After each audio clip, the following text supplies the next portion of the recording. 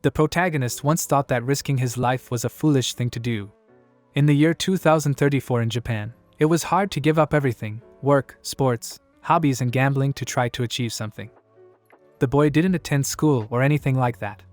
And even as an adult, he didn't work enough. The hero was literally risking everything, giving it all up except for the bare essentials of food, sleep and going to the loo. He was simply stunned to have reached the pinnacle. The strongest ruler in history who never suffered a single defeat and was an undeniable hero. The absolute unblemished title of first place, recognized by everyone in the world, revered by everyone practically as if he ranked first was a god. The hero had the world rank number 1 by a large margin in a VR full immersion MMORPG called Mobius Online. And everything he had achieved in life and everything he had in life from now on was history. One day, his main character Sevan was hacked and removed from the game. And not only his own data, everything from backups and so on was destroyed. Hero wasn't the only one affected, and there were about 3,000 players. All of these players were the highest ranked. The perpetrator turned out to be one of the highly ranked players, and the hero heard on the news that he had gone to this ridiculous crime out of envy of the other higher ranked players. There was no way he could ridiculously perform something like hacking character data on 3,000 players. It was an act done out of unwillingness to achieve more. Mobius Online made an announcement that they could not restore any of the affected characters. The only compensation they could offer was accelerated pumping when creating a new character and help in court. Unable to bear it, the hero picked up his helmet and smashed it on the floor. Panting heavily, he thought that no matter how many times people asked and raided their main office, their answer was the same. The worry and stress made the protagonist sick and he vomited. He couldn't bring himself to do anything and nothing came to his mind. All he could do was breathe out he would never be able to see his number 1 status again. But the hero realized that he couldn't stay like that forever, and an idea came to his mind. It was as if the guy had lost his mind and decided that he just had to die. At some point the hero opened his eyes and found himself in the center of the city, where it was quite crowded. It was the same kingdom of Castal, the capital of the main street of Vincent, and the hero assumed it was Mobius Online. He walked up to a grocery shop called Isekai'd and couldn't figure out when he had time to log in. Just then a girl got in his way and asked him to get out of the way. She said he was occupying the area in front of her shop. The hero recognized the girl from the Isekai'd poster named Ace-chan. He was used to hearing her voice but had never heard such lines before. He figured there had been an update until he played Mobius. The girl blushed and apologized, because maybe he wanted to buy something from her shop. The hero didn't realize what was happening, for her voice suddenly became gentle and she even blushed. The guy thought she was a real cutie, and it would not be an exaggeration to call this update divine. The girl was confused. Not realizing what he was saying, she ran back to the shop. The hero was delighted at how splendidly her behavior had been spelled out. Most likely some sort of understanding system had been implemented while he was unregistered. The hero looked at the shop window where he noticed his reflection and something surprised him. The guy touched his face and realized that it was not the same second-hand character he had. Second was an alternate character he had created at the same time as his main character 7. He still hadn't trained him, and it was just a mule character with 0 health. The protagonist raised his head and sighed heavily. Because it was hopeless, he didn't have the willpower to swing again and again, and just decided to quit. The guy didn't understand what was wrong, because he couldn't unlock. For some reason he couldn't open the settings menu. He looked around, thinking it was a bug with the settings exit, but he couldn't press the button for an emergency exit to reality. At one point he reflected and saw that there was no longer the reality he had known, and he had already managed to forget it. For from that moment on he was dead, but still he did not understand why he was in Mabayan. Perhaps he had died in his world and was reborn in Mobius Online. The protagonist was sure that he wanted this with all his heart, and it would be wonderful if he could be born in the Mobius world. If it was possible, he would prefer to be born in the world of the game. But even if he had said so, they would have been rather pathetic last words. Pinching his cheek, the guy thought that it was unrealistic and it simply couldn't be true. But for whatever reason, he felt the pain in the game. Perhaps there was the same reason why he couldn't get out of the game, and why Ace-chan had non-linear lines. If it had one reason, then the hero's guess was probably becoming true. Suddenly the guy fell to his knees and wailed like a pterodactyl, screaming that he had been reborn in the world of the game. Time after time he repeated that it was simply amazing and tearfully thanked for it. Forgetting himself, he danced for almost an hour like a madman and making strange noises. It was more than his most recent happy moment in life, that is, when he took the first place in the world and was several tens of times or several thousand times happier. But his joy was interrupted by a guard who said that he was under arrest. The soldiers decided to make sure that this was the right guy and asked Ace-chan about it. The frightened girl said that he was the one who was causing a ruckus in front of the shop, so she asked for him to be taken away. The hero was distraught, not realizing what was going on. So he got to the kingdom of Castle to the 3rd Night Order precinct where he was about to be interrogated. A stern-faced girl in armor was trying to figure out why he was doing something like this. She grabbed the guy by his clothes, but the guy only said that he was a bit agitated. These guys were the 3rd Night Order of the Castle Kingdom, and from a layman's point of view, they were the police. And right now, he was being interrogated at the station of the 3rd Night Order. The girl soldier couldn't understand the whole situation, because judging from his appearance, he was a nobleman. She asked what family he was from, and why he was alone, and what had happened to his companion. But the hero tried to tell her that he was not a nobleman. The hero looked at the beautiful noblewoman knight, and she was not just lovely but peerless. He had never met such a beautiful NPC before, and that only meant that she was unique in this world. The girl heard his words and threw a disdainful glance. Slamming the table with all her might, she exclaimed that his noble rights were of little importance to them, the 3rd Order of Knighthood. And whoever he was, if he broke the law, it was a crime. She thought crime was an evil to be condemned and it was their duty to protect good citizens. That was justice. The girls slammed the table and ordered the corrupt nobleman to lay everything out, for she already had solid evidence. But the hero had already repeated many times that he was not a nobleman, and decided that it was useless, for this girl couldn't even argue. The girl knight lowered her eyes and decided that since he refused to answer her, he was leaving her no choice. She coldly took up her sword and the hero asked her to wait and talk. She couldn't understand why he couldn't say that at first. The girl asked to say his name and occupation, and the guy replied that he was a second and was an adventurer. The girl exclaimed that he was a liar and the fellow did not know what to do in that case. The knight scrutinized the hero's outfit, which was so well made that it could not belong to an adventurer and looked very expensive. The hero realized that it was all about his equipment, but it wasn't as cool as what his main character was wearing. But despite that, he still had a rare item, so it was expensive. It was the reason why he was mistaken for a nobleman, and that was a serious problem. The girl grabbed his clothes again in rage and sought him with an angry look. The feud between the lower divisions of the 3rd Order of Chivalry and the nobles was a well-known story. She had been accumulating grudges under the higher divisions who were deeply in cahoots with the nobles and was basically a constable overflowing with a sense of justice. Judging from the appearance of the knight's girlfriend, one could tell that she had a greater sense of justice than the average person. This was bad, because the hero had nothing to confirm his status, and he didn't know what to do.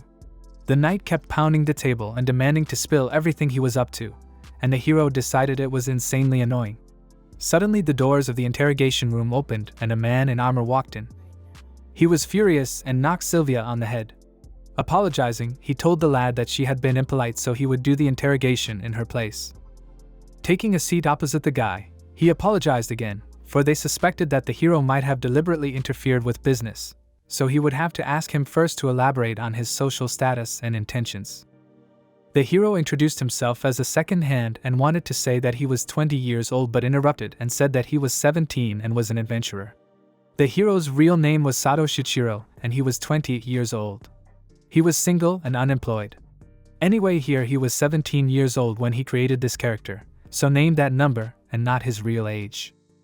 Knight saw that there were witnesses who reported him dancing and making strange noises in front of the grocery shop and decided to find out why he was doing it. The hero inadvertently got carried away and apologized for it. In that case, the knight wanted to know the reason why he was doing it. But the guy said he didn't plan to cause trouble for the shop, and he had no evil intentions. The second had some kind of crazy feeling, for this place made him fully realize that he was now in the right society.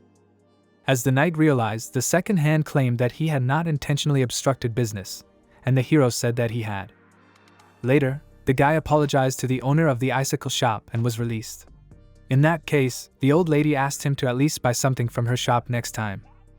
But in any case he would have to repay his debt to society, and compensating the icicle cost him 150,000 SL. And for such a ridiculous amount in the game people would not even be able to afford armor. Discharge no longer looked like a nub. Now the hero had in his account some tiny 2 billion. He immediately changed into attractive, rare clothes that he happened to be mistaken for a nobleman. He also had matching full body armor that he had bought. His budget consisted of a little over 2 billion, and so far it was a mystery to him whether that was a lot or not. For some reason, it seemed to the Sekai that the prices of things wouldn't be the same as the Mabayan. He knew he had to hurry up and look at the value of this world's currency as his stomach suddenly rumbled. The hero decided that this was the perfect time, as he would be able to have lunch, and it would be easy and convenient to find out the prices of food and lodging. The place he came to looked good, and he thought they must have a bar on the ground floor. Opening the doors, the Sakin went inside and he was greeted by a nice girl. The guy asked the girl how much it would cost them for one night. The girl apologized and was apparently confused, not knowing what to answer. The second had a feeling that it was like the reaction when he first met Ace-chan. Also, this girl at the front desk was acting rather suspicious. She said that the accommodation including breakfast and dinner cost 7,000 a night, and if without food it was 4,000. The lad was shocked, for that was quite cheap. In that case, the set of armor he bought was of insanely high quality. Second agreed to let him stay here for 5 days without food, and the girl did everything. She handed the guy's keys and accidentally touched his hand, causing her to shyly lower her gaze. The hero did not understand the feeling he was now experiencing. Second went to the bar, where it was quite crowded. There he sat down at a separate table and could scrutinize everything. He realized why everyone was always looking at him, for he stood out very much from the rest, especially to the girls with their eager glances. It was all the fault of his avatar, and it was the result of buying an avatar, limited edition, and it was exceptionally beautiful. Even if a normal character was beautiful in an online game, no one would look at him, but it was a different story if it turned out to be the real world. In this body, the guy was starting to fully realize the reality that this place was no longer part of the online game. The pleasant shiver that passed down his back involuntarily brought a smile to his face. His efforts here would not be useless in any case. In this higher world where he believed that there was nothing else beyond. Second knew that even if you tried your best in an online game, it was completely pointless. He needed to quit his reality faster and come back to the real one, and he was number one in the world only in his online game. Everyone was constantly just telling him to be serious at work and be diligent at school. He was also constantly being asked what he planned to do later. This was the world where reasonable arguments continued to press him until now, but now the discontent in the deepest part of his heart was nullified. Barely thinking about it, the hero tilted his head again and laughed so loudly that he drew the attention of the entire bar. He finally decided that here he would once again become number one in the whole world. Clutching his head, the hero woke up in the hotel where he had taken a room. He decided that he got too carried away last night, and getting drunk wasn't a good idea, considering he wasn't used to alcohol. But it was all about celebrating his rebirth in a parallel world. Second was surprised he even had a hangover here. Thinking about it, the hero slowly walked to the door of the room and opened it. It was no longer a game, and now this life was his reality. Now there were issues to think about. And the first thing was getting the necessary skills. There were many skills that were considered necessary in Mabayan. Ignoring these skills was out of the question. The nature of pumping in Mabayan was built on the experience point system. He needed experience to learn skills as well as raise his stats. Gaining experience was extremely important. Gaining experience was very easy. It was gained by killing monsters or completing quests. Skills covered a huge variety of combat techniques, magical abilities, or crafts. Also, each skill had a rank system starting at 16th to 1st grade, then 1st to 9th grade. There was also a special rank for the advanced skill title. In addition, the hero needed to gain experience points to increase their skill level. In addition, the way to increase his stats differed depending on the type of pumping he chose as the main one when creating his character. Of course, the hero would need tons of experience to increase his stats. The guy went out to the dining room and asked the girl for 1 curry and rice. As he sat down at the table, a memory came over him. He knew that the type of sway of this second character was the same as the savant of his multifaceted type character. When it came to gaining experience for skills, his stats grew the same without any deviation. The good news was that Second was suitable for achieving number 1 in the world, but the bad news was that he was a jack of all trades, and to become an expert in one area there was no chance. While he was thinking about his pumping, the girl apologized for waiting and brought him a dish. Instead of being a one-type character where the graph of all his stats were stretched in favor of one, he could flawlessly raise all his stats at once. And it could be said that in the vast majority of cases it was good to be developed in all. But in exchange for that initial development being more intense than other character types. If that was the case, the guy had no choice but to use this method. Second walked into a shop specializing in potions. He asked the salesman to give him vials of detoxifying high-quality potions, recovery, and all that were available. The vendor and his assistant were surprised. The man apologized and said that including storage, the purchase would cost him an unaffordable amount of money, and the guy asked how many potions they had. At the moment, they had about 630 potions. The hero agreed and said he was buying all of them, to which the salesmen were shocked. It was a 2-stage enhanced potion with detoxification, dispel, and recovery effects. The cost of one potion was 120,000 for each vial, which meant that the hero had only given away 75,600,000. The vendor apologized for keeping him waiting, and so, the guy bought all the potions with cash. After the settlement, he put them away in his inventory and said that he needed 9,000 of those potions and asked him to prepare them for him. The salesman's jaw dropped, and the hero said goodbye to them. Now the second-hand man wanted to do something with these high-quality potions. He wanted to do what used to be called DK tactics.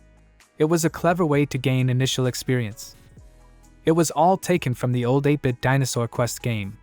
It was striking enemies that had evasion and killing them. Knowing this trick, one could get a lot of initial experience.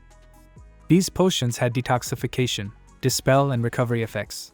They eliminated poison and replenished health, at the same time dealing damage to the undead. The bottles of detoxification and dispel he bought today.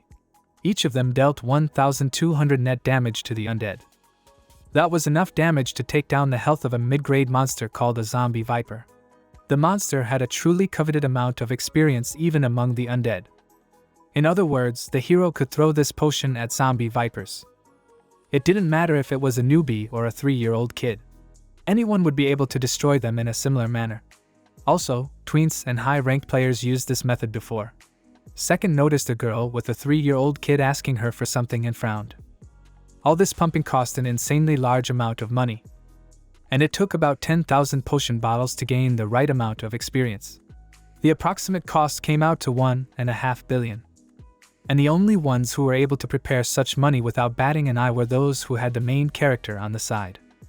Hence, DK tactics had to be the ideal method for farming experience. But this method was strictly for starters, and it would no longer work once he became an experienced player. Second headed to the stables where he could find a suitable horse. The guy said that today's name would be called 7th Emperor. Second could not have thought that the day would come when he would resort to this method. The boy traveled a journey that took almost 2 hours of riding. Such a distance distanced him and the royal capital, but he believed it was a good hunting ground. Inside a large cave nearby was a mine where the hero headed. As he went into the depths of the cave, he noticed that there was not a single soul here. Second speculated that perhaps the DK's tactics were already known to this world. Or perhaps potions were too expensive, so no one was doing it. Also perhaps there weren't that many beginners, and it was still a mystery to second hand. But here he could hunt everyone. Walking a little further, he spotted the serpentine creatures and was glad that he had finally found them. He felt nauseous, for they ended up looking 100 times more disgusting than in the game. The hero took the jar of potion in his hand and stealthily crept towards them. He needed to get it over with quickly and head back, after which he threw the potion at the monsters. Watching them evaporate and disappear, Second smiled. For some reason it was even pleasant. Once clean, they could move on to the next hunting ground and the hero could repeat this ad infinitum. And when he returned to the first hunting ground, the monsters would reappear for him to keep swinging. And then without taking a single break, the hero continued to cast potions on them non-stop.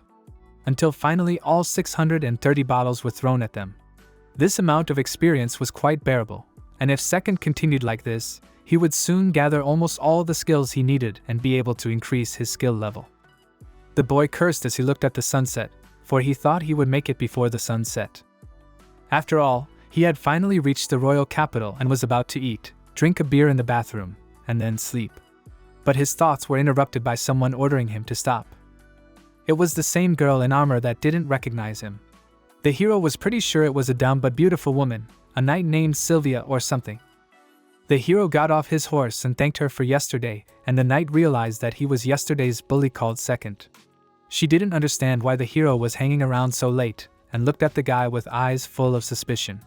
It was clear that his interrogation was about to continue.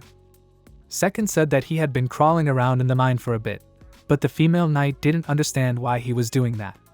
The hero replied that this was how he gained experience by staying in the caves of the mine.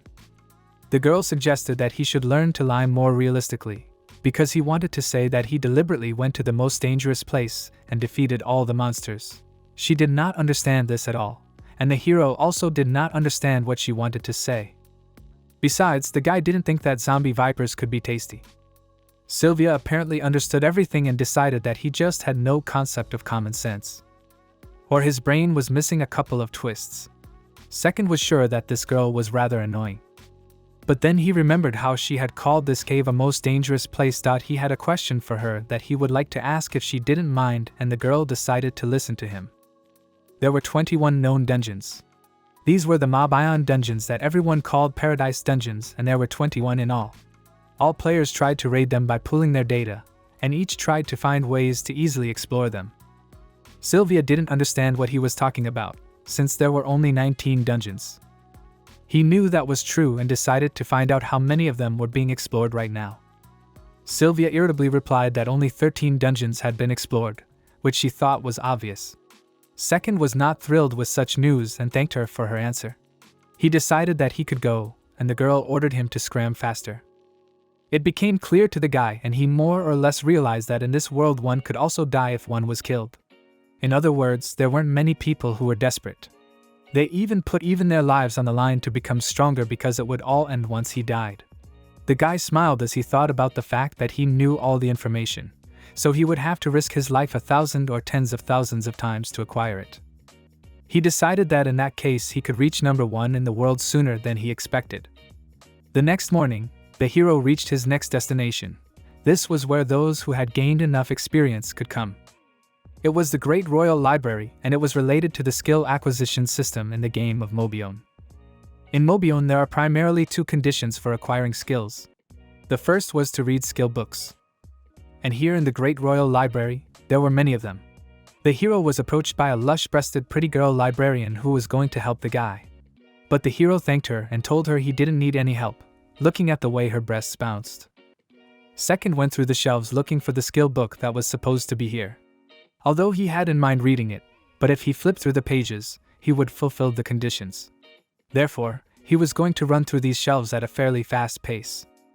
This time, he was going to learn 2 fundamental skills, which were the art of swordsmanship and archery, as well as 4 different elements for a skill called One Way.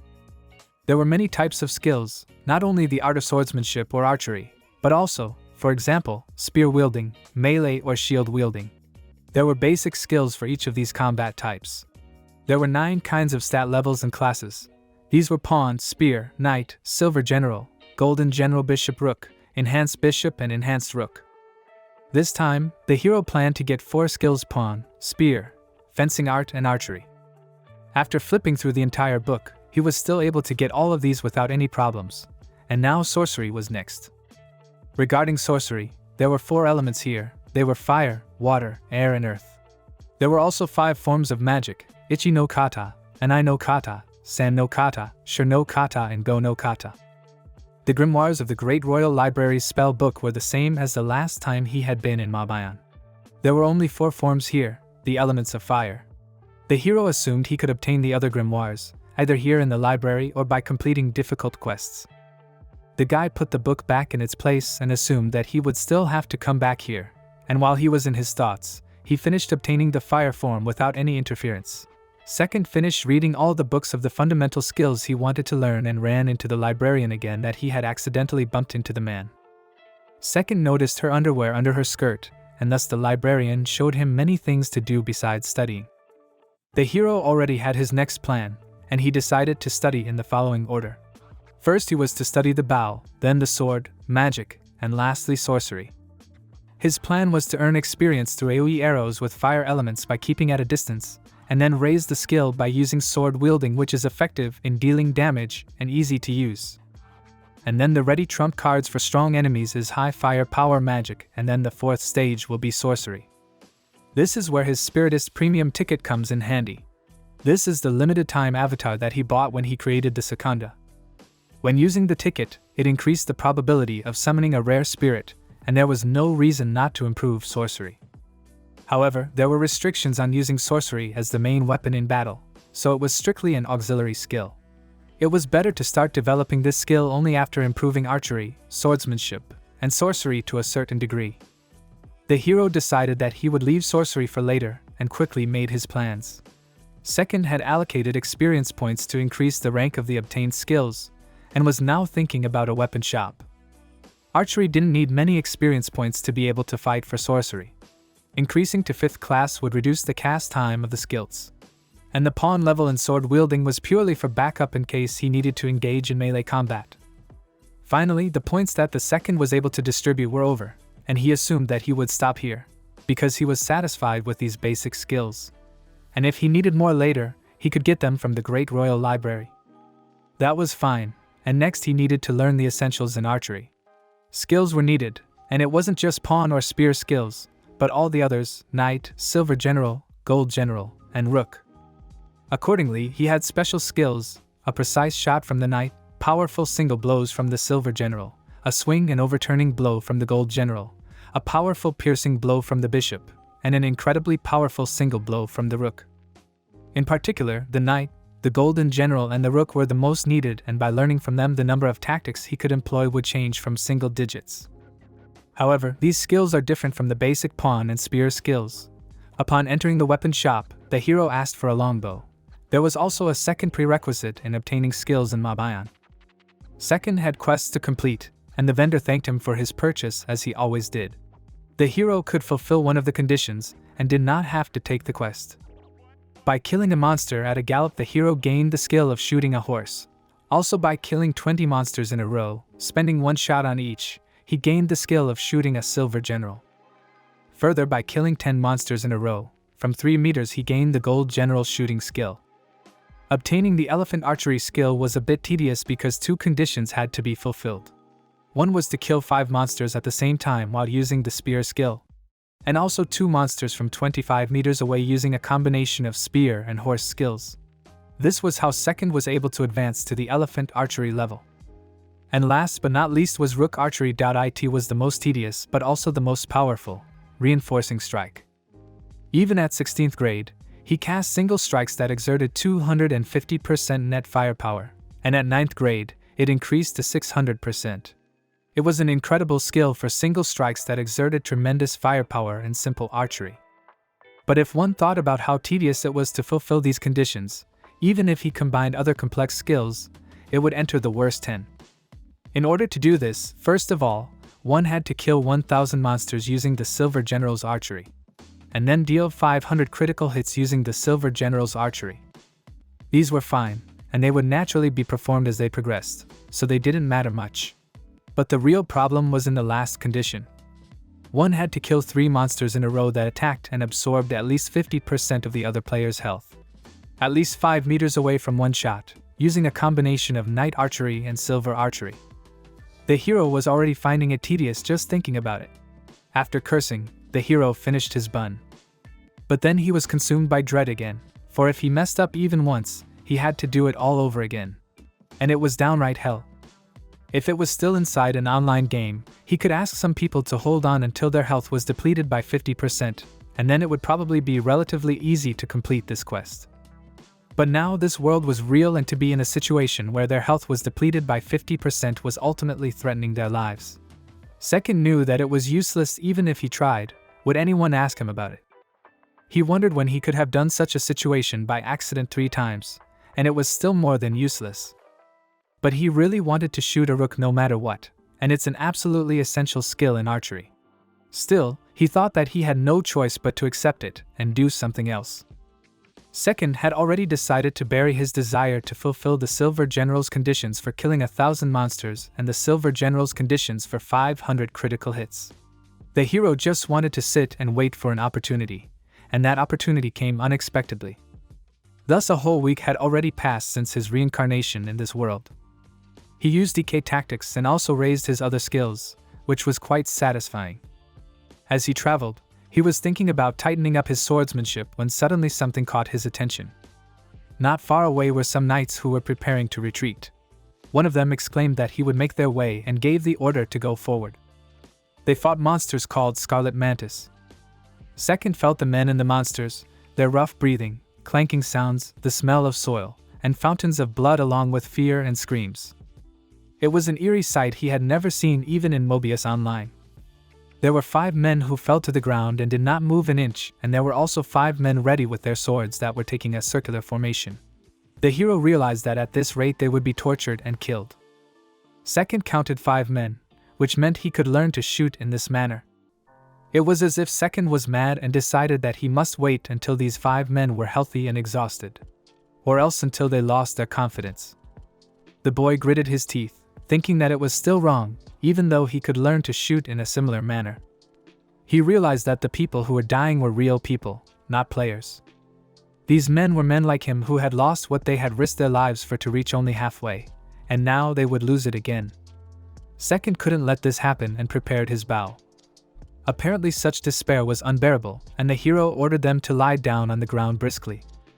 The knights immediately fell to the ground, whereupon the hero fired his arrows. He used a 5th-grade archery spear against the mantises. It only took him a few shots to destroy all the mantises. One of the astonished soldiers raised his helmet to take a closer look at the hero. His figure appeared to him to be entirely gallant working, even in a predicament. The knight realized that his first impression of him had been absolutely terrible. Knight turned out to be a Sylvia who thought he was a young noble boy who lacked common sense and had been brought up in a comfortable, spoilt environment, unaware of hardship. She thought of him as a chap who never thought of causing trouble to others. But in the end it turned out to be different. He was able to get rid of 6 scarlet mantises in just 20 seconds with just an ordinary longbow and incredible archery power. She couldn't imagine how much intensive training he had undergone. As for her, she had been striving for the path of a knight since childhood, having come this far with only one blade in her hand. But it was futile no matter what she did. Everyone in her family ridiculed the girl for her lack of talent with the sword, and in the 3rd Order of Knights she finally joined. The people were the lowest of the low, and they were extremely weak. Her strength never showed, and they just thought of her as a little girl who constantly annoyed them and screamed for justice. But Sylvia couldn't even provide justice. And if she ever suspected or accosted a noble for injustice, she would always be pressed by her superiors.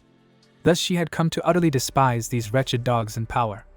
And even now, when her comrades were dead, these rotten upper echelons were desperately trying to recruit their savior of the Secunda into a knighthood.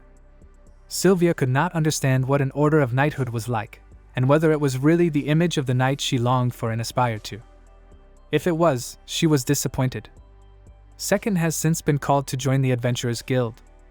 The guy frowned, for he was sure they were going to thank him for helping them fight, but the man ended up telling him those words right away. The knight apologized to the hero, suggesting that he had been too hasty. After all, he had heard that Second Dano, despite looking like an adventurer, was not affiliated with any guild. Second was definitely not affiliated with them, and he had no reason to be. The Adventurer Guild Kingdom was an organization that coordinated agencies that handled requests such as subduing monsters and fulfilled them. In fact, it was a dirty organization that, in order to allow the kingdom to unilaterally control adventurers, disclosed their personal information to it. Second knew this because such information was recorded in the Mobian stories. Second thanked the Mabayan and preferred to politely decline, but the Mabayan didn't think it was a bad offer. But the hero replied that he wasn't particularly concerned about money and didn't like to be associated with organizations. The knight scratched the back of his head thoughtfully, and the guy decided to find out what was wrong. Apparently the knight was upset but said it was nothing. It's just that they were an order of knights who didn't want to miss out on exceptional freelancers like Second Dano. And this case in particular, for once, showed them the true power of the hero. In this situation, all privileged people would seek to recruit him. The hero decided to make sure that if he joined the guild, the Adventurers Guild would protect him. This seemed suspicious to him, because they said that the hero's real strength was completely ordinary, but the only witnesses on the stage were the guys of the Third Knight Order. In that case, it was unclear why they wanted him to be affiliated with the guild so badly. Second couldn't explain it, but he felt that it would just be a factor keeping him from becoming number one in the world. Still, he decided to refrain from membership. The knight had to agree, and in that case he decided to trust Sylvia to accompany the hero. So with a man from the Third Knight Order at his side, they would be able to observe the hero to some extent. The knight wasn't sure what exactly was to be used to also nobly persuade him to join. Sylvia was known even in the royal capital as a knight who was strict with the nobles, and the man thought she would be wise to keep an eye on him. He was curious about the second's opinion on the matter. The pursuit of this old man and the approval of Sylvia sounded quite horrible, yet the hero did not know their true purpose. Sylvia was strict with the nobles, and the upper echelon of the chivalric order was tied to them. In other words, the knightly order regarded Sylvia as a shill in the arse on their side, and the hero assumed that in this way they wanted to demote her. And if that was true, then this offer might have been too good for the Secunda. The hero immediately thought of duck and green onions, and this was a unique chance to get a hot female knight as a mate for free. Second decided to ask about how long she would stay with him. But the knight suggested he try to ask her about it himself, and invited Sylvia in. This time the girl was without armor, and the lad noticed her breasts. The knight told Sylvia that from now on he would like her to take the responsibility of escorting the second. Also, as far as the time limit was concerned, the knight would try to accommodate the second and her wishes. It seemed unsurprising to the hero that she was surprised, for it was an actual demotion. Furthermore, although he claimed to respect Sylvia's opinion, he actually implied that one word out of his mouth would be enough for a decision. Indeed, it was as if the knight's order thought of her in a negative way, and the knight felt that she had no wishes. Sylvia lowered her gaze and clutched her clothes, then accepted the position. The knight looked at the second waiting for an answer, and the hero agreed with him. In that case, he offered them 2 years, and that way he would have more than enough time to rank first in the world. The man understood everything, and thus the female knight Sylvia became his escort. Apparently this knight was pleased with the outcome, and put his hand on her shoulder. It was a demotion, and so the knightly order got rid of ballast. Sylvia was the second daughter in the Virginia Order of Knighthood. Becoming a knight and distinguishing oneself in battle was the duty of those born into this family. However, people thought it was hopeless, as she had no talent for the sword and was despised by her siblings and even her parents. And things remained the same even after she became a knight. In that case, Second offered her to make a bargain with him. Somehow the guy was sure that the man had ordered her to seduce him to join the knightly order or something like that. Sylvia was shocked, not understanding why he was saying such a thing. She didn't understand why the second-hand Don suddenly said something like that, and it was quite possible that too many shocking things had happened. So she decided to listen to him. Sylvia had no idea that the deal would change her life greatly from then on and forever. The hero was sure that his dear Sylvia wanted to work like a proud knight, and so he wanted to help her. Second, who made her heart beat a little harder, who called her directly by name, looked extremely superior. Until now, she had never had time to immerse herself in love because she had always been focused on her sword. Taking a sip of the mead, the girl realized that it was revealing her feelings. If she was tired of her current situation, the hero suggested that she should decide to quit the third knighthood once and for all. Also, the hero offered to date him, making the girl speechless and blushing. Almost dropping the mug, she decided to interrogate what he had just said. Second asked her to calm down a little and wait, for he was making a deal with her. Sylvia mentally convinced herself that it wasn't an offer at all, but just a deal, so she needed to calm down. Calling herself stupid, she quickly drank the rest of the mead. Second believed that she could not give in to these evil authorities so easily, and in that case she needed to create enough power, and he had the means to make that happen. From the age of 4 and for 13, Sylvia was always trained with the sword. But in spite of this, she never performed a single act of justice. Second apologized, for apparently, if she let him tell it, she lacked the talent for the sword and should have just tried something else, like a spear or a bow. The girl became furious and grabbed the guy by his clothes and called him a bastard. She was sure that he did not realize how much effort she had so far expended on all this. When she came to her senses, she let him go and told him that he was right and she had grown stubborn, Even though people kept telling her that she had no talent for it, she just kept training with the sword. Knights were fighters for justice who wore armor and wielded swords, rode horses and gallantly ran in during battle. Sylvia wanted to become a knight, an outstanding defender of justice who would never yield to any evil. Thinking about all this made her feel sorry for herself, and tears came to her eyes. But the hero suggested that she simply stop arbitrarily forcing herself to strive for such a knight, for anything could serve as a weapon for her. It was more important to simply be a fighter for justice who gallantly ran in during battle. Sylvia agreed with him, deciding that there was no need to be obsessed with her appearance. Suddenly she remembered the moment when the Secundus had saved them and appeared before them with bow in hand. The girl had made up her mind and exclaimed that she would be with the second hand. The hero smiled, which embarrassed the Sylvia, and she blushed. Standing up from the table, she clasped her hands to her chest and lowered her eyes. In that case, the hero decided to share his dream with her. With this preface, Second began to say with great fervor that he would become number one in the world no matter what. It was indeed a vague dream, surprising and funny. However, his smile when he talked about it was like that of a little boy and his eyes sparkled. In that case, Sylvia wanted to try to help him and was sure that interesting things would happen.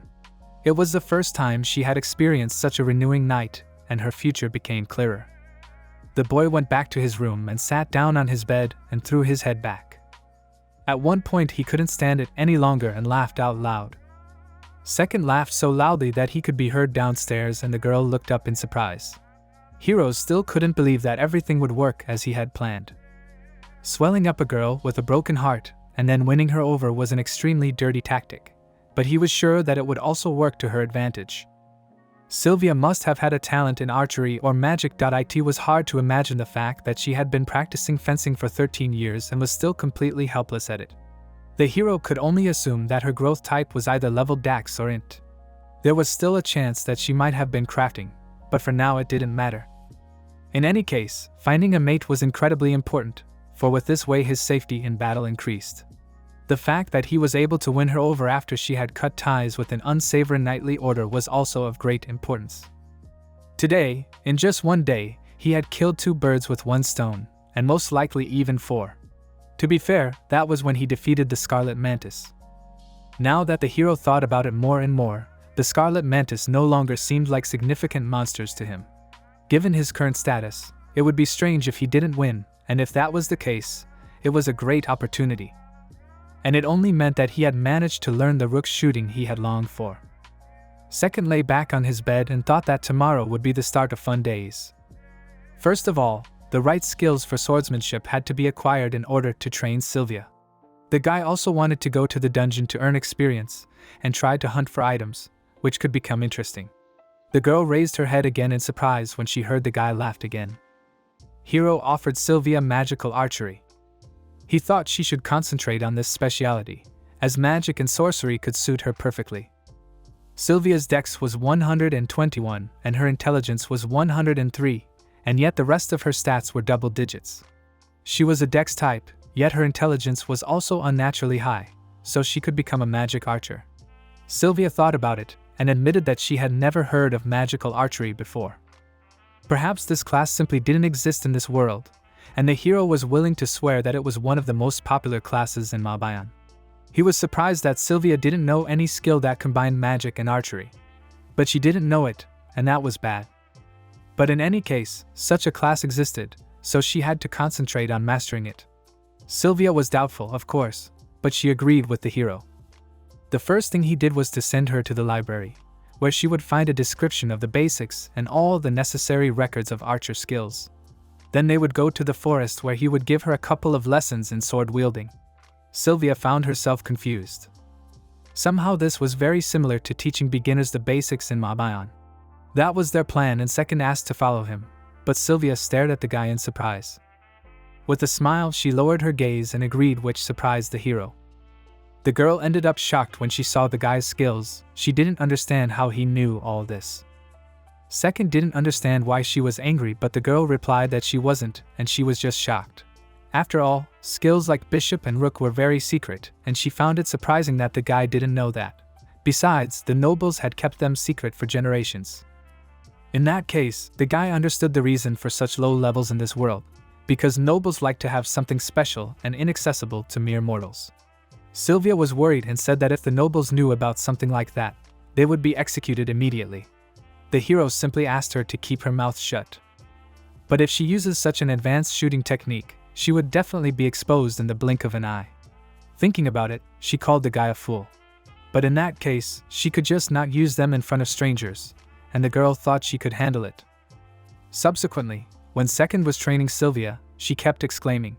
He pumped her to the level of horse, silver general, gold general, and elephant. Like the hero, she had no particular difficulty in wielding them. The girl wiped the sweat off her face and thought that she had enough surprises for today, but Second said that it was too early to be surprised. He showed her the potion, asking if she had any idea what they were going to do with it to boost her experience. The girl was shocked that he had so many expensive potions, and he threw one into her hands. The hero teased her and asked if she was going to stick them in one of his places or something, but Sylvia had no such thought. The guy said they used them to carry out Dika tactics, but the girl didn't know what that was. And sure enough, her loudest exclamation to date echoed throughout the cave that even the monsters could hear it. The hero asked Sylvia if she wanted to master the rook's skill, and the girl thought, if it was something she could do, she would like to learn it. In that case it was settled, and Second said that they would go to the dungeon today. This time they would be exploring a second-rank dungeon called Rice. The dungeons were divided into 3 ranks, where the first was for experts, the second for experienced fighters, and the third for beginners. Sylvia didn't understand why they chose the second-rank dungeon, but the first reason was the reward for passing the dungeon. The boss in this dungeon was a large wolf-like monster called the Blazing Wolf, from which the rare drop of the Blazing Wolf bow fell. It was an excellent longbow endowed with the element of fire, and the hero would want to obtain it at all costs. After that, they would proceed to the next objective of Sylvia acquiring the rook skill. It could be said that this was the most important objective. In this dungeon, the perfect monsters for this objective were spun up. Simply put, their goal this time is to obtain a rare drop and at the same time fulfill the conditions for acquiring the skill. The girl had her bow ready and the guy said they were here. They were the monsters they came here for, so he asked the girl to try to defeat them using what he taught her. And the second also told her that if Sylvia hadn't mastered them yet, she could try combining the horse with the silver general. Sylvia concentrated and took aim at the monster. She was extremely surprised when the arrow pierced the monster and killed it with one hit. A shiver ran through her, and she asked the second if she could really become incredibly strong. With this tactic, Sylvia's stats skyrocketed and her horse and silver general skills reached first class. The guy smiled and said that he had given her his word earlier. Sylvia smiled and thanked him for his help, and the hero thought she was beautiful even though she looked as usual. After all this, the girl waved her hands and told the second-hand man how amazing and awesome he was. Sylvia, who was so anxious before the monster fight, had gotten herself into perfect shape and was doing a great job as a back support. She had only talked about becoming a wizard archer and was now raring to go into battle. The boy heard something and asked Sylvia to stop. It had been about 6 hours since they had entered the dungeon, and they would now fulfill the last requirements for the rook's skill.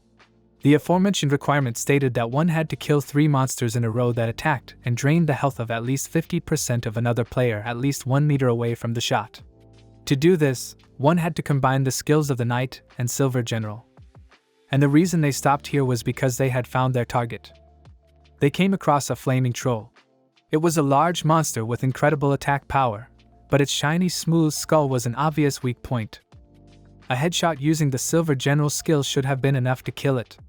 Sylvia hid behind a pillar, saying that she saw exactly 3 flaming trolls in front of her, and it was simply amazing. Second said that he would use a combination of the horse and silver general skills to pierce their skulls at least 5 meters away, after which she was to shoot as soon as he signaled her. The girl was in agreement, but she wondered what the hero would do.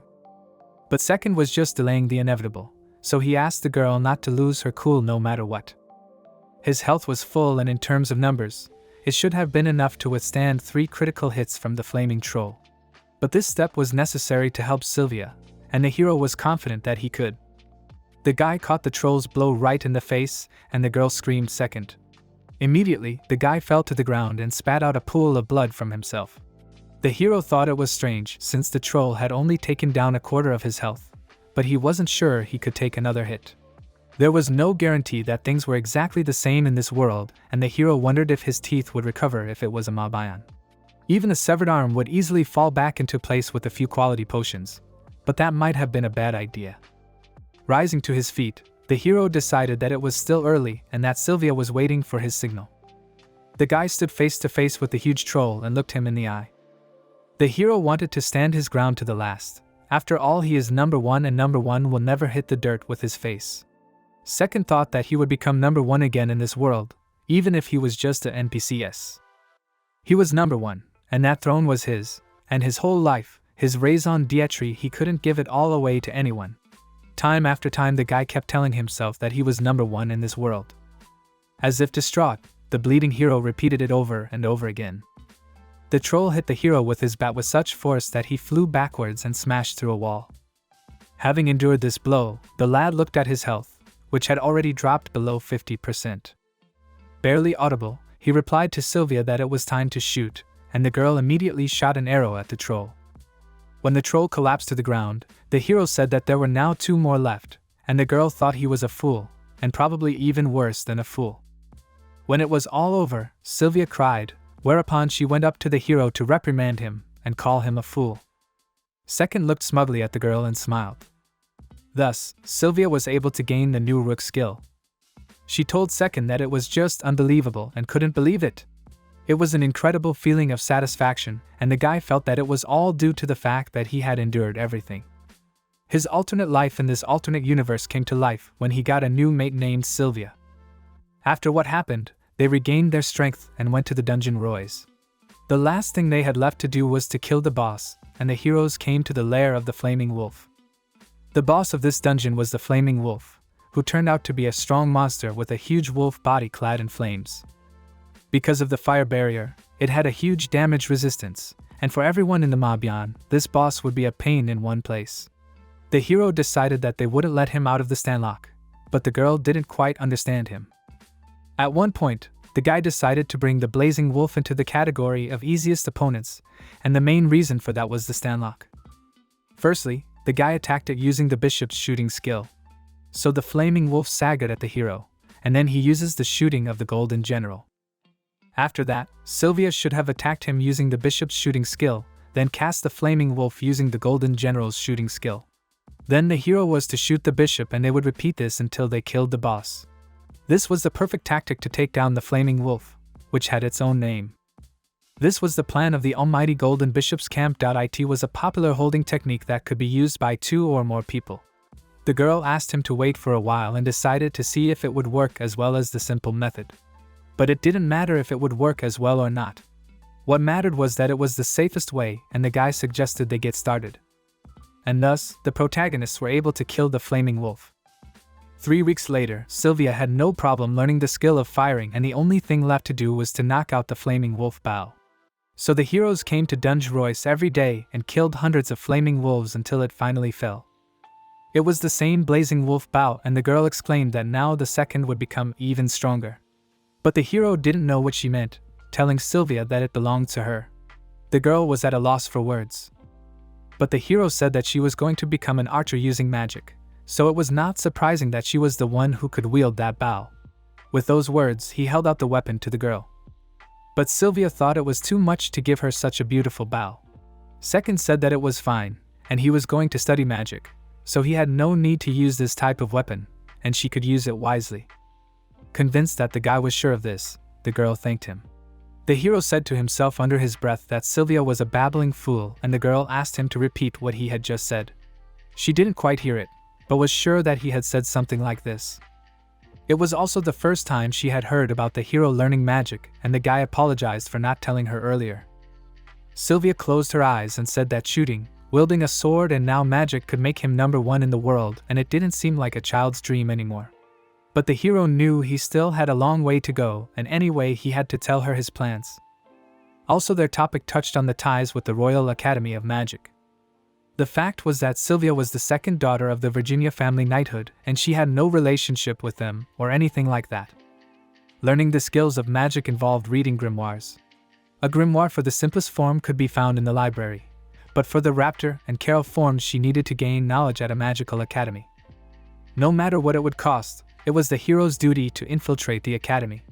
But the girl didn't understand why he wanted to exactly infiltrate there, and it was all because it was the fastest method. The Royal Academy of Magic had restrictions for those who were not teachers or students of the academy. Because of that, he would have to resort to routine formalities to get in, but he couldn't even imagine how long it would take before he was enrolled. So the hero wanted to find some connections to ask them if they would let them explore their academy a little bit. Sylvia frustratedly stated that it was impossible. After all, her father had abandoned her for her lack of talent in swordsmanship, and even she couldn't imagine him helping such a useless daughter. In that case, Second suggested that she show her father her virtues. But Sylvia replied that he would still be very strict even if she did. Her father was an outstanding warrior, and he relied only on his sword in battle. That's why he became a knight. He would most likely say that she threw down her sword and ran to the bow. The hero thought about the fact that Sylvia's worry was that she couldn't get along with her father and surmised that a frontal attack wouldn't work here. And now the hero had no choice. In that case, all he had to do was to deceive Sylvia's father. The hero said that everything was settled and he had a great idea, but the girl had a bad feeling about it for some reason. The hero called this strategy a distraction, and now they would start the plan tomorrow. The girl's eyes darkened and she decided that her heart was not ready for this. But the next day, Sylvia's father bowed before the hero and congratulated His Excellency on his return. Second was confused, not realizing how it had come to this. He gave the plan a name, distraction, and the whole tactic was that he would disguise himself in expensive clothes and pretend to be an aristocrat from a neighboring country, thus getting Sylvia's father to write them a letter of recommendation to the Academy of Magic. It looked as if he had really deceived Sylvia's father. Noir-san didn't he know how he really believed that he was a foreign noble? The degree of misunderstanding had long since passed the critical mark. After all, the hero was already ready to tell the whole truth to Noir-san for many reasons. Second decided that he couldn't take it anymore and asked Noir-san to raise his head. There was no going back, and now that things had gone the way they had gone, he tried to play the noble persona as well as he could. Second told Sylvia's father that because of certain circumstances he had asked him to keep his presence in the house secret. Noir-san agreed with him unreservedly, saying that no living soul would know of it. The hero had little faith that this plan would work, but apparently everything went as planned. The second had two requests, and Sylvia's father was agreeable to anything. However, no matter how profane he was, the second could not lose his concentration. The hero decided to start with the easiest, and he would like to contact the Royal Academy of Magic and asked if there was anything Noir-san could do about it. Sylvia's father replied that if the guy was going to transfer there as a first-year student, he could write him a letter of recommendation right now. But the hero thought that transferring would be a bad idea, because it would take forever. Besides, it wouldn't take him long to find the grimoires he needed. He said he would prefer something less time-consuming, and in that case Noir-san suggested that the hero become an exchange student. It was a great idea and the hero wondered how long it would take. He would prefer the exchange to be as short as possible, but if he got there for 2 or 3 days and didn't find the grimoires, that would be too bad. Apparently he needed a longer period for his purposes. He agreed that it would take a fortnight and asked him to write him a letter of introduction giving these details. Noir-san said he would do as he wished, and now that they had sorted out the matter it was time to move on to the second request. The hero decided to get straight to the point and confess to the Lord that he had shown sympathy for Sylvia. She also had a talent for shooting and magic, so he would like to ask to let her go with him. Calling him Lord was the first thing that came to his mind, and the guy was excited at how it sounded. At the moment, Sylvia's father was looking at him with surprise and the hero thought it was uncool. He decided it was a bad idea after all he had done. The Lord asked the lad to raise his head, for he thought his daughter was not disciplined, but if his lordship would turn a blind eye, he could use her as he wished. Sylvia's father decided to make sure the lad had confidence in her daughter. After all, she had no talent with a sword, but her skills in shooting and magic could make her world famous. But the hero wanted to assure her father that Sylvia should leave the Order of Chivalric to accompany him. With such talent, the hero invited her to move from the 3rd Chivalric Order to him and enter into a 2-year contract. In the future, when it ended, the guy planned to make a contract with her. At that time, he would need her father's help. With all due respect, Sylvia's father wanted to make sure that the guy was sure of this. The father only wanted one thing, and that was a bright future for his daughter. Even if he sits here on the island, he will wait patiently for their return. Sylvia was embarrassingly silent, and the lad thought he didn't quite understand what her father meant, but one could assume he agreed. The lad told Sylvia's father that his fortitude was wonderful and His Majesty would never forget Virginia's family. On the way back, the girl told the lad that he was a round idiot. Sylvia decided that no matter how many lives she had, she would never compare to the second. But now they had access to the Royal Academy of Magic, and for some reason the hero had a bad feeling about it, and even fear. He thought too much about the fact that he shouldn't have tricked people. Thus passed another week of using the tactics of D's. Since then, Sylvia and the hero had sold the skins of the flaming wolves, gained experience, and enjoyed the magical lifestyle. They are household names, experience on slugs. And if one wandered deeper into the slug forest on their way out of the royal capital, there they could find rare slugs with randomly dropped items. And their rarest drop from a holy slug was a magical, regenerating wand. It was a super rare item with a drop chance of 0.5%. Anyone equipping it could easily use the hit spells from the recovery school, and the item was very useful for that. In particular, when novice wizards changed their type to a Hitler, this wand would be very useful to them. Because when a healer uses it, he gets double the effect while it lasts. The skills used with the wand would be 2.5 times more powerful than normal. When a regenerating wizard uses it, however, with this boost he could easily drain at least half of his mate's health. Therefore, it was now possible to knock out the teeth on the spot and restore them. In that case, the heroes headed to the Magic Academy. That being said, if one reflected on the fact that the high-quality potions cost the hero 800,000, one could understand how powerful this effect was. Sylvia and Second didn't possess enough levels to be Hitlers, so it was impossible for them to achieve the doubled effect. However, being able to use recovery would be of great use to them. The boy thanked the Holy Slug. After all, this was an excellent gift from him, and he was sure that after saying that, the slug would be very pleased with himself.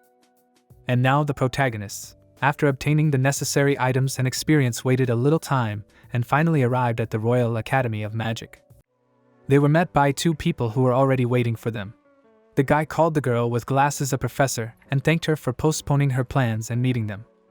The professor asked for permission to call him by his first name, and Second allowed her to call him whatever she felt comfortable with. They were counting on them for a fortnight. The principal named Paula hoped they had a successful trip here, and the hero decided to find out who was next to her. The man turned out to be the class teacher of the first class of Class A, who was joined by a second. He was also pleased to meet. It might have sounded rude, but the hero decided to find out if Sylvia was enrolled with him in Class A. The headmistress replied that they were, and during their exchange they would be living in the house and not in their dormitory, so their rooms would not be separated. In that case, she invited them to come through, also having prepared uniforms for them. The heroes changed their clothes, and Second thought that everything was going according to plan, and it was not like anyone suspected them of anything. They needed to concentrate on these 2 weeks. The teacher smiled and said that he would give lessons in the morning today, and later they would have a tour of the school. Second thought that the teacher himself wanted to give them a tour. But the teacher replied that it would be a student, and he would ask someone from the class. Everything was already decided, and evening is the time for self-study, but the best students had a lot of free time. It was like that, and the boy was grateful to the teacher. This evening the hero was going to gather information on their target. Even so, he would be able to ask about grimoires. The protagonists followed the teacher and entered the classroom. The teacher wished the students a good morning, and as he said earlier, 2 exchange students are joining their class for a fortnight from today. He would now like to introduce Second and Sylvia. Second gave his name and said he had come here from the island country of Zipang to check out the place. He hoped they would get along. All the girls immediately fell into raptures, for the guy seemed quite handsome and pretty. He seemed super hot to them. Sylvia introduced herself, hoping to get along with them. When the introductions were over, the teacher thanked them and invited them to take a seat. The whole class of boys were also delighted by her beauty. Since today was a special occasion, the teacher said that they would repeat the basics again. The hero grudgingly sat down in his seat and wasn't sure if he could even learn a little bit of magic in these 2 weeks. He was even worried now and decided that when this lesson was over, he would quickly ask the students to show him around. Approaching the professor, the hero said that it was a bit unexpected, but he would like him to provide him with someone to give him a tour this evening. Dinner was coming up, and the lad would like to make friends with him. The teacher happily agreed and replied that it was all right, calling one of the students named Main-kun. The boy immediately got up from his seat when he heard the professor calling him. The teacher thought that he was ready for the evening and things had gone a little out of order. Nevertheless, he would like the boy to show them the cafeteria, and Main happily agreed. The hero apologized and wanted to make sure he could ask him questions about magic. Second decided that he would question the Main first before doing the quest himself. This would allow him to avoid taking unnecessary risks. This was not a problem. After all, he was a representative of the firstborn. In all likelihood, it was a silly question, and in that case, the hero thought he could extract even more information. Second smiled at the guy and hoped that they would get along during the tour. Main smiled at him and agreed. The lad remarked that this was a good thing, for Main was not wary of him, which meant he could ask him about anything, including grimoires. But before doing so, the guy told Sylvia that they were heading to the cafeteria. The girl was already surrounded by her new acquaintances, and after apologizing she asked to pass. She apologized to the second-hand man for keeping him waiting. Sylvia was amazed when she noticed His Majesty Main, but the hero didn't know what she meant. But in this school, origin didn't matter, and the Main asked her to consider him her equal if possible. The girl asked for his forgiveness, and the hero realized that this guy was a prince. This was the first person he had met from the royal family, and it was different from what he had expected. He expected the Main to ask him to kneel. Also, he ended with the phrase "consider yourself an equal" and assumed he had to do as he said. Taking the hero by the hand, Main said they would go to the cafeteria together now. Second looked suspiciously at the guy who was cold to the beautiful girl Sylvia and was being nice to a nice guy like him. It seemed to the hero that he was caught up in something. The second had various thoughts that were stressing him out, and he thought he should have answered him with the same face. And come to think of it, this was the day the prince spotted him, and the guy didn't know how to reject him. The hero decided that this was the only chance he had to ask him right now. The lad called out to Main and asked if he had really lost his way. Main blushed and Sylvia's jaw dropped from shock. No one could understand why he asked it so, and so suddenly. He just noticed that unlike Sylvia, he was a little different with him. Main didn't understand what he meant by those words and exclaimed that he was straight. The hero hesitated for a moment, as his gaze suddenly shifted. He felt as if he had bumped into someone but couldn't realize what it was. A girl with ears ran past him, carrying a stack of books in her hands. When she looked back, she thought he was super cute. Main's eyes sparkled and he said the hero clearly interested him. The hero thought it was disrespectful since Main was now talking to the top 1 player in the entire world. At least it was in his plans, and Sylvia was just shocked. But Main was even more pleased and said that it was the first time he was talking to such an honest person. He was so excited to hear that the different status in society became nothing when he entered the Royal Academy of Magic.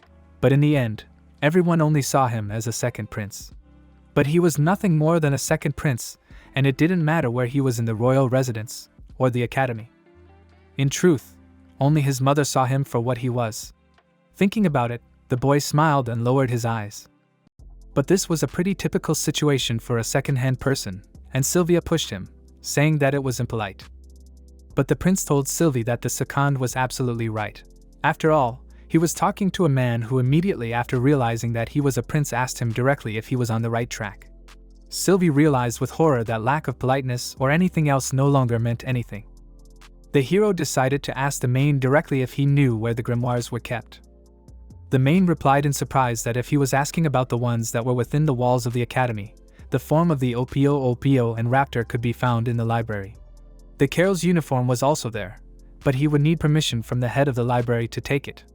Main wanted to talk about the 4th form, and the hero asked him to wait. He had no idea that they had a 4th form. Main probably didn't know about it, but he believed that the 4th form was kept in the royal palace, and he had only seen it once before. In that case, Second decided it was a good time for them to set off. Since they were so damn polite, the hero asked Main to give them an evening tour of the academy. By the time they approached the main course of the library, the sun had already set over the horizon. Finally, they reached the library, which was already closed. Main said goodbye that any student of the Royal Academy of Magic could use it, so they could visit it anytime tomorrow. After waving, the guy said that he had a lot of fun and said goodbye to Second and Sylvia. When he left, Second decided to stretch and said that his shoulders were terribly stiff. But that was Sylvia's phrase.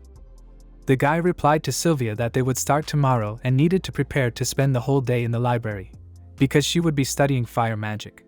To become an archer mage, it was necessary to improve himself in magic. After all, he would want her to learn the form of Fire Raptor and the form of Fire Carl to use them in combination with the flaming wolf bow that was imbued with fire. Behind them, the hero heard some laughter and someone's conversation. It was two students discussing about the new exchange students. The boy's friend replied that he had seen them too, and they seemed quite frightened, both the boy and the girl. The student had seen them with His Highness Mane, and in his opinion there was clearly something going on between them. They called the prince a bookworm with an Oedipus complex. The lad's friend asked him not to talk like that, but his mate said it was all right as no one could hear them and reckoned his mate thought the same. One of the lads admitted that the newcomer certainly annoyed him with his condescending look. You could constantly hear sarcasm in his voice when he said something like "don't think about his situation." It became clear to him why he was constantly alone. His friend laughed, thinking exactly the same thing. The hero was not very happy that these rumors had seriously spread in a negative way. But as far as Mane was concerned, it was hard to believe that he was really so lonely, which meant that he was indirectly bullied. He surmised that he had no choice but to become his friend, and perhaps he might even make connections with the Castello royal family and ask to see the grimoire of the fourth form. Second insinuated to himself that he had no other choice and heard the guys continuing their conversation about the Mane. They believed that this guy was spending a lot of money to fix his grades. But even if he was a prince, he couldn't act so confident. Even so, they tried their best. In their opinion, the prince was becoming more and more obnoxious, with him pretending to be a damn honest student in public. They also said that by becoming buddies with these transfer students, the trash had to stick together. His friend was in total agreement, and replied that if they got there, they too would become total losers. In the middle of their conversation, the guy said he forgot about it, and it was still a loser, and laughed even louder. While they were laughing at the second heroes, without noticing it himself, Sylvia with a serious face came out to meet them. The students were embarrassed when they bumped into the exchange student. The girl was angry and called them bastards, asking what kind of bestial discrimination is this. She demanded to answer her who they were just talking about. The guys immediately got nervous and waved their hands saying that she must have got it all wrong and they were talking about a girl from the EF class. The guy's friend backed him up and said she was contentedly incompetent. And it happened to be Beastman, and they didn't discriminate against her in any way. The girl doubted that this was true and asked for an answer in that case. Why did they call her and the second rubbish? The students covered themselves in sweat and opened their mouths. They were not sure she would understand if she allowed them to explain themselves.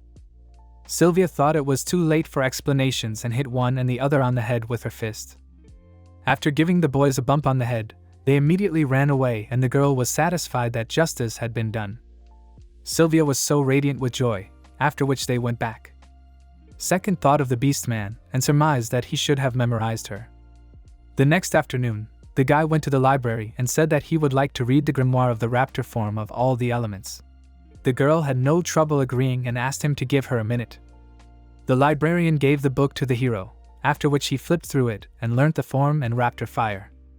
The hero decided to move on to the next book and Sylvia was surprised that he finished so quickly. The girl said that it was just another day for him, and while Sylvia was surprised, looking at the hero from the side, he just flipped through the remaining 3 grimoires and motioned them to her, saying that everything was ready. Sylvia grabbed her head and thought that she would be surprised if she could learn all of this in a fortnight. She decided to ask the hero, too, if he had any tricks to share. Second thought about tricks, secrets, key points, and it was all the things he hated. In his previous life, when he was number 1 in the world, these annoying nubs always asked stupid questions. They would always ask for a couple of tricks to get stronger or secrets that would also help them get stronger and increase their skills and so on. They were always counting on him, and it was depressing. It was things along the lines of asking something world number 1 about shortcuts to not stress much. The hero has bad memories of these obviously selfish motives. Eventually the word subterfuge got to him here in this new world as well. At least now surprisingly it didn't sound even slightly unpleasant when Sylvia asked him to share a secret with her. Sylvia was probably thinking about the fact that if she didn't learn these skills in a fortnight, she would become a burden to the hero. So she swallowed her honor and asked for his help, and such a decision was indeed nice to see. This was different from the usual relationship on the internet, and things were much more complicated here.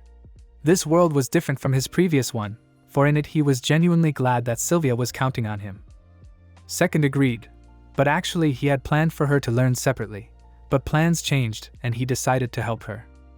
This was the first time in his life that Second felt wise, so he began to teach Sylvia. The next thing he said to her, who looked remorseful but still happy. By the end of the class, apparently Sylvia's mind was boiling and the guy closed the book and said they would stop there today. Unfortunately, he adopted a serious look when he explained the meaning of the grimoires, as they were too abstruse and difficult to understand. And it would be 10,000 times better for them to learn them in practice than to read those tedious books. Sylvia had to know about everything, what type of element they belonged to, how she was supposed to use their fire power, and how to calculate its changes in cast time and cooldown at each rank. The hero tried to explain as much useful information to her as was possible, and such information she could find on the wiki. The girl was excited because she had to memorize all this information. These things were the only things that the hero had learnt in his life, but it was information about Mabion that he knew more than anyone. The guy thought that this knowledge, which would not help in any way in real life, was now his most formidable weapon, and he was glad of it. The hero wanted to make sure that the girl had already learnt them, but Sylvia, apologizing, said that she would like to go through them a little more. Second could understand her too and asked her to take her time in that case. After some time, the second suggested that she should go back again. As the hero was passing in the corridor, he was noticed by the same cat girl who had admired him. She was blown away by his beauty and ran up to the guy and said that he was very handsome. The hero decided to ask if she was really talking to him, and the girl said that he was. Her name was Ikusei, and she wanted to know the hero's name. It was now clear to the second who those guys were talking about. The hero gave his name, after which the girl looked at Sylvia with interest.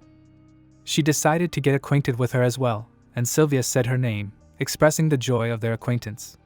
Echo took the girl's hand and greeted her cheerfully. The hero noticed that she was a rather friendly animal, or rather a harmless girl, and was being bullied. This seemed outrageous and inexcusable to him. He decided to ask the Eco if she had any problems. The girl stared at the guy in surprise but could not understand what he meant. Second decided to keep quiet about it, and said that if anything happened, she could tell him, and he would help her. Echo was delighted and thanked the hero for offering to help. Secondus also wondered why she was carrying such a mountain of books. With a smile, the girl exclaimed that everyone asked her to carry them, and it became clear to Second that she was just an errand girl. It was amazing that she carried them all by herself, and the girl smugly admitted that she was very strong. Still, if anything happened, Second would want her to tell him, and he would help her. He wanted to personally support her in any incident, and asked her to be honest. The girl hesitated and looked at the guy. She thanked him again but told him she could handle it on her own, and the hero didn't understand why she felt that way. According to her, it was one of those things she was good at, so she decided to give her best to help everyone. Echo believed that the more she helped them, the better they would treat her. It was hard for the guy to hear this, and anger boiled up in him. Clenching his fist, he asked Echo to stop it. The girl waved goodbye and said they would see each other again. After that, Echo moved the cart with difficulty, and the guy thought she had an honest and desperate look. Mechanisms of effort that would never come together no matter how long they spun. He himself remembered those shackles of pain. It was pointless, and the hero thought that even if he played online games, it wouldn't affect anything. Even if he tried harder than anyone else and became number one in the world one day, it would only be an achievement in an online game, and wasting his life on something like that was pointless. The hero was surprised at how pointless and vain his endeavors were, and what an idiot, rubbish, the worst and hopeless person he was. And as soon as he realized this, he had already died in shame. But after that, he woke up in a new world that was an absolute miracle. One could say that he was sent to him by the gods. A hopeless guy like him by some chance was miraculously saved. However, the guy did not know if the same miracle would happen to Eiko, and unfortunately he could understand how she felt. And that's why he couldn't leave things as they were and wanted to save her from the clutches of helplessness. His thoughts were interrupted by Sylvia, who noticed the guy's hesitation. The guy was lying on the bed thinking about whether Eiko was really so weak. The hero was completely puzzled how a beast man, under such a condition, was able to enter the prestigious Royal Academy of Magic. This academy was for the elite who were famous throughout the kingdom, and if a person entered here, then he would definitely be successful in learning magic. He should be able to use simple types of magic. Thinking about it, the hero didn't know how to proceed. The hero spent the whole night thinking about all the options and came to only one conclusion, and that was that he and Sylvia should recruit an eco-leaflet. The girl looked at the guy in surprise, as if he had said something unimaginable. She got down on her knee and told the second that there was nothing more beautiful than sharing her path with his. She thought she was too lucky, but the hero asked her to dispense with that chivalry stuff early in the morning. The hero still wasn't sure if Iko would give her consent, and if she didn't agree, he wanted to show her his power, after which he would give her some advice on developing her skills and choosing her life path. Sylvia thought about his words and was in agreement with him, after which she looked to the side and saw something that shocked her. Not far away from them in a dirty uniform sat an eco-leaflet that looked down at the ground with her gaze lowered. The hero was also quite surprised, after which they ran up to her, asking her what happened. The hero had a bad feeling and Sylvia felt that something had broken inside her. Also, none of the students passing by stopped to help Iko. They just passed by looking like nothing had happened, and the hero couldn't understand it. Second wanted to reach out to her for help and see if she was okay. He surmised that she might have just fallen. But the girl fought his hand away, asking him not to touch her because she was fine. Echo asked him to just not talk to her. Second could understand that, and it was the worst of all evils. This is what he felt earlier called despair. The girl asked them to stay back, then ran somewhere, and the heroes rushed after her. Second probably didn't know what had happened to her, but he was sure that Iko herself was aware of the fact that her zeal was futile. Earlier she had happily helped the students carry heavy sacks. The students laughed at what a fool she was, for she had put aside all her chores to bring them dirt that would now be tipped over on her. The girl didn't know what they were talking about. But then one of the students untied the sack and poured all the mud on her, causing everyone to laugh. She was forced to face the reality she had so far turned a blind eye to. This reality in which nothing would change even if she continued to lie to herself about these pointless endeavors.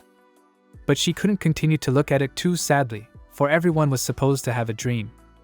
The hero proposed to Sylvia to save Iko. The boy ran after the girl, but Sylvia tried to hold him back, so he knocked her hand away. When the heroes cornered the girl, the beast man asked them to stay back. At least an hour passed in this manner, and the heroes could see how badly the Sylvia was exhausted. However, the Iko apparently had some SP left and thought there was a chance. He told Echo that everything was fine and asked her not to be afraid as they just wanted to talk to her. Echo screamed that she wasn't talking and asked them to leave and just leave her alone. She lowered her head and tears hailed from her eyes. Hero knew that leaving her alone now meant making the situation even more hopeless, and she was on the losing end. Second noticed that she was slow, strong, and had a lot of SP, and there was a chance that she had a low IQ. This case was too risky for the hero, but he thought the gamble was worth the candle. Taking his sword in hand, he asked the Sylvia to stay out of it. Echo sobbed and only begged him not to come near her. But after that the guy put his hand under the sword and the girls did not understand what he wanted to do. The hero chopped off his hand, after which blood gushed out of it, and his hand fell to the ground. Sylvia was shocked. With her mouth open, she looked at this horrifying sight. Echo was so surprised that she stopped crying and stared at the second. Sylvia screamed that he was a real idiot and wanted to run up to him, but the hero ordered her to stay put.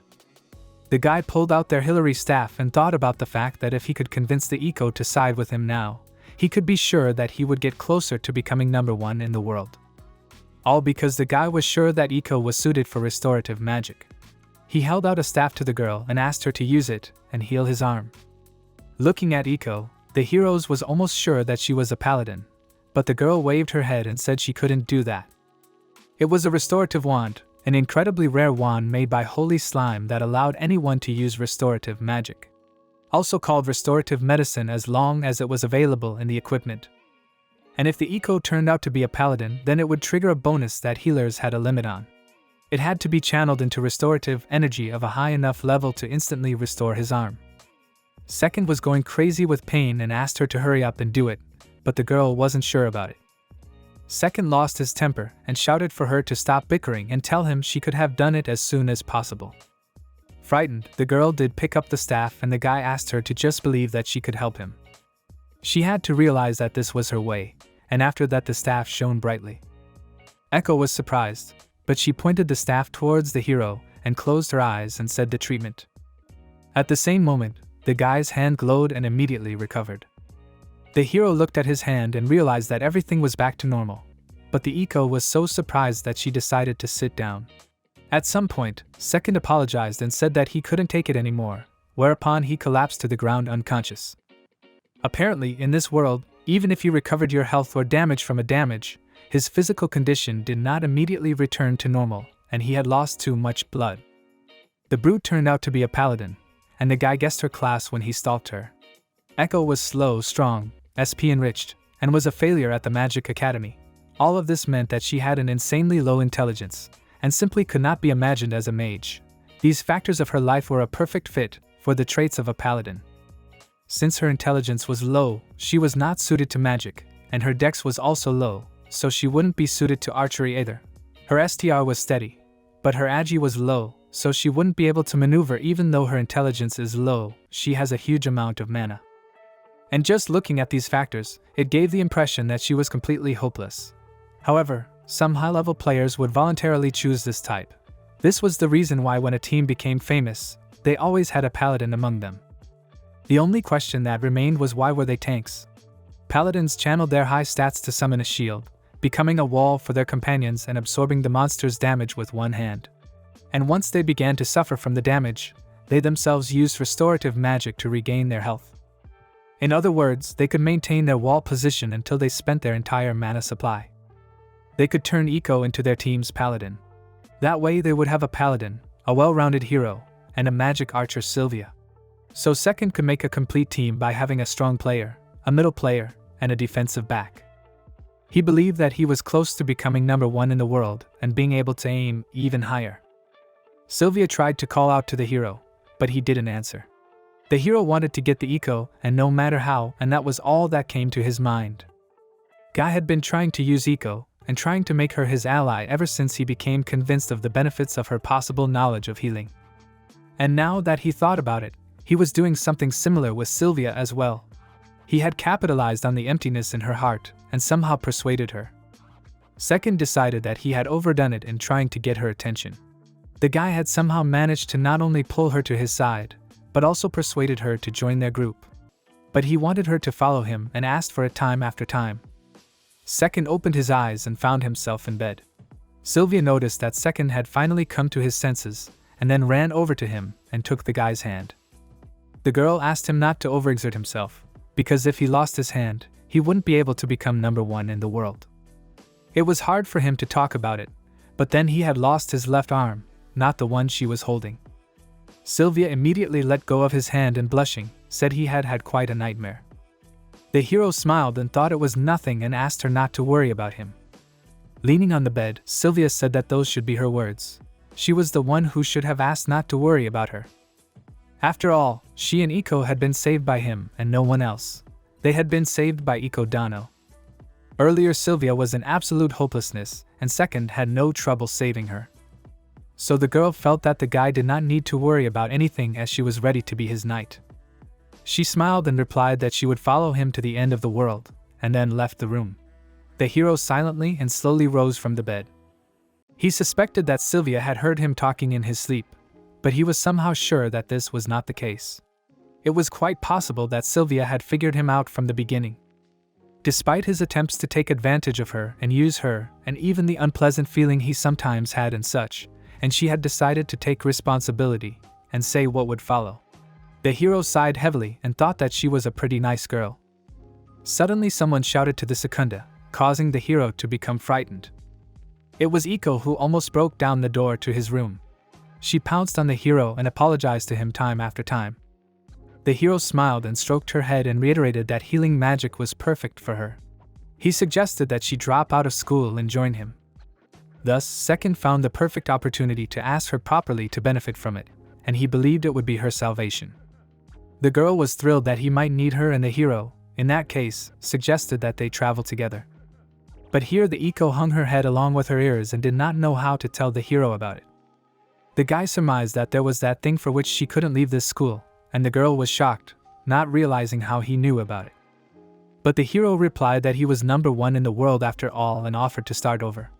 Echo didn't know where to start, and with excitement clutched the sheet under her arm. From what he heard above, the hero realized that she was born in a village of beast men, far from the capital. Iko had an absurdly high amount of mana from childhood, which her father boasted about on and off, leading the villagers to hope that Iko might have a talent for sorcery. Her father called his daughter a true gold. So time passed until at one point all the villagers collected as much gold as they could to get her into the prestigious Royal Academy of Magic. She had a talent from a remote beast folk village. The villagers mistakenly believed that becoming an outstanding eco-enchantress would be able to help in the development of the village. The hero wondered how she passed the entrance exams in such a case. Because of her physical orientation, she only had an absurdly small intelligence, while the learning itself and knowledge of theory was not a problem. She also mastered the predator form for the elements of wind and earth. However, due to her pitifully small intelligence, she did not have half of the capabilities of the other students. As a result, she was considered a failure. That was why she could not give up, for she had no right to let down the villagers. The hero realized that the villagers had created a huge and unbearable burden for Iko by their expectations. It was pressing down on her heart of a lonely girl with a mountain, even now destroying it. But the hero replied that everything was fine and he had already prepared her escape route. Echo would be able to escape from here, and lucky for her, here was the perfect opportunity. The guy knew that things were different now, not like with him. Echo didn't understand what he meant by a great opportunity, and the guy asked her not to take it into her head. As she could hear, earlier he was going to be #1 in the world and asked if she understood what that meant. It meant that he would become the best in the whole world and there was no one stronger than him, and she could become one of his associates. The boy couldn't assume that there was anything more prestigious. He considered the Royal Academy of Magic nothing more than rubbish, and being a mage in the royal court was trivial. Also, the hero was sure that the residents would be happy about it. They would probably even be jubilant, and right after 3 days and nights of celebration, they would erect a huge bronze statue of her in the center of the village, making legends about her until the end of time. When she returns to the village, she will have a legendary fame, and the Iko will be so famous that at the mere sight of her everyone will shriek and fall on their knees before her. At the mere thought of it. The girl blushed and covered her mouth with her hands. The hero was sure that such words would be the first thing the village head would say, and then her father. They would be glad that she had returned from the famous. He also thought that they would ask for her autograph. At some point, the girl could not stand it, and still laughed loudly. Second Hand made her laugh so hard that she got tears, and she told Second Hand that she would go along with him. And thus the Ikusei, the paladin beastman, became his ally. As of today, Iko refuses to go to school. She also had to get permission to join class as his chaperone. For this reason, all 3 heroes came to the principal's office. The headmistress adjusted her glasses and asked for some time. The hero was certainly not against it, and asked how long they would have to wait. The woman replied that she had an urgent staff meeting scheduled for lunch, and then they could make a judgment for them as well. In that case, the hero expected good news from her and asked her to forgive them. When the heroes left the principal's office, Sylvia decided to find out why Second had asked her to do so. Second agreed that it might have sounded a little implausible, but he felt that his request would be honored nonetheless. Sylvia did not see how it could be. After all, they were exchange students, and plus he was a noble foreigner in front of whose eyes the baiting was taking place, and in particular against the Beastman. Sylvia could understand him. After all, the Zeepin country welcomed beastmen. They would take it as a problem, and moreover, even if it turned out not to be, it would create an incredibly repulsive impression. Plus the staff here were stuck in a situation where they couldn't do anything about it, even if someone pointed the finger at the bullying cover-up. They didn't want more problems to happen and would want to resolve things with the least amount of damage. So it was only natural that they would agree to honor his request. Echo was admired by the smarts of the second, and the guy smugly said that it was all because he was #1 in the world. They headed to the dining room where they met Main. The second prince was already aware of the fact that the second prince wanted to make an Iko-san to his escort. The hero looked unhappily at the guy who had already somehow got wind of it. It had still only been half a day and the rumors had already spread. Second replied that this girl was an excellent healer, and not being able to see that said a lot about the gut of this school. Main laughed and said that the hero was as usual in his repertoire.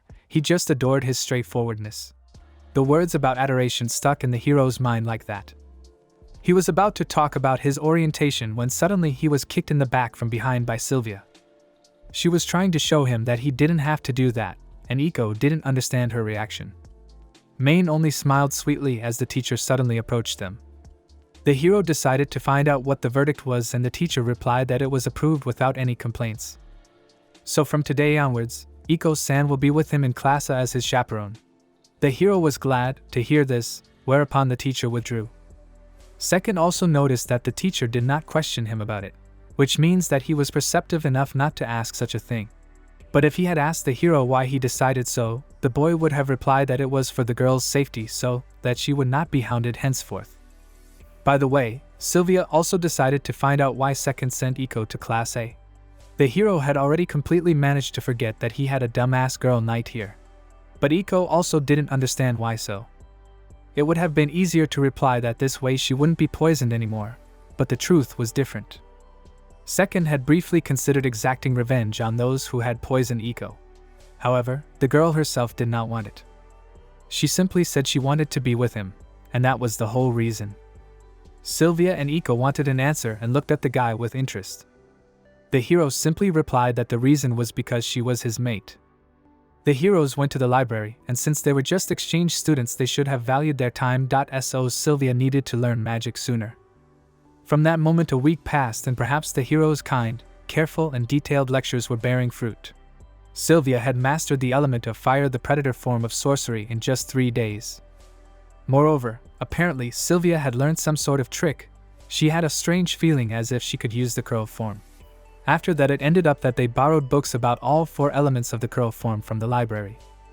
It was also a chance to learn them himself, and as the hero believed he had mastered them perfectly. Also, Sylvia was putting her best foot forward, burrowing into the library like an obsessive. She kept learning. So the hero had already taught Sylvia everything she needed to know, so it was quite peaceful for a while. The heroes went to the backyard of the academy where they were able to have a good rest and lie on the lawn. This was roughly how they amused themselves for the rest of those cozy days. At first glance it might seem that the hero was really idling, but the truth was that he had a purpose. He wanted to rub his way into Main's confidence. By all appearances, he had already succeeded. Yet the hero thought he wasn't done yet. The reason why he wanted to break into Main's confidence was because his target was the grimoires of the 4th form. The prince had mentioned in passing that the 4th form was inside the royal palace. The grimoires for each element of the 4th form that possessed a 10% chance of falling out of the area boss could be in the first rank dungeon, which was the easiest.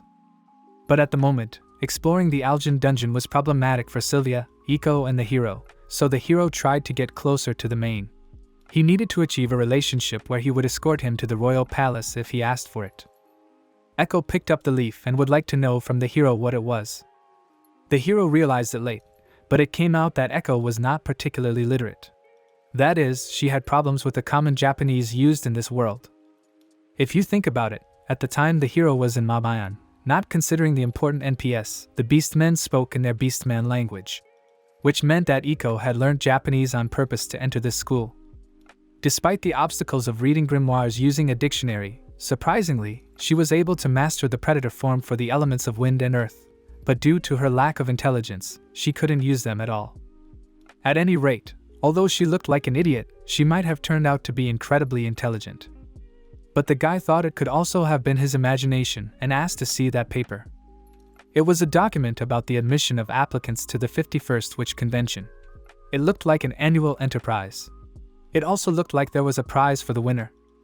Guy wondered what they could get and looked at the information at the bottom of the form. The prize turned out to be a persecution ring, which quite surprised the hero. His face changed dramatically and his lips quivered, and Iko couldn't understand what was happening. The guy smirked and told Iko that they were going to a magic convention. Despite the name of this ring, it was an incredibly powerful object. The effect was a 10% chance to make an additional attack after casting a double attack spell. It looked rather simple, but it actually helped a godsend. Some people thought that it wasn't such a cool effect, and the hero thought that they were thinking in completely the wrong way. In fact, this item could be improved 3 times. In any case, if one was friends with a high-ranked blacksmith who could improve equipment, the Ring of Persecution would develop, giving them monstrous capabilities. Specifically, after triple enhancement, the chance of an additional attack increases from 10% to 25%. However, it was hard to believe that an item with such hidden abilities would be lying on the road. After all, it was worth $1.5 billion. At least it was that expensive in Mabayan, but no one knew how expensive it was in this world. The hero felt that he just had to get it, no matter what it cost. They were lucky, because the witch convention would start on the last day of the student program.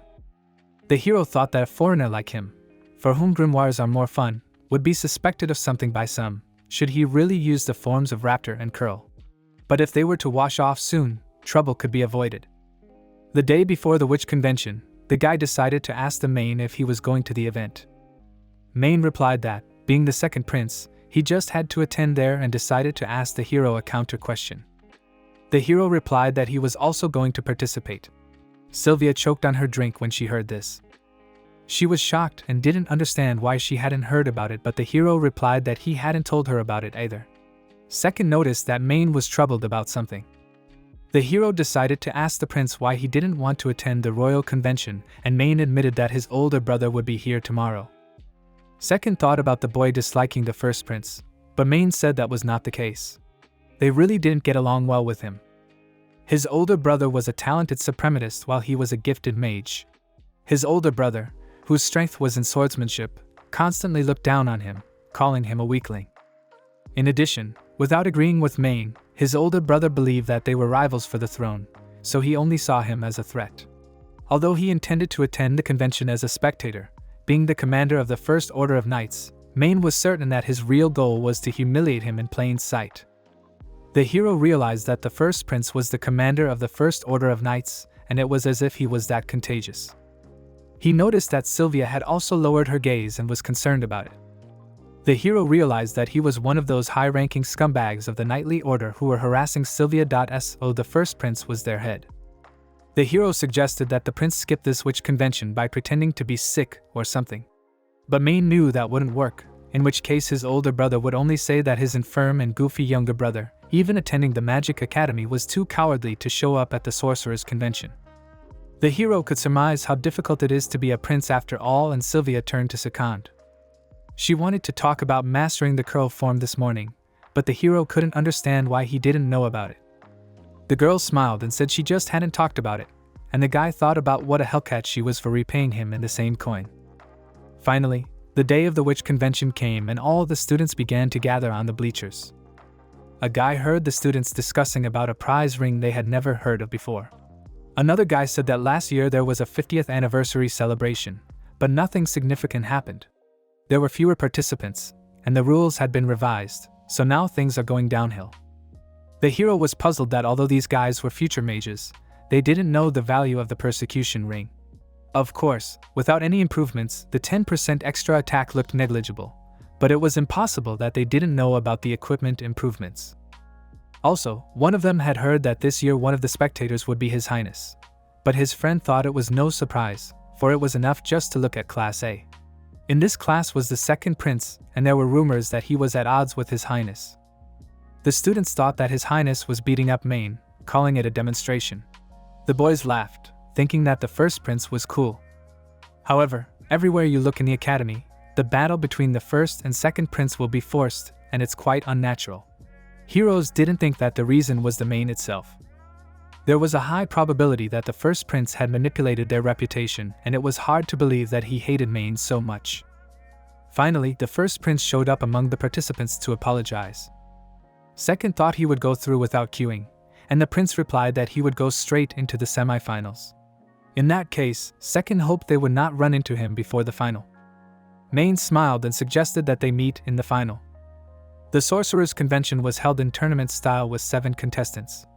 Main only needed 1 win to advance to the finals while the hero needed 2 wins. The prince was on the left end of the tournament branch while the hero was on the right end. However, there was one more thing that was unknown to the hero. The guy decided to ask Main about what the Sorcerer's Convention was supposed to do in the first place. Upon hearing this question, everyone just fell off the pew in shock. Main was shocked that the hero had signed up for the tournament without having a clue about it. The boy apologized and suggested that they should have annihilated each other with magic, But the prince exclaimed that that wasn't the case at all. In that case, the hero suggested that they should have just annihilated each other, but the main didn't understand where to do magic in that case. The prince clutched his head at the hero's conjecture. He explained to him that the sorcerer's convention was held by the crown of the contest, so nothing needed to be exterminated. The jousting crown was originally used in PvP, and this item allowed it to be conducted without risk to life, because the use of any equipment, abilities, and other things had detailed rules. As for why there is no risk to life, it is because what happens inside a crown-created contest is imaginary. Their health points and mana are also imaginary along with the incoming and outgoing damage. Originally with a PvP duel that used the crown duel, people while the duel was being conducted in an actual blood and flesh contest would predictably die when their health points dropped to 0. However, with the crown duel everything is passable. If it's a contest, then even if its health points drop to 0, the contest will simply end and no matter what, everything will go back to normal. That's why the players said it was only for cowards. Some inquisitive players were fascinated by the freedom given by the rules of the crown of the competition, so they tried every possible variant, creating an entertaining competition entirely different from the banal duels and spreading them. However, his attacks had to be magical, and this time that was the only condition. Listening to Main, the hero was firmly convinced that this game sucked. The third match came, in which the first-year second from Class A and Dan from Class F clashed. The boy heard shouting from the stands and turned around. Echo was so eager to cheer him on that while waving her arms around she accidentally hit Sylvia in the nose. After the competition started, the crown of the competition was activated, which covered the arena with a dome. A circle with a radius of 50 meters was their competition arena and only lay within it, and if anyone stepped out of it, they would lose. The referee asked the boys to get ready and then signaled them and the match began. As soon as the signal was given to start the battle, Dan immediately used an attack spell. From the color and design of this magic, one could tell that he was using the form of a wind predator, and the hero thought that this guy was an idiot. The OPO form was the normal attack of the predator form, the area attack of the curl form, a strong directional attack in the fourth form, it's a strong area attack. Also the fifth form is an incredibly strong area attack. The spell casting time also increased accordingly according to their sequence. And if he was harmed while casting a spell, it would be cancelled, which meant that during the competition, spells with training from Predator and above were useless, and that was clear as day. The hero decided to ask the guy if he was really going to fool him in this way, because he thought that the guy had already heard somewhere like that second couldn't cast spells properly. The guy was outraged that a jerk like him could mock the number one in the world. He motioned for the guy to get ready, after which he sprang into action. Second used the wind form, and Dan in response also decided to use the wind predator form. The two disciples' spells collided head-on. There was one peculiarity of clashing magical powers. This was a defense technique that was based on cancelling an attack. In this way, it was possible to take some damage. But compared to the OPO form, the recovery time from the predator form was twice as long, which created an advantage to the hero that leveled out the difference in the strength of the attacks. The hero wanted to know which the guy preferred more, being tortured to death or dying with indelible shame, his choice. The hero used the form of a fire curl. This spell reached the hero's 5th class, so the casting time was reduced by 2 stages, and the attack power was 300% of the intelligence value. The guy covered himself with his hands against the fireball, thinking that he was going to die. The fireball shot straight at the guy, who flew backwards from the incredible force of the impact. There was a massive explosion and everything was covered in smoke. Looking at the immobilized student, the hero decided that he had used a lot of power. After all, he wanted to leave him with about 10% of his health to play with. The judge himself was quite surprised by such a fight and declared that second had won. When the contest was over, the arena would return to normal as if nothing had happened. While the guy was trying to recover, the hero told the girls that he had won. Echo exclaimed that second was strong, and the hero agreed with her, calling her his weirdo. Sylvia noticed that the guy was overdoing it and asked if it was all right, but the hero told her it was nothing. After all, he was going to be number 1 in the world, and besides today they would say goodbye to them as they would grab the prize and run right away. Sylvia understood that and only asked the hero not to overdo it. The guy brushed it off and agreed with her, thinking that the girl thought she was his mom. Echo was pleased and asked the secondo to go full out. Sylvia was a little depressed that the hero had compared her to her mother. The semi-final of the second match began, pitting first-year Class A, second, against fourth-year Class A, Isekai'd. One of them would be the winner and advance to the final with MANHWA. The referee signaled the start and Isekai'd ran in for a frontal assault. The hero noticed that this guy was not easy, because in a magic-only competition between ordinary students, the outcome depended on who attacks first. And if that was the point, basing the battle on the OPO form that was created the fastest was a smart move. The hero used the wind form and the opponent decided to return the favor. At this point, one could understand what the hero was getting at, for things were now heading towards a stalemate. After that, they would conjure simultaneously, but the magic created at the same time would collide and destroy each other, taking them back to the beginning. Thus an endless loop would be created, and that was the flaw in the competition. This was one of the reasons why the hero thought this game was a complete waste and sighed heavily. Naturally, if it had been all between beginners, he would have done well and he would have managed to bring everyone to a standstill. But unfortunately for his opponent, he had chosen the former world number 1 as his enemy. Keith told the hero that if he surrendered, he would reward him accordingly. The guy didn't understand why he wanted to do this, but Isekai'd couldn't let the fact that he was fighting His Highness MANHWA. He wanted to let His Highness MANHWA win, after which he would have a friendly competition with His Highness Claws. But the hero did not understand what he was telling him all this for. In Keith's opinion, the hero didn't deserve it and should have just lost. The hero suggested that the reason was because he could beat both the main and the first prince, but Keith replied that this was not the case.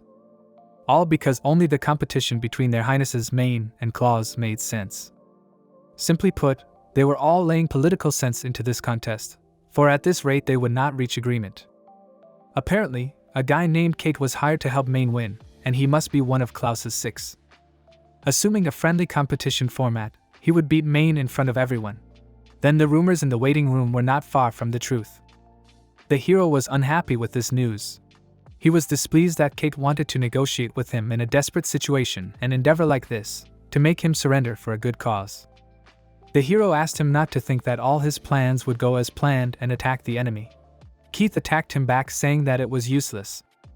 The two magic attacks collided again and disappeared. Both of them used OPO fire magic. The hero noticed that his opponent was perfectly prepared to confront him, and naturally, nothing would work out that way if nothing was done. He had a great opportunity to show everyone a serious battle. Noticing the hero's bow in his hand, Isekai'd called him a bastard. He must have wondered how he did it only in a magical competition, and yet it was already too late to guess. The hero asked Sylvia to watch more carefully, and then shot a fiery arrow at his opponent. Magical shooting was one of the marvelous attacks that sorcery uses, which is the second reason this game sucked. Speaking of which, magic shooting put sorcery on the bow, so arrows and not being used.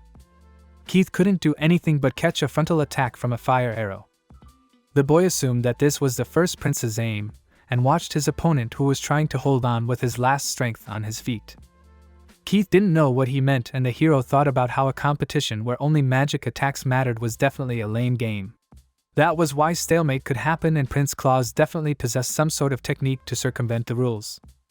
As the hero remembered, Noir-san had said that he was a swordsman, and it was quite possible that he used magical swordsmanship. As long as he has such a trump card during the competition, Prince Claus would never lose to a main. The hero was confident that he could shred a main without even getting a change like the competition he was currently in. The hero thought this was a very low thing to do, and he had to know firsthand what a stupid thing it was. The hero needed to stabilize his aim with the knight's shooting and increase his strength with the silver general's shooting. Then he needed to increase his momentum with the earth curl form, which was a combination of 3 abilities. Unable to think of anything more, Isekai'd wanted to run away, but the hero said that he was doing it in vain. The shot turned to rocks which collided with the enemy and laid him on the ground. When Keith fell unconscious, the referee declared Sakin the winner. The audience did not expect such an outcome, and moments later all the stands shouted and applauded the hero. Isekai'd told the first prince that he was really sorry, but the prince replied that it was all right. Despite the fact that he now had to change his plans, he had apparently found himself a pretty good gem. Be that as it may, this so-called Secundus would win, and if he recruited him, his foolish little brother would be fooled. Isekai'd wanted to warn the prince that this guy is quite a strong opponent, but the prince didn't think that someone like him would be able to refuse his offer of the first commander of the knightly order. With a smirk, the prince thought about the fact that there might be someone capable of combining magic lurking in some academy out there. Apparently, he hadn't made a mistake with his visit, and the guy could be an excellent pawn. The referee announced a move to the finals, and Main felt how strong the hero was. Second apologized to him for hiding it and thought the prince despised him. But the prince only smiled and said that he liked him even more now. In that case, the hero decided to ask to be escorted to the royal palace next time, because he would prefer the fourth form, and the Main happily agreed. Apparently, he wanted something in return, but no sooner had he finished speaking than the judge asked them to get ready. As a result, their duel began and both of them simultaneously used wind form magic. Obviously, right away the hero didn't want to use magic shooting. It would be rude to skirt the rules against an opponent not capable of anything but sorcery. Besides, there was no fun in it. The hero assumed that the prince wanted to ruin the attack again and take them to the very beginning, and it seems that his expectations were instantly not met. Main used a cancellation spell, and the hero realized that he had forcibly changed its timing. Of course, it was clear that if he was attacked, the spell would be interrupted while he was casting it, but if he started casting it in the middle of an attack, it would be stopped. The prince used the form of a wind curl, and the hero answered him with his magic attack. The hero's ability rank was higher than the Main's, causing him to cast spells faster. That's why, even if he starts later, both his and the curl form from the Main will be summoned at the same time and also cancelled. The hero noticed a look on the prince's face that should never have been shown in PvP. It was literally telling him that this was his ace up his sleeve. The hero didn't take Main seriously and lectured that one should never underestimate others, yet ended up doing the same. Second saw how serious the prince was about him, and if he took him seriously it would be far more respectful to do likewise. Guy thought of ultimatum magic in Mobius Online and decided that he would perform it with the dignity of a man who had defended the rank of wise general 22 times in a row. The hero suggested that Main look at him more closely. Then he used the fire crow form, and the prince exclaimed that it would not pass while using the wind crow form. At this distance, it was simply out of range, and the hero had a feeling that strengthened in him after so many years of experience. He knew it without measurement, plus to begin with, the hero hadn't even prepared an attacking wind curl form. Main didn't realize what was happening as the hero's attack magic was moving for the next strike. Also, he couldn't see the magic outlines at all. Second replied that it could be used as it was. Magic was always attacking, and it could be used that way to hide his next move. And that move would be the land predator form. Predator form was a powerful area spell with a long creation time, but the effects it produced were no joke. Right in front of the Main, a huge stone wall began to emerge from the ground. The guy was summoning the wall to restrict his opponent's freedom. It was also a respected magical tactic. It was the very basics in magical battles, and by learning it, he had lost nothing, and now the hero decided to complete this fight. After the wall, he used the water curl form. The prince collided with the hero's magic, after which he fell to the ground. No sooner had he raised his head than the second was right in front of him. Smiling, the prince laughed and admitted his defeat. Sylvia and Iko were overjoyed at the hero's victory. At the same time, the hero looked menacingly at the prince, not understanding why he was laughing. The prince admitted that the secundus was very strong, but the hero reckoned that if the prince's curl uniform was even 5th grade, he would surely lose. Being on the cusp of defeat, without knowing it, he made him look wrong, and there was not an iota of strength here. And yet the prince believed that the hero was indeed strong. But the hero asked the prince why the prince was not angry, for he had lost to someone who looked down on him. In that case, Main should surely have been infuriated. The prince didn't know what to answer, and the hero asked him not to lie to himself, for if he didn't get angry here, he would remain so for the rest of his life. After clapping his hands, the first prince came over to them and said that this is a great perception. Just like the second said, his foolish younger brother lacks such spirit, and the elder brother kept repeating this to Main over and over again. Main's older brother caught a glimmer of his capabilities, and he recognized the second as capable. He decided to give him special permission to join him and learn leadership with him, from which all the students in the stands were shocked. Being under the direct supervision of Klaus the First Prince meant that he was guaranteed a top echelon position in the First Order of Knights. In addition, when Klaus ascended the throne, he would be promoted even higher, an incredible situation that the hero fully realized. Main was silent, waiting for a reply from the hero and seconded a glance at the first prince. However, if he refused this invitation, it would be tantamount to general publicity that he had chosen Klaus, the first prince, as his enemy. It was impossible to refuse, and that was what everyone thought. That is, it would be normal for a normal person. But the hero was not like that, so he refused his offer. Everyone was totally shocked, and the first prince gritted his teeth. He asked to repeat what the hero had just said. The guy smiled and said that he refused his offer. The hero looked at the surprised Mane and thought it was all right, for he had foreseen it. Now Klaus couldn't beat the crap out of Mane, so the hero figured that's what he'd come up with towards the end, trying to recruit him. After all, he was the big boss of this suspicious order of knights. Klaus still couldn't accept with such a response, and thought the guy still wanted to join his squad. But even before the match, the hero had promised Mane that he would go with him to the royal palace after everything. The meaning of those words between the lines said that he had already cooperated with the second prince. The hero had certainly created an agreement with him just a couple of minutes ago, and the judge nearby could have witnessed it. The first prince looked menacingly at the judge and asked if it was true, to which the judge agreed. And if so, the contract between the second prince and the hero was already made. By cutting inward and interceding in substance, it was a public attempt at recruitment. And even if it was the first prince, it was a breach of etiquette.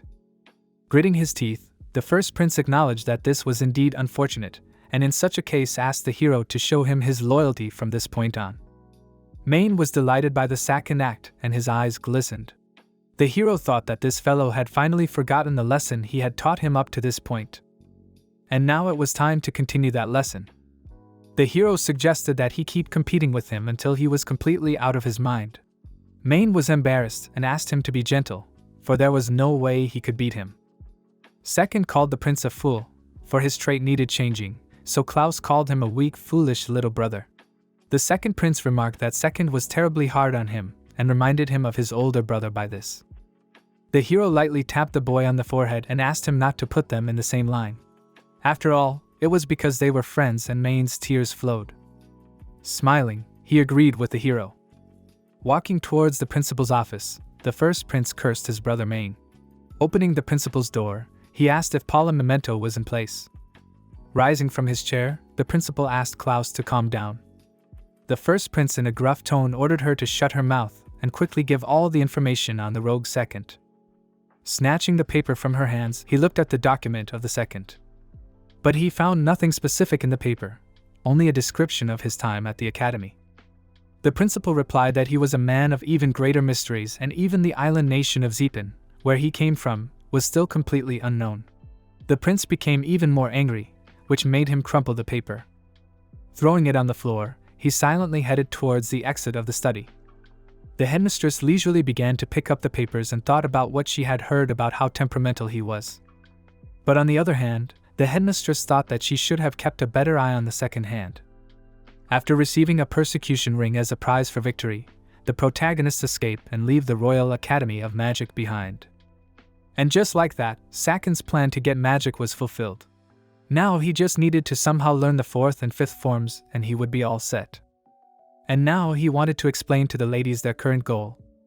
In his case, they were going to focus on gaining experience in dungeons.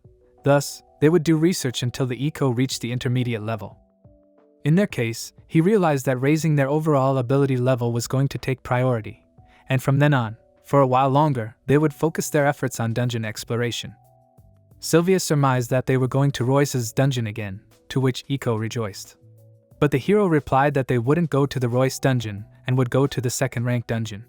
Second wanted to explore the Lipta Fort dungeon. Sylvia lowered her gaze and thought about it, but Eco was willing to do anything. This dungeon created a bunch of monsters and each of them had high defense but weak attack. The hero thought that it would be a good training for their coordination. Plus the stone shell shield was falling from their boss, the stone turtle, and it was the perfect item for Eco.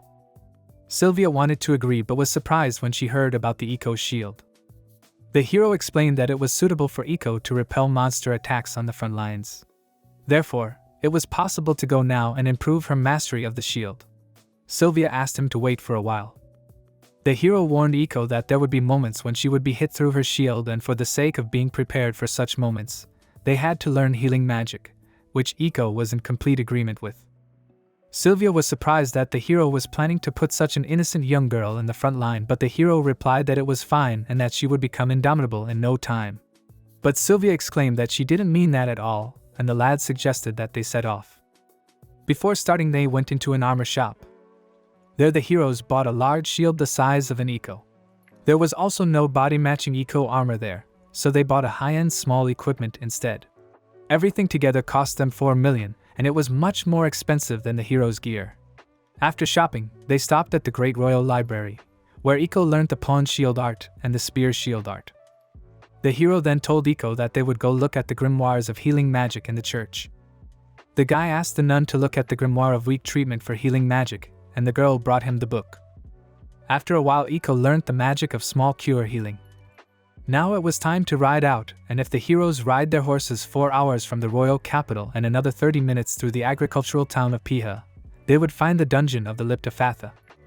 Soon after the day they arrived in the agricultural town of Piho, the protagonists began exploring the dungeon of the Lip of Fatha. For the first 2-3 weeks at their leisure, they focused on gaining the Eco ability of the shield art. Echo easily mastered the shield art abilities she should have started with, excluding Bishop's shield art from the 5. They had the following effects. The pawn's shield art had the usual protection. The spear's shield art acted as armor-piercing reflection. The knight's shield art, protection and repulsion, and the golden general's shield art provided both area protection and repulsion. A few days later, and on their 10th run, Iko began to clearly characterize herself as a paladin. As a result, she was taking the blows of huge monsters with ease, but Sylvia was worried. Was she alright? The girl only stared at Sylvia in surprise, not understanding what she meant. The hero noticed that thanks to her shield arts, apparently her health and defense had increased significantly. If that was the case, she was gradually growing into a promising tank. Second thought that it was time for Bishop's shield arts. Thinking it was the right time, the protagonists advanced to the boss located at the deepest point of the dungeon. They reached the dungeon boss Lip of Fatha. It was a huge monster called the Stone Turtle. The hero knew that this boss boasted a high defense, but it did not have huge strength. Second counted on the girl to understand and order the Eco to use the abilities at his command to protect them. Even if they didn't make mistakes to win, it would take them about 15 minutes, and if they did, they would have to start over. The hero decided to ask Eco if she could handle it. But Eco was confident and said she could handle it. She walked forward to the boss and Second said they were starting. The conditions for getting the Bishop's shield art said that you had to use the shield art for full defense against 100 attacks in a row from a boss who is stronger than the hero. The main nuance was full defense. Roughly speaking, the Eco couldn't even take a non-unit of damage, and that was why it wouldn't have many ways to defend. Eco would repel ranged attacks with the spear shield art or parry them and repel them back with the knight shield art or the golden general shield art. Parrying was a phenomenon that was provoked when they synchronized the enemy's attack and used defense at the right moment. It protected them from any damage and inflicted a small repulsion effect. And now, when it came down to it, it was a musical game, and it was damn hard to master. However, once the hero learned the timing of the blows, he could constantly defend himself by parrying and one could fight with an insane advantage. The hero shouted to Eco to use Knight, Golden General, Knight again and Spear again. However, in the beginning, it was quite difficult to find the right moment to parry. This stone turtle's attack was rather primitive and ordinary. But still, it was quite difficult to find the right moment of parrying in the beginning. At some point Eco missed her timing, so the turtle struck her and threw her backwards. Sylvia was startled, but the hero merely said they had slowed down a bit and asked if Eco could have continued. Echo pretended nothing had happened and said it could. She used weak healing magic and then approached the boss again. The turtle attacked again and from then on they fought it for almost 2 hours. In the end, Eco got the Bishop's shield art, which everyone was happy about. And now the heroes thought it was time to train Sylvia in magical shooting. Sylvia was happy to go along with that, if she could of course. Second was sure that she could, and from now on, they would start mastering magical shooting. Sylvia was happy to hear that, after which the guy was approached by Eco. She wanted to know what about her, and it was a good question for the second. Today, the hero was going to the dungeon to try out the art of the Bishop's shield from Eco. She had to fight a stone turtle to obtain the stone shell shield, which Eco was insanely happy about. The guy noticed that lately Iko was always happy. This girl was supposed to look like a cat, but inside she is definitely a dog. After walking inside the dungeon, the hero said that they would start by fulfilling the conditions of combining shooting and magic, and Sylvia was in agreement with him, thanking him for his help. To acquire the combined ability of magic and shooting, they needed to use magic to kill 1,000 monsters with 25% of their health taken away by shooting. The hero knew that Sylvia would easily fulfill this condition in about a week. In the meantime, Iko would try the bishop's shield art, and the hero asked her to surprise the monsters. The girl stood in front of the monster and used the bishop's shield art to repel the attack. Sylvia opened her mouth in surprise and Iko looked at her hands with a smile. The bishop's shield art had a defense enhancement effect, and it protected and enhanced Vit at the same time. If the art reached rank 9, she would be able to defend with 600% of her Vit, and if her character had high Vit, it would be a strong ability that would be able to repel even the monster class boss attacks. For her, the monster's hit would be barely better than the vinegar of a mosquito. It was an incredibly strong ability, but Iko was wasting quite a lot of mana, using it only as needed. The girl's eyes glistened and tears came from them. The hero decided to find out what was wrong. The girl said that it was amazing because she had finally become useful. So the staggering usefulness of the bishop's shield art had somehow hit the notes of Iko's soul. Finally, Sylvia was also able to acquire a new skill magic shooting combination. The hero decided that it was worth it to test this skill on a monster using the crow power. The girl took aim with her fire bow and her arrow was covered in flames. Doubting herself, she asked if the hero was sure and second ordered her to act. The girl released the arrow using a combination of a 5th rank pawn's shooting and a 9th rank fire crow form. The arrow made a huge hole in the monster, which immediately disappeared.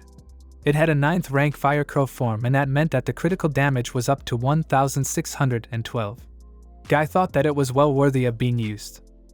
If they turned her pawn shooting into a rook or silver general and improved her crow form, then magic shooting would become a backbone skill for the rear, and the hero wanted Sylvia to put her best foot forward. Echo exclaimed that Sylvia was just amazing and Sylvia admitted that it was pretty amazing.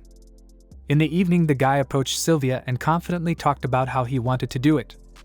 Sylvia looked surprised at the guy, who came almost right up to her, drilling her with his gaze. The girl blushed and couldn't understand why he was suggesting it so abruptly.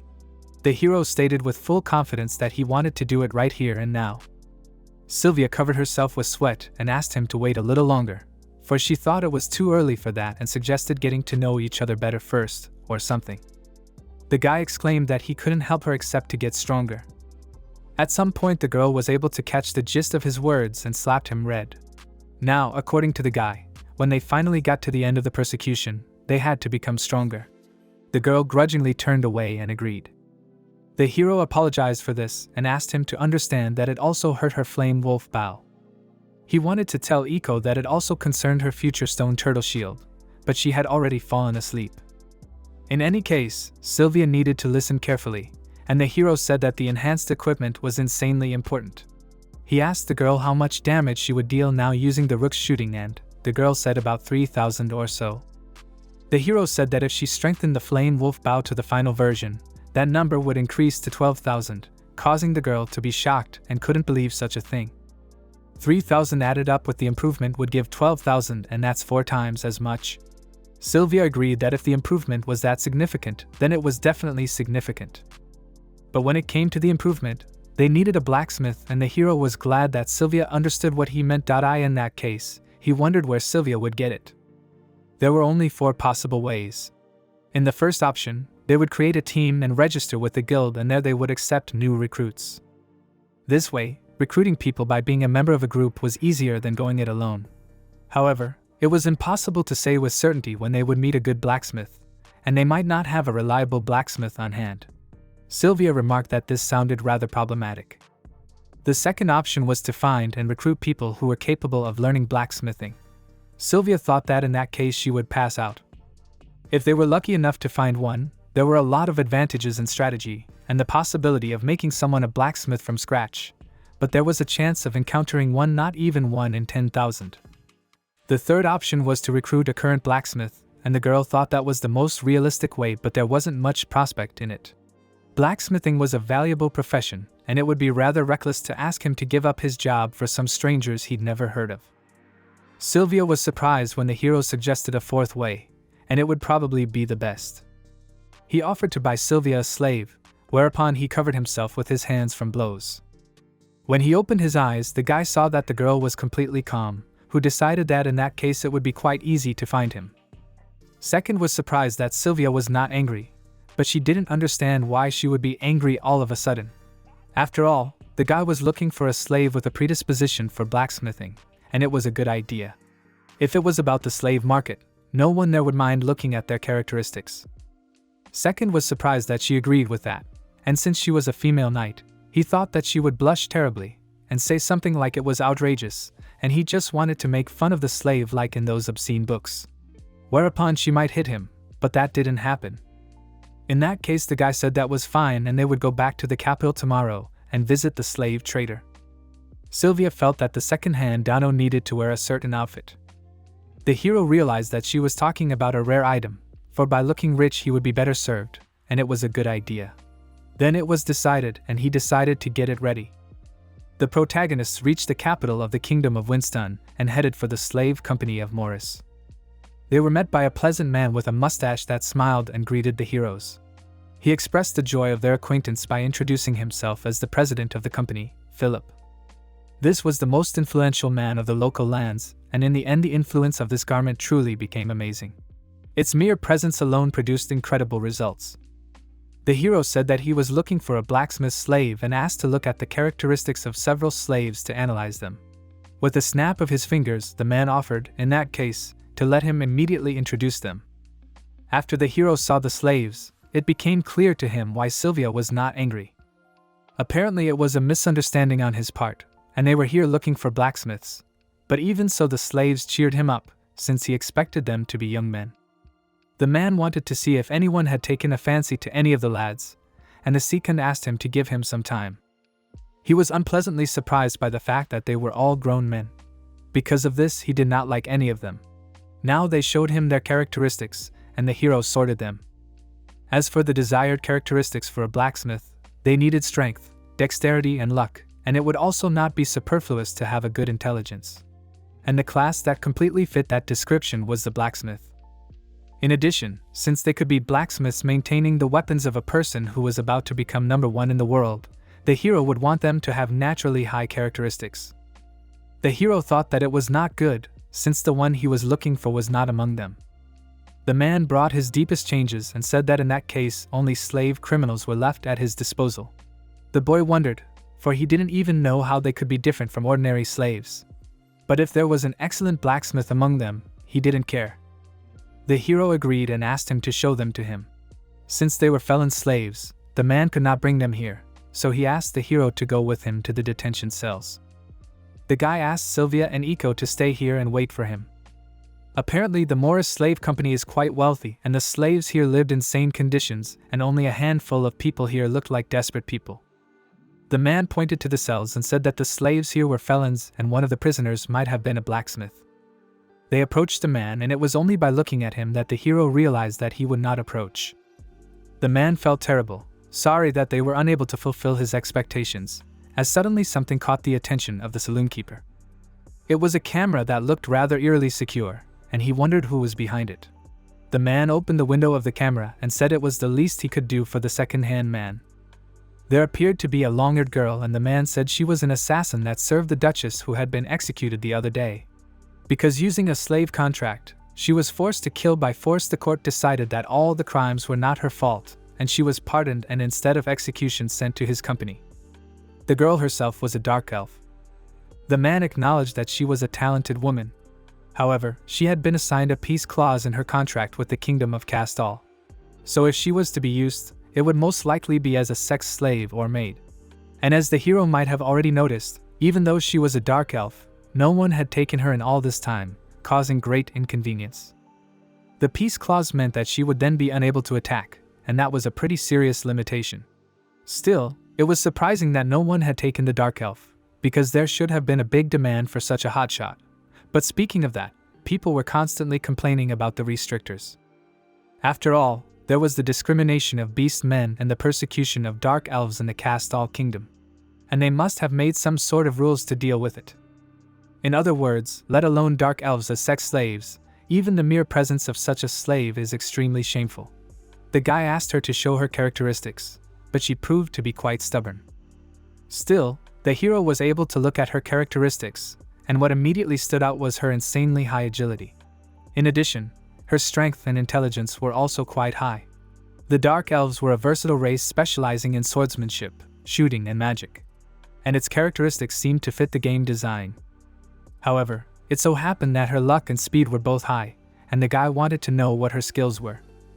The girl replied that she was proficient in swordsmanship, shooting, magic, string manipulation, and stealthy assassination. It was now clear to the hero that the abnormally high agility improved not only her magic but also her string manipulation.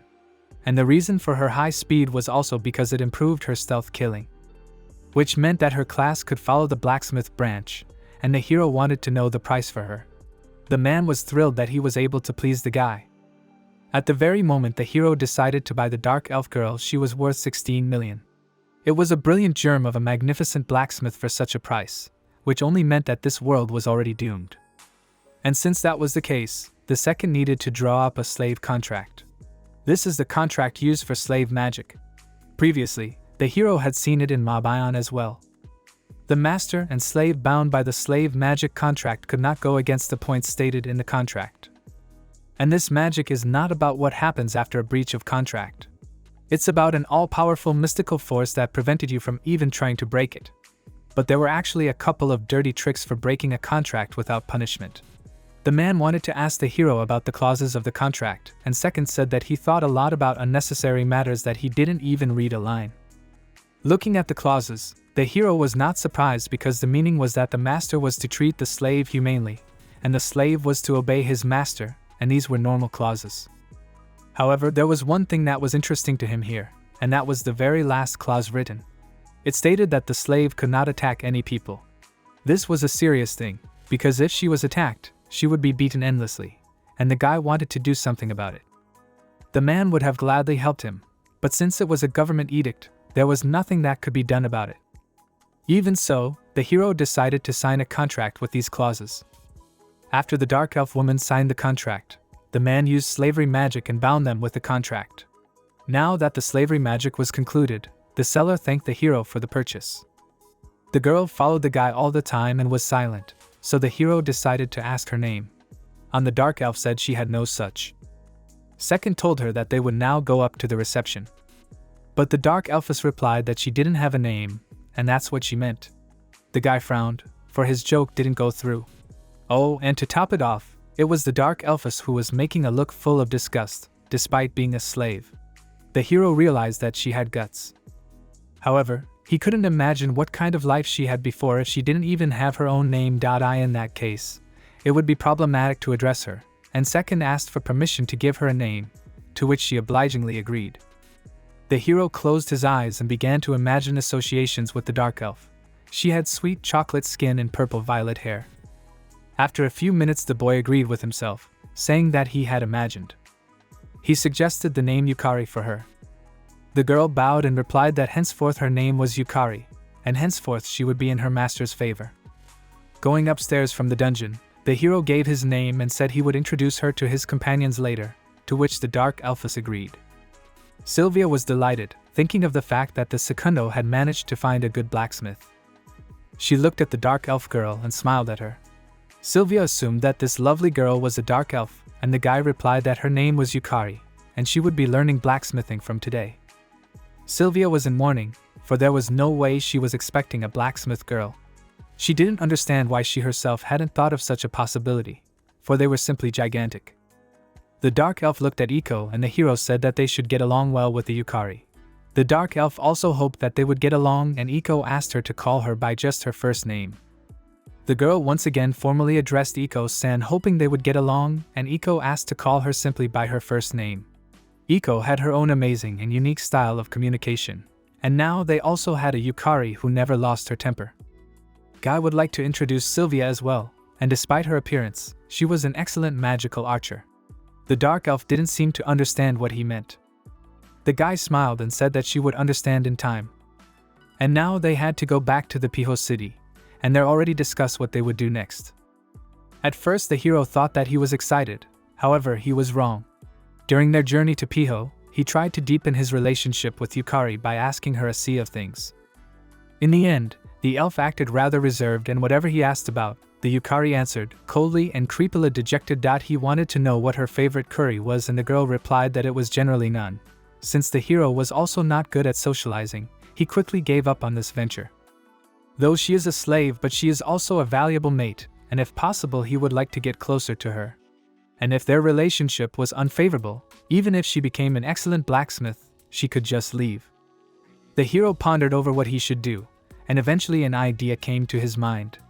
He decided to just ask the dark elf woman directly. When they arrived at the Piho, the guy asked the Yukari to tell him about his past. The dark elfess thought it was in order, but if she didn't want to answer, the hero didn't force her. In that case, with all due respect, the Yukari decided to refuse. She then proceeded to the exit of the room, and the guy smirked. He didn't expect to be able to get much out of her. All because of the fact that Yukari was revealing a lot of emotions in response to his questions. Perhaps it was caution or agitation or bluffing, and perhaps fear. There was definitely something in her past, so she talked a little and acted like a harmless slave. Besides, she was afraid that her past would be revealed. The boy thought about her reasons for hiding her past, and it all became clear to him. It was somewhere around the time when he was number one in the world. Once upon a time a player asked him how he made a living. The hero felt as if he had once had the same feelings as Yukari in answering the question. He always answered that he was in the real estate business, and he kept it a secret for the reason that it would ruin their innocent relationship. If people found out from rumors that he was unemployed, they would definitely stare at him exactly with scornful looks. In fear of this, the hero constantly kept his distance from the others. He acted up front, saying that he had time and money. Therefore, being number one in the world was his hobby. Yukari didn't have such simple reasons for it. Yet the hero thought that he and her had a lot of things in common. She thought they wouldn't accept her if she told them everything, and the guy was sure she had such thoughts swirling around. And if that's what it was all about, then to reveal her true identity, they had some work to do. Second needed to make her believe that these people would definitely accept her for who she really was, even if she revealed her past. But that would be pretty hard and crazy. If Second didn't know what to do, there was nothing left to do but try. The guy got out of bed and slapped himself on the leg, saying it was dinner time anyway. The group of heroes headed to a bar where the guy suggested that the girls form a band for them. Sylvia and Iko were excited that they would finally be able to do it. The guy had completely forgotten that he never told the dark elf about their goals. The hero was focused on becoming number one in the world, and Sylvia and Iko were his companions and helped him. The hero would also like Yukari to help him too. But the girl coldly replied that she was the master's slave, and if there was anything she could do, she would definitely help him become number one in the world. The guy decided to find out if she understood what it meant to be number one in the world, and the girl replied that she did. But the hero clarified that he wasn't joking, and the elf girl coldly backed him up. The hero looked at her coldly and thought that it was useless, because this girl didn't believe him at all. Sylvia confessed to the hero that she had been having thoughts in her head for some time. She wanted to know how the hero was going to make the world's number one dream come true. The hero pointed his finger at her and said that was a great question from Sylvia Virginia, and the girl didn't understand why he used her full name. The guy explained that if she was interested in the question of how someone becomes number one in the world, the answer was simple. He just learns every title ability as much as possible and defeats their owners. In other words, he just needs to win every title fight, which made Sylvia shocked. Titles were the pinnacle of any skill point. One could explain it with the example of the shooting skill. In the main skill called shooting, there were 7 side skills ranging from shooting a pawn to shooting an improved rook. To obtain the title of shooting, one had to pump each of the 9 side skills to the 9th rank as much as possible, and this was the first requirement. The second requirement was to attend and win the title bouts, which were held twice a year, summer and winter. A title fight was a style of tournament competition where those who fulfilled the first requirement fought in hopes of winning the title. And if he fulfilled the second requirement as well, he would be rewarded with the privilege of fighting the current title bearer. Hence, if he won the title bearer, he could officially take the title of armor-piercing demon general for himself. The other ways to obtain the title were such that one had to be the first to fulfill the first requirement on the server, or defeat the others in a title fight. It followed that the same title could not belong to different people at the same time. It was clear from this that the title was the absolute possession of a skill, and could be considered the highest status in theory and practice. And if a hero could achieve it for every skill, he would obviously become the best.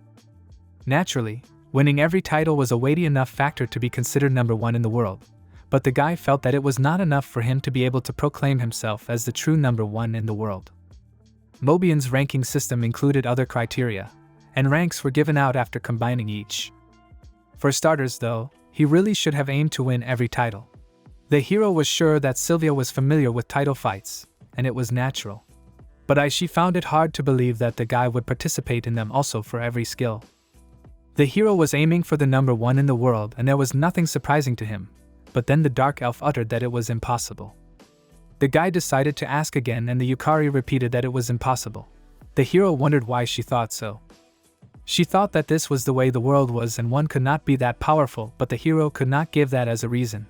The elfess decided to repeat that it was impossible for him to be so powerful, but the hero did not understand the ground for this. Yukari felt that he shouldn't have spoken so flippantly. The hero asked not to avoid the question and tell him the reason why she thought they couldn't become stronger. After all, she had said earlier that it was impossible to become that powerful, so the hero decided to find out the answer. Yukari started to lose her temper, and holding back said that this is the way of the world.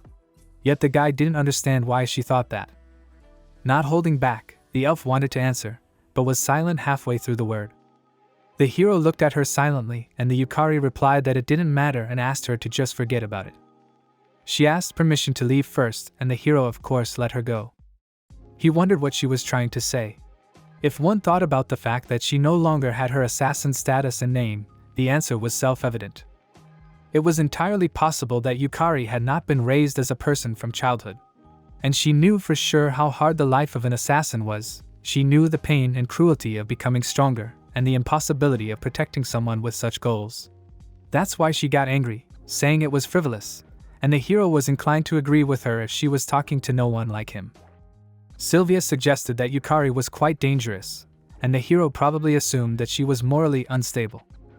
Given the way she had been chained in a slave prison before he bought her, this was probably innate. But she was still able to control herself fairly well. Sylvia also noticed that she desperately wanted to say something, but apparently carried it and kept it to herself. At least it seemed that way to her, and Sylvia would like to know the opinion of the second. It seemed to the hero that she was scared and frightened because of her secret being revealed. Sylvia was surprised at this answer, whereupon she smiled. Second asked her what was the matter, and the girl apologized, saying that she was not laughing at him. She winked and said that women sometimes had conflicting feelings, which the hero did not understand. Sylvia tried to wake Iko, who dozed off right at the table. For the first time since they met, the hero thought Sylvia looked cool. She picked the girl up on her back and carried her to her room.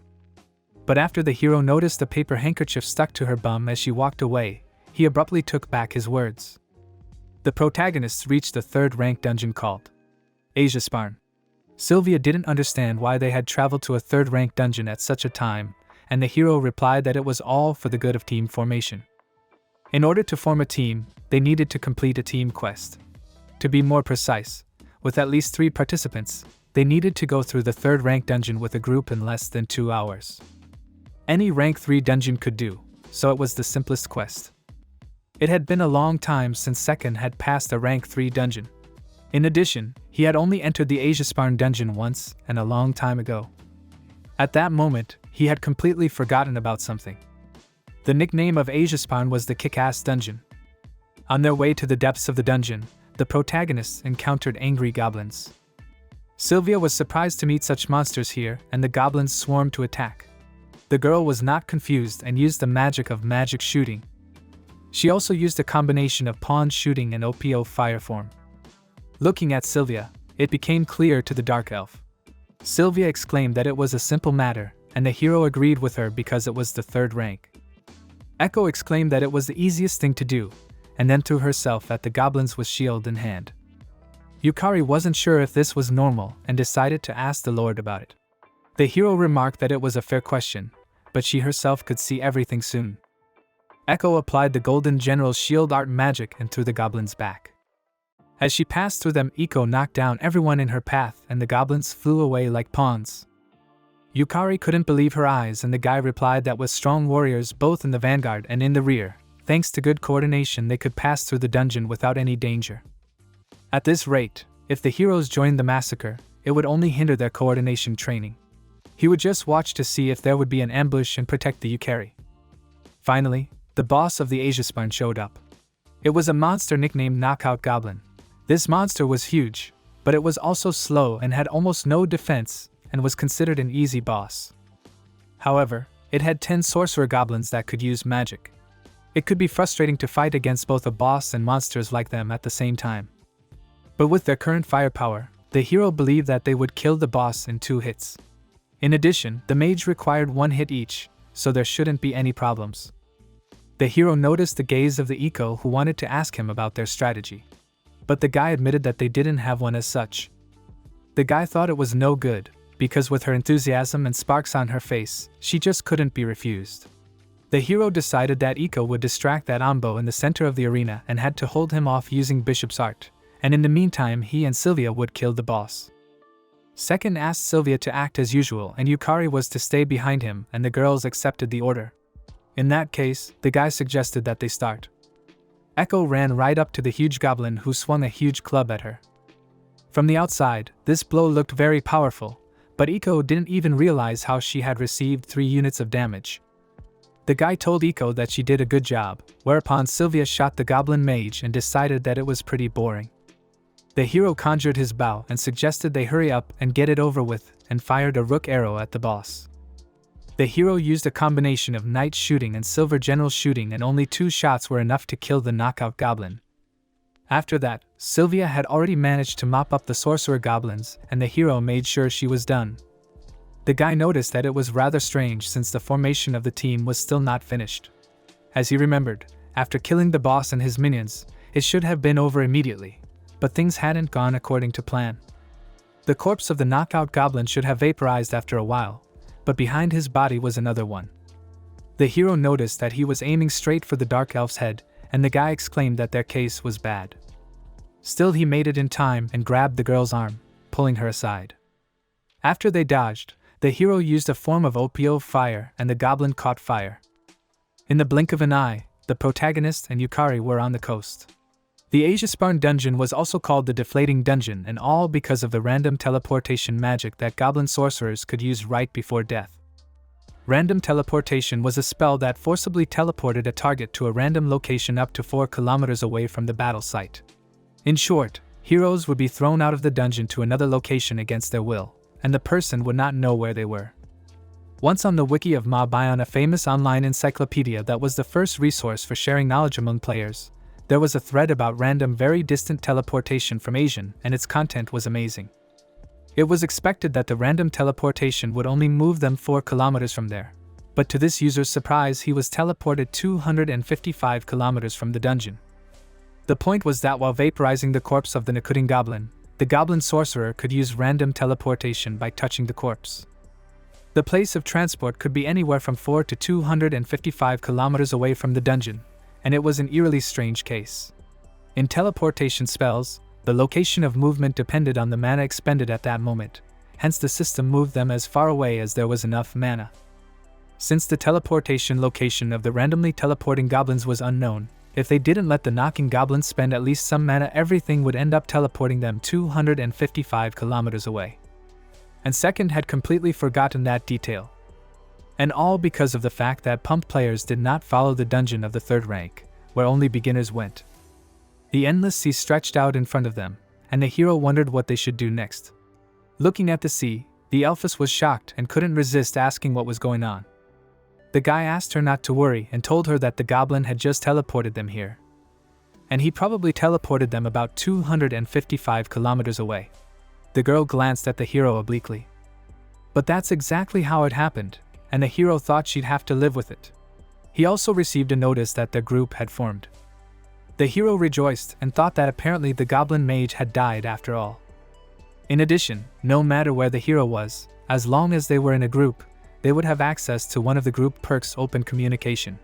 They could use group chat. The hero decided to see if the others could hear him, and his ear almost exploded at Sylvia's screams. She called him a fool and didn't realize where they had vanished to, hoping they were alright. Second said they were fine, but he and Yukari had been teleported far away from them, and now they would be going back. He ordered them to stay in the Piho city and wait for their return. Sylvia understood and replied that they would be fine. She also wanted to know how long to wait for them and advised them to hurry. Second said that it would take them about 6 or 7 days to get there and could be counted as a holiday, so he asked them to have fun. The guy said that they would see each other again, then cut the connection before he could finish listening to Sylvia, who asked him to wait for a while. Yukari found it hard to believe that they were really that far away. The hero replied that it was natural, and it was pointless to doubt it. If you think about it, Second was stuck here alone with Yukari for a week, and he would want to try to uncover her soul in that time. If one decided that they were on the coast 250 kilometers from Asiasparn, one could understand that they were now in the southeast. In that case, if they traveled north along the coast, they would reach the city of Kula. Already from there they could reach the city of Piho, which was about a day's journey on horseback. But from where they were now they had to reach on foot about 5 days. Apparently, Yukari assumed that this was a familiar situation for the hero, and a second thought that she couldn't believe it. But that was not the case. The hero didn't understand why she was so calm, and the girl apologized for being born that way. The hero frowned upon hearing her reply. This girl didn't even think of portraying emotion, and Sakin decided that he had had enough. He couldn't take it anymore, and he would have to change his original plan a bit. He had no choice but to force the Yukari to show her real emotions. The hero poked his finger at her, and said that it was as if she had been kept under her shell since their first meeting. He didn't understand what secret she wanted to hide from him so desperately. Yukari calmly replied that everyone has a few things from the past that they would rather not tell, even in a slave and master relationship. In that case, the second hand thought that she was so was going to act like a fool, trying not to reveal her past, and the girl agreed. The guy caught her at this point and said that she was caught, because finally she was starting to reveal her thoughts. Plus, she had just admitted that she had been acting like a fool. But the girl replied that she wasn't, for she was just trying to keep the conversation going. But the hero wasn't sure if this was true, and that it had just slipped off her tongue. Besides, she was nervous.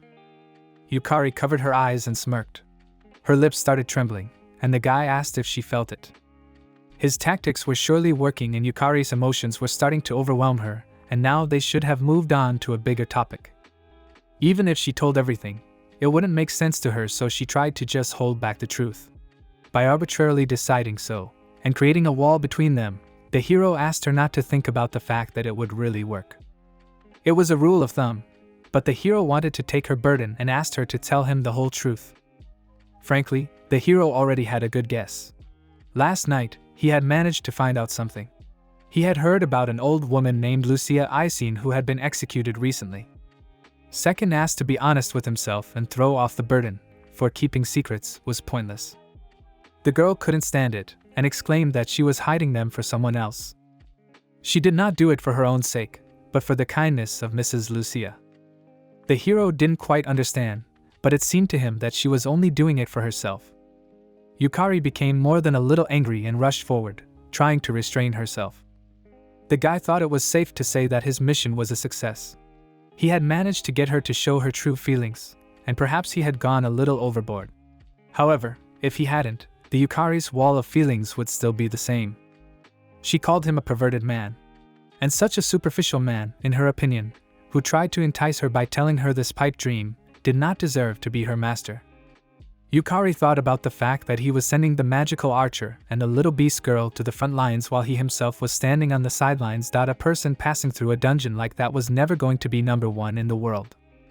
She pondered the words of the hero that spoke of 7 days of traveling, random teleportation, and 255 kilometers. Yukari had no doubt that it was a lie, and that this man was just using dirty methods to be alone with her.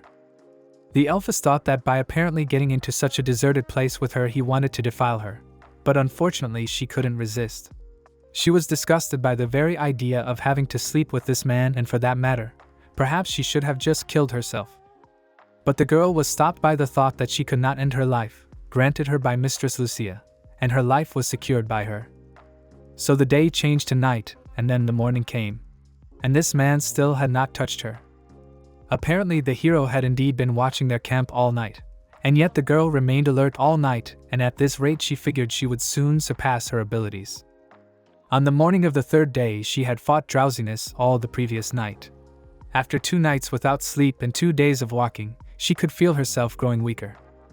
Yukari was still thinking about the fact that last night the hero had not even touched her, and it was quite possible he was waiting for the moment when she would completely lose her strength, thinking him a treacherous man. Just like yesterday, all they had done all day was argue, and whenever they talked, it ended in swearing. Their slave and master relationship had completely evaporated, and due to fatigue and sleepiness, the girl couldn't even make the right decision. The hero noticed that Yukari's actions were completely unstable due to her dislike. Next to him, she was acting abnormal, and perhaps it was just fatigue. However, everything together now had an effect. In addition, watching her fiercely trying to protect herself convinced him of something. As long as the slave contract existed, he couldn't harm her, and there was no way she didn't know that. It only meant that the Yukari had arranged for the brainwashing. It was quite possible that it was done to make her careful of her master. And the hero surely knew that the culprit was Duchess Lucia Isekai'd, who had the ability to brainwash. She was a famous Mabion character with the nickname Brainwashing Old Woman. And there was only one way to dispel her spell, was to concentrate strong emotions into life-threatening situations. In the history of Mabion, the character who was brainwashed by Duchess Lucia would only be able to get rid of the curse when his beloved was murdered in front of his eyes, and such a nightmare did exist. It was magic that was the one and only, and that was only fit for soap operas like this one. It was completely different in the real world, and one would think of it as overly complicated. The guy had no choice but to make her show her feelings. Besides, they were not simple but very strong feelings in a life-threatening situation. The next night she was still able to sleep. It was all quite difficult for the hero, and he did not know what to do.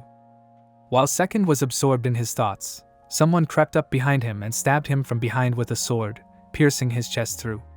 A second person grabbed the sleeping elven girl. It was a group of people that thought this opportunity was a miracle. One of the men ordered the guy not to touch the wench and make sure he straightened out the hero. The man replied that everything was fine and suggested that they head back. Dragging the sleepy girl behind them, they decided to think about how much they could get for her on the black market. She looked pretty special, so one of the men guessed they would get 40 million for her. One of the men laughed and admitted that he was turning him on. After a while, the guy rose to his knees and it became clear to him that these were thieves whose target was the Yukari. They were so intoxicated by the idea of a reward of 40 million that they didn't even think of collecting the equipment from his corpse. They thought the guy was already dead, and so they forgot about him. But obviously it was impossible to survive after being stabbed through the heart, and the hero could agree. But even though he was stabbed through, his build had a terrible amount of health, so they couldn't even take down half of it. The hero got to his feet and said that their act was unforgivable, but it was a great opportunity. The sleepy elf looked at the hero lying by the sea, who seemed too slow. He just didn't have time to react, and for a guy who was so eager to become number one in the world, he died too easily. Yukari decided that once again she would become nothing more than a toy and then be sold as a sex slave and end her life at rock bottom. She was sickened at the mere thought that this was her fate. However, she wasn't okay with that and wouldn't agree to it for anything. Gritting her teeth, she thought that even with this guy it would be better. The girl didn't understand why she had to go through all this and decided she couldn't take it anymore. Time after time she kept saying that she couldn't take it anymore. At that very moment an electric shock hit her forehead, and she remembered everything. Earlier, the old woman had told her that from now on she would be her shadow and asked her to address her as her mistress. The young Yukari bowed to Lady Lucy, and the old woman stroked the good girl's head. The girl was small when Lady Lucia stroked her head, and she was uncomfortable with the bunch of rings on her hand braided with her hair. But even so, the girl liked the warmth of her hand. The old woman became her mistress, and a woman who also became her mother, named Mrs. Lucia. The old woman kept telling the girl that she had to work hard and be useful, and if she wanted to be part of the Isekai'd family, it was her responsibility. Thus, the elf girl who had undergone special training as an assassin for the shadowy troops of Lucia was a stealthy and shadowy novice of Mistress Lucia. She was good for nothing but killing. Then that day the elfess remembered her last words. She finally came to her, and the old woman asked her to open her forehead for a second. But the girl didn't understand what she was going to do.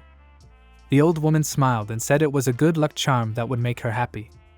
Then the elf girl fainted, and when she woke up it was all over. Mistress Lucia was executed for preparing a rebellion, and all her servants and the Dark Army were also destroyed. Only she was spared, being made one of the slaves in Morris's company. She believed that she had been saved by Mistress Lucia. Isekai'd remembered Mistress Lucia as her mistress and gentle mother whom she respected. And after so much time, the girl realized that she had been brainwashed. Thinking about it, her lips quivered. Unable to bear it, the dark elf girl vomited on the floor, and the men covered her with unpleasant profanity. One of them walked up to the girl and kicked the bound elfess off her leg. One of the criminals asked not to damage their precious merchandise, and the guy assured that it was fine, as it was just a stomach and they certainly wouldn't look there. In that case they had no problem, and the men laughed. The elven woman lowered her gaze, thinking that it was a simple confusion. Mistress Lucia was only able to smile at her after touching her forehead. And the person who had created her from an orphan into an assassin was considered her mother. The girl wasn't sure if she had forgotten this disgusting life that was full of blood. She didn't understand why she had released her and erased the memories of it. Isekai'd didn't understand why she was alive and asked herself this question time after time. Tears came to her eyes and she cried out while asking herself this question. A group of people did not understand what had happened to this fool, deciding that she had gone completely insane. The girl tearfully realized that no one had ever loved her, and the only person she had clung to had lied to her. One of the men decided that it would be bad if the girl bit her tongue off, so they decided to gag her with a rope. Forcibly they stuffed the rope in her mouth and the girl didn't know what to do. Night came and the two guys went outside. The heroes had already managed to sneak unnoticed to their house and noticed that among those entering this hut were 5 men and a bound Yukari. 2 more were standing guard and it was unknown how many were inside. The hero decided that he could not hesitate, for otherwise everything would be lost. Taking aim with his bow, he decided that this was the splendid seed of the future blacksmith that he had found, and he couldn't lose her here. The hero released an arrow that sighed through the heads of 2 patrolmen at once. He used piercing shooting and night shooting in a combination that dispersed the enemies in a flash. The guy thought that for some time he would not be able to forget this feeling, because the living people he had just killed had become corpses. But now he had no time to think. Apparently, 2 guys heard some noise outside and decided to check what was outside. The hero picked up his sword and hid behind the wall waiting for the 2 enemies to come out. The hero jumped out at the guys from the ambush, and one of them dropped his knife out of surprise. Second chopped off the heads of the opponents, then kicked the door with his foot, deciding that Isekai'd was in the house. The men who were in the house had in no way expected the lad to be alive and were extremely surprised at his arrival. The hero used the Golden General's swordsmanship, which had the effect of a swinging blow. One of the guys couldn't believe his eyes, for he could have sworn the guy was dead. Second noticed 3 more bastards, behind whom lay a bound Isekai'd. The group of men rushed to attack, and the hero used Bishop's swordsmanship, the effects of which were a jerk and a powerful stabbing blow. In just a second, one of the enemies lost an arm. The man jabbed his finger at him, asking what the heck that was and comparing the guy to a bloodthirsty creature. The bound pixie looked at the guy hopefully, and her eyes glistened with tears. Second noticed the hostile wariness in the Yukari's eyes and the brainwashing spell was cancelled. One of the men ordered him not to move. He put a knife to the girl's throat and ordered the hero to immediately throw away his sword. The boy immediately listened to him and let the sword out of his hands, whereupon the man wanted to give him the next order. But before he could say a word, his head burst into flames and he screamed. The hero knew that the enemy was concentrating hard on his sword and had not noticed the circle of the spell under his own feet. While the enemy was trying to put out his flaming head, the second had already approached him. He used a combo of Silver General Swordsmanship, Water Curl Form, and Magic Swordsmanship. His sword stabbed straight into his opponent's chest, and he was blown apart from the inside, after which he fell dead to the floor. The guy exhaled a sigh of relief and walked over to the elven woman, asking if she was alright. But the girl only looked down at the floor and cried. The hero held out his hand to her and suggested that she leave the place, for it smelled of cinders. Sitting in front of the window, the heroes noticed that the sun had already risen and the morning had come. The hero bowed to the elfess and said that he was sorry, for because of his carelessness the Yukari was in danger. The girl lowered her gaze and admitted that she must be the one who was truly sorry. The hero surmised that she was referring to the deeds before, and Isekai'd agreed with him. She wanted to explain herself, but the guy already realized she was brainwashed. It was most likely brainwashing so that she would definitely be careful with her mistress, and this was the brainwashing effect that Duchess Lucia possessed. The girl looked at the guy in surprise, not understanding how he knew this. The hero suggested that she take her time and talk on the way back. As they walked along the sea on the path, the girl told him that for many years she had lived as one of the pawns of Duchess Lucia's assassins. The mistress adopted her as an orphan and didn't even give her a name. She raised her as a pawn for assassination. Apparently she was brainwashed into thinking how happy and excited she was to be a mercenary for Mistress Lucia. But in fact, until she fell into despair after being attacked by those bandits, she idealized her shadow past. It was a foolish misunderstanding and she was brazenly brainwashed, but the real despair came after the spell was cancelled. The elfess's tears welled up again as she realized that Lady Lucia had never loved her. And all this time she had been living a lie and relying on made-up love. The old woman was not a good hostess, much less a good mother. She asked the hero to let her tell her about her silence, or rather, to tell her about what she had kept silent because of her brainwashing. Second realized that she was referring to the execution of Duchess Lucia. The elfess said that officially Duchess Lucia had been executed for preparing a rebellion, but that it was an absolute lie prepared by her enemies. One of them was the Prime Minister Balmora. She found this out when she was the mistress's shadow and it was her duty to kill for her, and the hero already knew it. She was brainwashed because if she told this information, Mrs. Lucia would be at a disadvantage. The hero asked the girl to listen to his opinion on the matter. Surely the elven girl had thought about it herself. And yet Lucia Isekai'd definitely loved Yukari. Yukari exclaimed that it was simply impossible, for she had been brainwashed of all her memories. But Second suggested that the brainwashing had been done to protect her. But the girl still denied it, for in that case the old woman would have at least given her a name, and not brought her up as a murderer. But according to the hero, the reluctance to give her a name and the brainwashing of her so that she would not tell the truth. All this was for her defense. She created the image of a pathetic slave who was forced to kill by the magic of brainwashing and memory. The girl lowered her gaze and admitted that it wasn't an image, and she really was a pathetic slave killer. But at least once she still had to think about the fact that she was glad to be a slave. But like the elfess had said earlier, it was just a memory wash. In that case, the hero had asked to listen to him more carefully, and as she understood, memory washing on a human could only be used once. The conditions for memory washing in Mabayan are the same as in this world, so the hero felt that there was something wrong with this situation and decided to break it up. The girl looked at the guy questioningly, not understanding what he. In their case, the brainwashing used on her was to be careful with the new master. I and this the second was sure, which meant that she was indeed happy during her shadow life. Second-hand's reasoning consisted of half-truths and sweet lies, but she had to believe it unreservedly.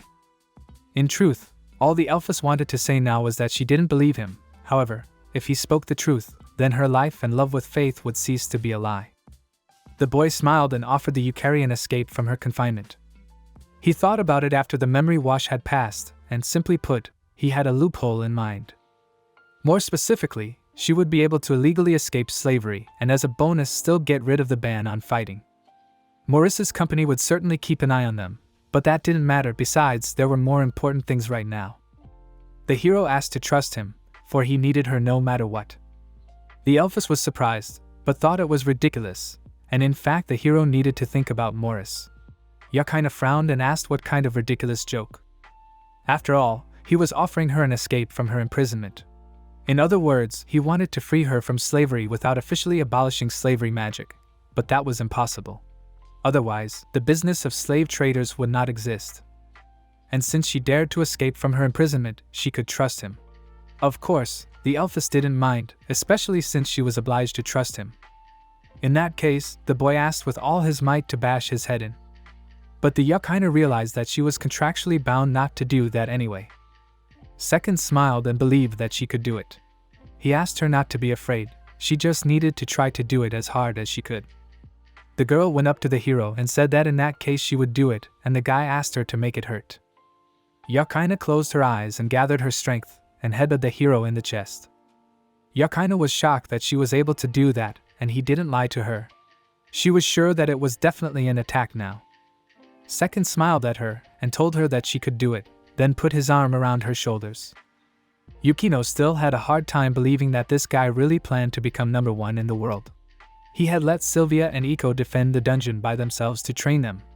And that accidental teleportation was true, and his stubborn behavior was to remove the washing of memories. And what he said earlier about trust.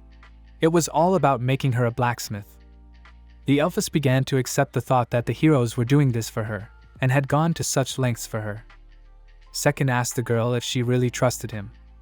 Tears flowed from her eyes and she said that it was a matter of time, but she would really trust her master. Thus, the plan to break the spell was successful. If the player headbutted the slave, any spells between them would be dispelled.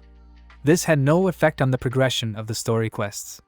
Be that as it may, and for the ridiculousness of this rule, no one even tried to fix it. It was considered a minor bug, and one could say that this detail was not worth paying attention to at all. The protagonists arrived at the port city of Kula and the girl exclaimed that they had finally arrived. The sea waves could be heard from afar while the morning breeze beat in their faces. It was a marvelous time to sink into their thoughts. The hero reflected on the fact that Prime Minister Balmoridu really could have killed Duchess Lucia Isekai'd. But Yukari had been personally involved in those events, and she was hardly wrong. But the hero was interested in something else. In his gut, he felt that behind this case is something else, some huge shrouded in darkness mystery. For starters, the Prime Minister of Moridu is the head of the Order of the First Prince, and given his power and two-faced character, the hero feared. He feared for the fact that they could get away with absolutely anything. As for his father King Bevokestel, surely he must be some selfish old man who put profit above all else. However, the hero was already convinced that there were differences in this world from Mobius. Therefore, in order to become number one in the world, he couldn't ignore the existence of the king, who in the original game he didn't even remember. In addition, there was also Main on the scales, which was the second prince. The hero didn't want his friend to be dragged into this dirty political war. Second had a duty to solve this mystery, and it was necessary for both the realization of his dream of becoming number one, and for Main's bright future. Second decided to ask Yukari about this minister she had told him about. The hero wanted to deal with him. He promised the girl that he would definitely think of something, if even that wouldn't be right away. Looking back at the Yukari, the hero noticed how she turned her head away. She coldly replied that he shouldn't have thrown around such promises. The hero smiled, whereupon they arrived at the Piho farming town. Sylvia was beyond angry. Trying to find out what they had been doing for so long, in her mind she was already imagining their honeymoon that they had decided to take for themselves. The hero noticed that after a week apart, her mood was the same as when they first met. Echo was insanely happy to see the second and pounced on him with a hug. The hero replied that he was really sorry, deciding that they were all right. But Sylvia thought that was quite untrue, for they had a cavalry of trouble and a donkey to boot. She was about to tell of their adventures when her gaze shifted to the dark elf who was glaring at her. The hero did not realize what had happened, but Sylvia asked him to wait here while the young ladies needed to talk in private. Looking at the girls from the side, the lad decided that in all likelihood this was the very female gossip he had heard so much about. He was madly tempted to eavesdrop on them, and this was the first time he had ever seen it live. The elfess spoke of how her victory was only a matter of time, and Sylvia called her cheeky, for she had been with him long before her. The dark elf thought that if she had been with him long before her and had achieved nothing, it only meant that he was not interested in her. The hero exclaimed that he refused to even think about it, and apparently they missed him. From the outside, the hero thought it was cute, and he was glad that the girls were able to become so friendly with the Ikari. Iko's eyes sparkled and she wanted to know their current plan for the dungeons. But Second replied that it was quite late today, so they wouldn't be going on raids, causing Iko to hang her nose. But Second suggested that she instead discuss the raid plan over dinner, and it sounded great. Echo took the guy's hand while Sylvia and Yukari walked behind them. At the table, the guy said that their priority now would be to gain experience. It was necessary for Yukari's development, and they would gain experience for her. It was necessary to bring her blacksmithing skills up to rank 9. Also the raids would be sent to the Lipta Fada dungeon, and they would go there right up until she became a blacksmith. Fortunately, it won't take long since the dungeon is in the vicinity of Piho. Yukari asked to accept her thanks and deepest apologies for such a hassle, but Sylvia asked her not to worry and said it was fine. Yakaina turned to the gentleman.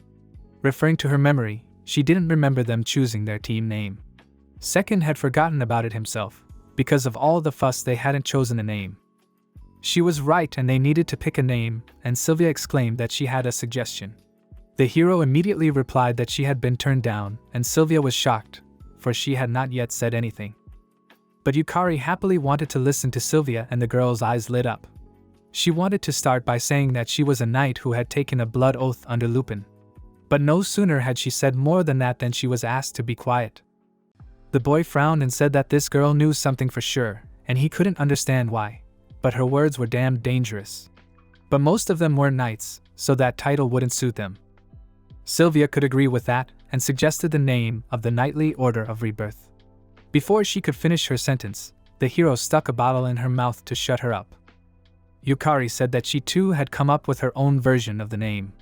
The letter S in honor of the head of the Secunda, O in honor of their common goal, another S because of their desire to be the strongest, and U because success always awaits them, and the team would thus be called So-So. Guy didn't understand what place they even came up with the name. He decided to ride this out and suggested that Iko choose the name, but Iko was already sweetly asleep. There was nothing to do, so Second decided that he would have to come up with something himself. He needed a decent name, and he managed to come up with something. He told the girls that they would become a lightning team. But the elf girl remarked that if they didn't become the best, it would be a rather embarrassing name. But the hero replied that they would manage it, because inadvertently he was going to become number one in the world. Somehow, while drunk as hell, the hero picked the most daring name of their team at random. Although it would sound like a last excuse, but he really thought that in such moments one should behave just as boldly. The next day, the protagonists arrived at the second-ranked dungeon of Liptafat. Echo and Sylvia destroyed all the monsters in their path. At ease while fending off the enemy's attacks, the hero smiled. He found it pleasant to be in this raid after a long break. It felt good for him to rape the entire dungeon both in his tail and in his mane to gain tons of experience. He believed that at this rate, even a month would be more than enough for them to have every blacksmith skill in the Yukari to reach rank 9. Second noticed that the girl was thinking about something in the alphas, said that it was no big deal. She just didn't expect it to be this fast. And then the guy was struck by a thought that he had completely forgotten about, because he hadn't even checked the characteristics and skills of the Yukari. Still, they were terribly lucky, because among all the skills of the Yukari, the following had reached the ranking system. She had the first rank of pawn shooting and the first rank of knight killing. There were only 2 of them and all the others couldn't even reach the rank system. It was magnificent, and rank 2 monsters were dropping dead before his eyes as if they had never existed. The hero would never think he would see something like this in person, and high-rank skills were making their presence felt.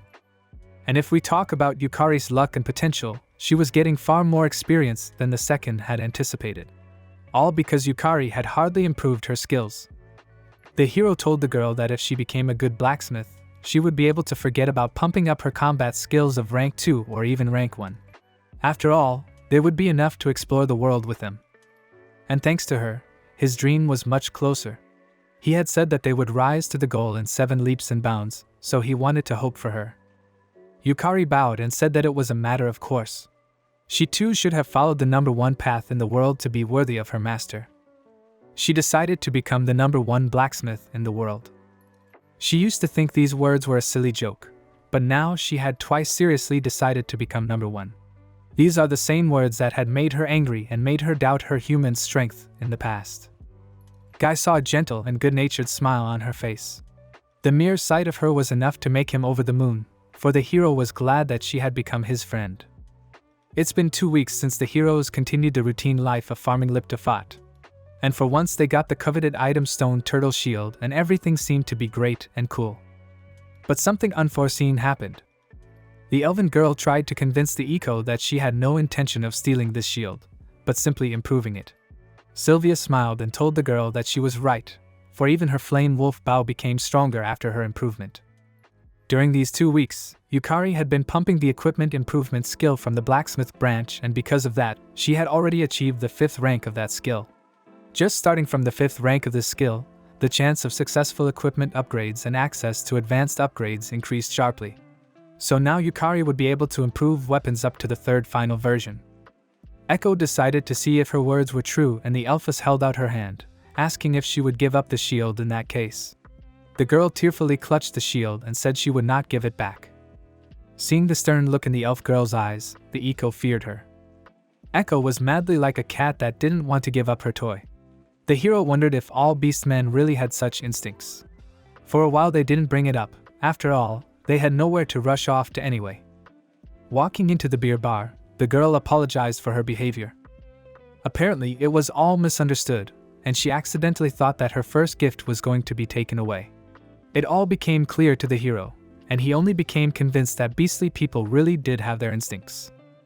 The guy asked the Yukari to improve the shield to stage 3 and with a focus on resilience, and the elfess did as he wished. When everything was ready, the girl handed the shield to the hero, and the guy thanked her, saying that he expected nothing less. Yukari asked not to say anything, for it wasn't that hard for her. Second realized it a little later. Still, when Yukari was happy or embarrassed, her ears would first blush and then as if faintly trembling. The guy gave the shield to the happy Echo, and the girl exclaimed that that was fast. She thanked the Yukari, and then the elf girl's ear twitched. Sylvia was surprised when the hero said that they were changing the dungeon. At this moment, they were going through the Fort very quickly and were being given quite a lot of experience, and they could earn a few dozen million more for selling the stone turtle shields. And there were 3 reasons in all. Firstly, they would get even more experience in the new place than here. It sounded really, really good. In the second, the ore that the guy wanted to make new equipment from would fall from the new monsters. The next dungeon boss would drop tons of mithril and use it to create equipment for intermediate and advanced players. If they could get this equipment, the heroes saw no point in not doing so. It was better than the armor they were currently wearing. And thirdly, they would receive many times more gold. Hearing this, Sylvia asked him to stop. She couldn't believe that they could earn even more, so the hero decided that they would save up for a new house. Hearing this, the dark elf and Sylvia were a little surprised, but Echo was just thrilled. The hero decided that they would pick an incredible mansion in the suburbs of the capital and use it as the base of the Swift team. Secundus didn't have the chance to dive into the property system in his previous life, but in this world, it would be quite useful. And if he decided to divert himself from his main task, he was counting on a magnificent mansion. Their goal would be to earn 50 billion, and they could achieve that figure with the help of mithril alchemy. The hero asked the girls if there were any questions, whereupon Sylvia and Yukari simultaneously raised their hands. Sylvia asked why they needed exactly 50 billion. But it was quite simple. The most expensive estate in the capital was worth around 25 billion, and hence they needed a house twice as expensive. His logic was that if the most expensive estate was worth 25 billion, then his house would not be the #1 mansion in the world unless it was at least twice as expensive. Next, Yukari asked what is mithril alchemy, and the guy said that was a good question. Jade alchemy in this world is a universally known way of making money. Mithril ore was mined from the mithril golem, the boss of the dungeon of the second-rank Proline dungeon. It was located in the vicinity of the black gold smithing city where they would be traveling to. Yukari could use smelting and refining skills to make pure mithril from the ore, and then using fabrication, mix it with iron to make a mithril alloy. The mithril alloy, as the hero had said earlier, it was obtained by combining pure mithril and iron in a ratio of 1 to 20. It was an extremely strong and valuable metal. By the way, Sylvia had something she wanted to ask the second. She wondered if the Proline dungeon had not yet been traversed, how Second knew so much about it. The hero clutched his head, not knowing what to do, because he simply had nothing to answer. He was faced with the choice of either justifying himself or telling the truth. Sylvia wondered, for even at their first meeting she had noticed this awareness, and he clearly had reason to know all this. Second agreed with her, and there was a reason he knew all this. And it was a hell of a long story. It was a reason that was basically hard to believe. Even though he knew it wasn't true, he couldn't escape the fear of not being accepted. Probably the hero felt it because of the guilt hidden deep inside him, and since that was the case, maybe he should have just accepted himself and told the truth. But the hero decided he couldn't do that, for his very existence was far beyond the understanding of these girls. People were afraid of everything unknown, which is why he chose not to tell them. He felt that it would only distance him from his goal of becoming #1 in the world. Sylvia trusted the second, so if he didn't mind, he could tell her everything about himself, and she was willing to accept whatever the truth turned out to be. The hero was surprised at Sylvia's strength. She had the courage to want the truth even if it would ruin everything they now had. This was a girl with a brave and straightforward heart. She possessed many things not available to a hero. A pure, brave, strong, and just heart, something he would never have. Determined, the boy apologized to Sylvia and said that he could never, ever reveal his secret to anyone. Thus, he simply avoided answering and decided that it would become his secret that could not be divulged under any circumstances. Yet he would not be himself if he told this secret. In this reality, if he didn't avoid answering when he needed to, he would never again get back on the path to being number one in the world, which he used to be. The boy said he would be lying if he promised to tell it later, because it's a secret he'll take with him to the grave and apologize for it. On the whole, Sylvia was okay with it. But if it ever plagued him, she asked him not to be afraid and to cancel that promise about the grave and tell all. The hero smiled, and somewhere deep in his heart, his voice said that Sylvia Virginia is a glorious girl. The protagonists have arrived in the city of Smith's Square Gold, and Second decided that as soon as they find buyers of the mithril alloy, they will immediately head to Proling. One of the men said that they were kidding, because safe shipments of mithril ingots were quite impossible. Some said that they had no time for jokes, while others just laughed with the heroes. In the end, Second-hand bypassed a lot of good potential buyers, but they were not given the green light in any place. In the end, things undoubtedly did not turn out well. Guy sighed heavily. Back then, he occasionally thought that if some stranger showed up and told him that he had bought all the mithril in bulk, he would willingly trust him. The boy asked the Yukari what they should do in such a case, and the girl thought that they should start by making one swift raid into the Proling dungeon to build a reputation. If they demonstrated their potential, then they would probably gain trust. In that case, they needed to go to the Adventurers Guild, which the hero was not enthusiastic about. To put it mildly, he was very reluctant to go there, because his past life had only bad memories of the Adventurers Guild. The hero hoped that Yukari would have some other method, but she didn't have anything specific. With hope, Second decided to ask Iko and Sylvia's opinion, but it seemed that those two were clueless. The hero asked Yukari what would happen if they went on a raid without registering with the guild, but in that case things would only get more complicated. If he went on a raid without registering, it was impossible to even imagine what they could do. They could pressure their customers and interfere with their business, or even send assassins. And if they are the same as the Maobion Adventurer Guild known to the hero, then it's all quite possible. Second believed that they had no choice, in which case, they needed to head to the Adventurer Guild after finding a night's lodging. Upon entering the guild, the hero said hello to the girl and said that they would like to register. The girl smiled and kindly welcomed them into the guild. She gave them guild cards, which were the identification numbers of the adventure.I. In other words, they were passports for the guild. On the hero's guild card, the group and professional rank was listed as F. The rank increased from F to A, which meant that the second was currently of the lowest rank. The girl offered him a newbie adventurer's manual or a guide to their classes, but the guy declined. With a disgruntled and grim face, the hero headed for the exit and the girl thanked for their patronage. Second was insanely pissed off that he couldn't get into Proling right away, and it pissed him off that they refused to even sell him the mithril alloy. It also pissed him off that he had registered with an adventurer's guild that he wanted nothing to do with, and it also pissed him off that he was rank F. Suddenly, he heard someone shouting in his direction that there was a dark elf woman walking with a peasant. A tall fat man came up to them and said that since they were new, he would teach them. But what pissed the hero off the most was that he had to listen to these weirdos, and so he hated the Adventurers Guild. The fat man was sure that he was a novice, and said that the secundus should be grateful. The hero surmised that he must have looked like a total sucker. It looked like the mujik thought he was lucky to have a wimp like him with a bunch of girls going around with him. Also, the second surmised that the mujik wanted to take advantage of the novice's training to pluck him easily, and so the only bully dumbass decided to shake his fat here. The man's veins popped with anger, and he thought the bastard was getting into a fight. But the hero decided he wasn't wrong, and the bloke was a hardened criminal, and he also thought it wasn't his fault. It was probably the Adventurer Guild's fault for neglecting guys like him. Teachers had to be far-sighted even if their students were hopeless, and they needed to be more careful. The man was furious that the hero just ignored him. Second coldly replied that he was squeaking like a nasty mouse and asked him to get out of here already, for he couldn't even defend himself.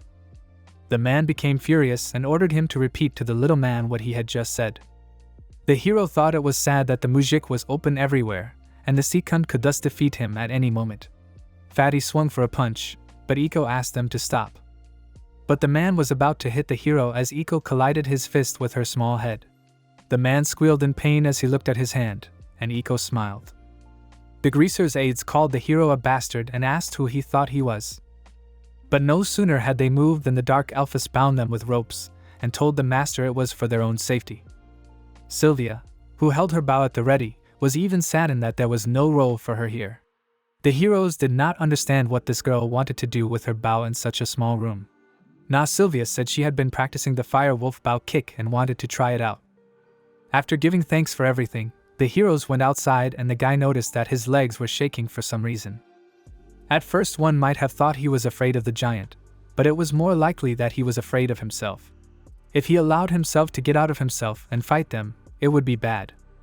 And if he wasn't careful, it would be a massacre. If he had beaten someone, it would not have been a player killing, it would have been a real killing. It wasn't a game, and the hero knew it, but he didn't realize it until that moment. After everything, the heroes went to their rooms and the guy lay down on the bed. He thought about the fact that becoming the absolute and flawless number one in the world would in all likelihood be somewhat difficult. The guy thought about the fact that they should go to Proline tonight. Yukari elegantly wiped her mouth with a handkerchief and said that she understood him, but even if they went there on their own, the Blacksmith Guild would probably not approve. Second didn't understand why she felt that way. Dungeon raids were conducted in large groups, and they were organized on a regular basis as mass raids conducted by the Adventurer Guild.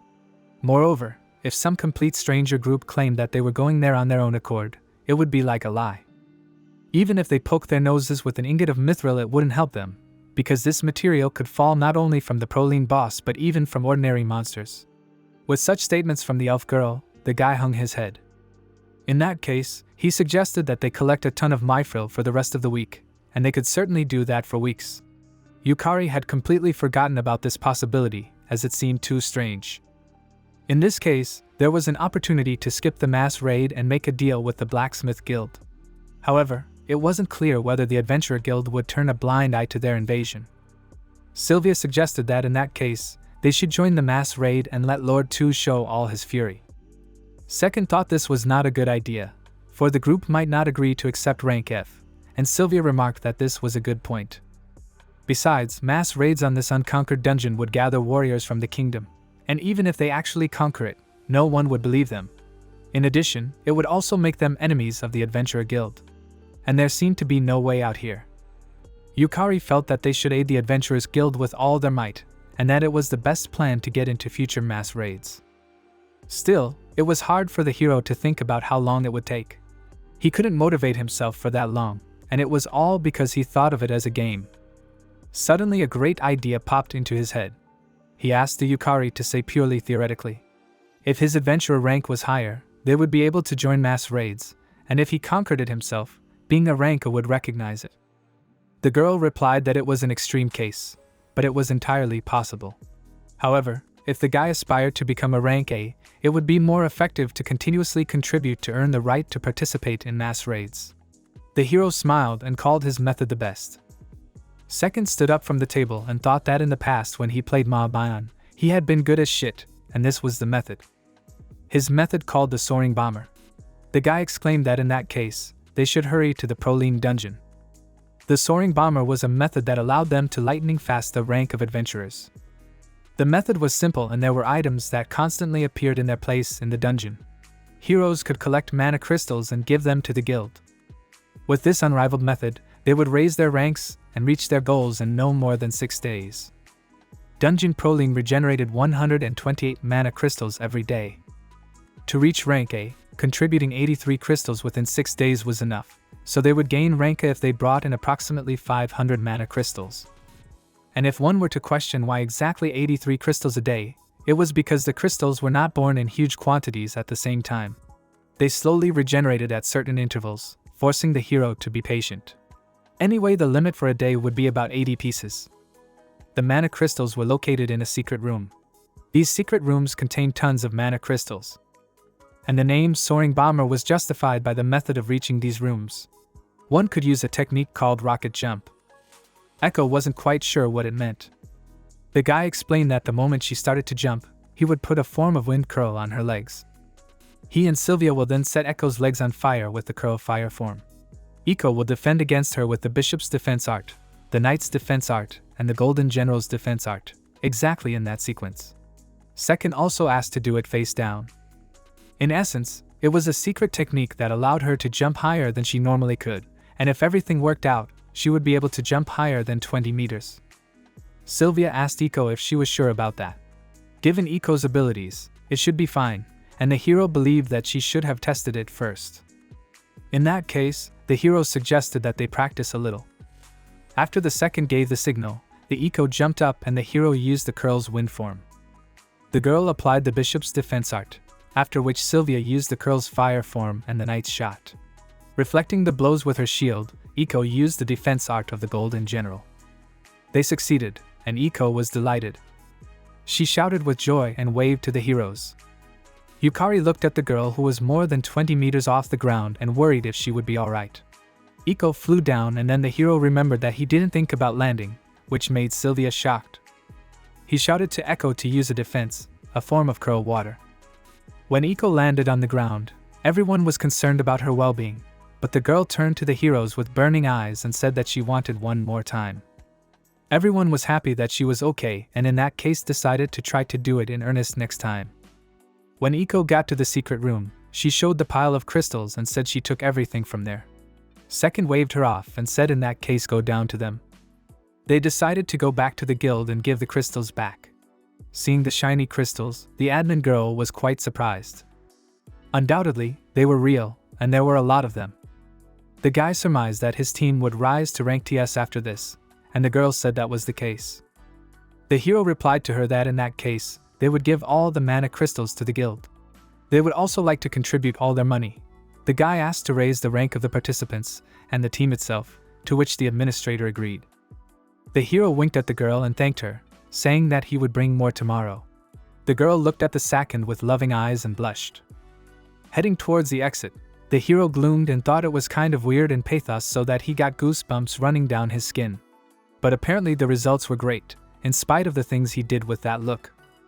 In the notorious Adventure Guild, it was very important to have a good relationship with the administration because strategically speaking, it could be beneficial in the future. Sylvia and Yakaina looked at Second in a strange way, and their gazes were displeased. Their horrified look made the guy feel uncomfortable, and he said that they would collect crystals for the next 5 days.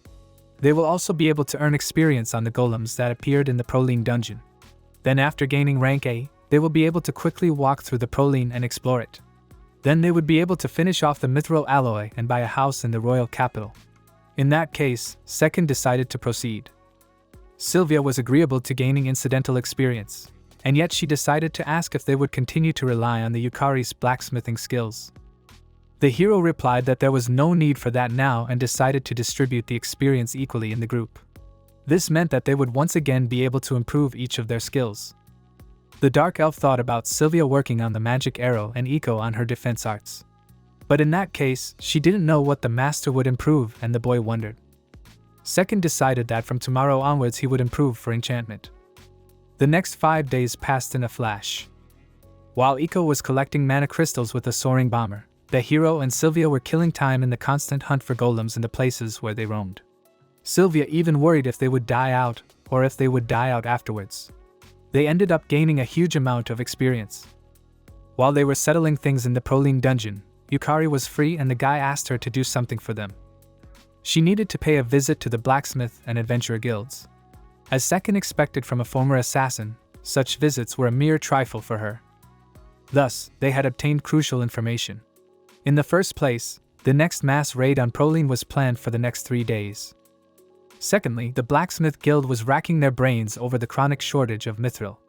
Upon learning this information, the hero rearranged his plans. They originally wanted to continue to achieve rank A by joining mass raids and prove their skills in mastering dungeons to earn the trust of the blacksmith guild, and sell them wholesale all the mithril alloy. Or should I have earned the reputation of a rank adventurer to gain the trust of the Blacksmith Guild, and clean up the dungeon without waiting for mass raids, and then sign contracts with the guild as the owner of the dungeon? In the first case, they would avoid unnecessary conflicts, but it would take time to earn money. In the second case, they would get a ton of money but would definitely become enemies of the Adventurer Guild. While the guy was contemplating his next actions, he was approached by Yukari. She would like to ask for a day for herself. The guy looked at her and surmised that she was up to something. The dark elf knew that the host didn't like to waste time, so she wanted to offer them a primitive plan, and the hero decided to listen. The girl suggested using the Merchants Guild. Merchants had no reason to give up such an easy way to make money. They would be charged a small commission, and there was definitely more benefit here than the slow way. This way, the protagonists could get rank up faster and had already established themselves as a reliable team. Still, the protagonists worried that this could make them enemies of the Adventurer Guild. But Yukina asked them not to worry about that because they would be participating in a massive raid 3 days later, and it would show the public that they were building relationships with the Adventurer and Blacksmith Guilds. But they will also secretly contract with the Merchants Guild. The hero asked the elf woman why this shouldn't make them enemies of the Adventurers Guild. But the more they sold ingots of mithril to the Merchant Guild, the more they would earn. As long as they could maintain this trade, no one would judge the masters. Even if the Adventurer Guild attacked them, the Merchant Guild would protect the heroes. This was its main difference from the Blacksmith Guild. They needed to cultivate and protect their money tree. In addition, if the Blacksmith Guild became dependent on the large amount of mithril ingots sold in bulk through the Merchant Guild, they would be able to merge the two guilds into one ally. Which meant that even if the Adventurer Guild wanted to condemn the hero, they wouldn't be able to. Second agreed with the elf girl and asked her to stick to this strategy. The girl smiled and asked in that case to provide everything to her, and tomorrow she would present this plan to the Merchant Guild. The guy was very glad that the Yukari was knowledgeable about such things. She was hard at work solving those matters in which the second had gaps and was only good at online games. The hero smiled and thanked Yukari for she was very reliable. Her ear twitched slightly, and she replied that there was nothing to thank her for. The next day, the group of heroes brought more mana crystals, and so they easily and effortlessly officially became rank adventurers. They once again stopped by Proling to gain more experience while Yukari negotiated with the Merchant Guild.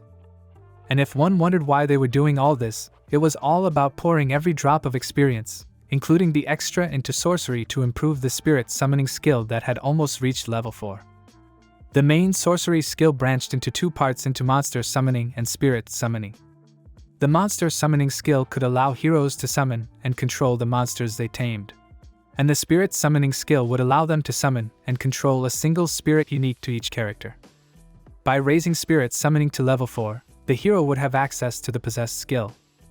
This would allow a temporarily summoned spirit to inhabit its own body, drastically increasing its status. This was an incredibly powerful, empowering skill that high-level players should definitely possess. It was one of the skills that was extremely important for a world number 1 to obtain. The hero could immediately unlock possession once his sorcery reached level 4. Yet he still hadn't chosen a spirit, so possession could become unpredictable. Spirit summoning situations are rare, so he planned to use the premium ticket he was given when he bought a temporarily available premium avatar.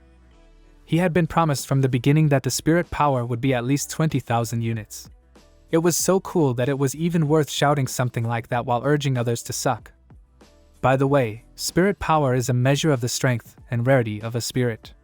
It was something he encountered in typical social gacha games. The only question was when he should have used a ticket and summoned a spirit.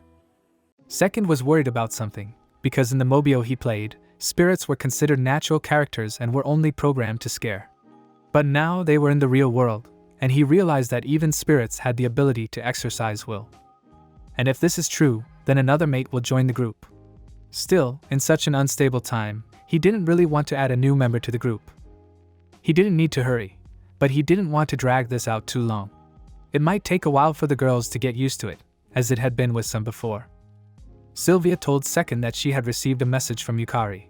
The message said that Yukari had received their consent, but they had one condition. Upon arriving at the Merchant Guild, the Dark Elfess said that they needed to prove their strength. Yukari was able to get a truly wonderful answer and an attractive contract from the Merchant Guild, but all of this would only be approved if they proved the strength of the group. The hero suggested that in such a case the rank of a rank adventurer was not enough, and they were approached by a bald man who asked permission to clarify the matter. He turned out to be a current master of a merchant guild named Shinsei. The man, who was twice as tall as the lad, assumed that the man in front of him was a second hand and hoped that they would get along. Iko was shocked at his height and the hero shook his hand, also hoping they would get along. Shin admitted that he had encountered a truly attractive case this time, and they were extremely grateful for that. But the trade guild was still only interested in their results. Still, with all due respect, they didn't care how great a rank adventurer they were.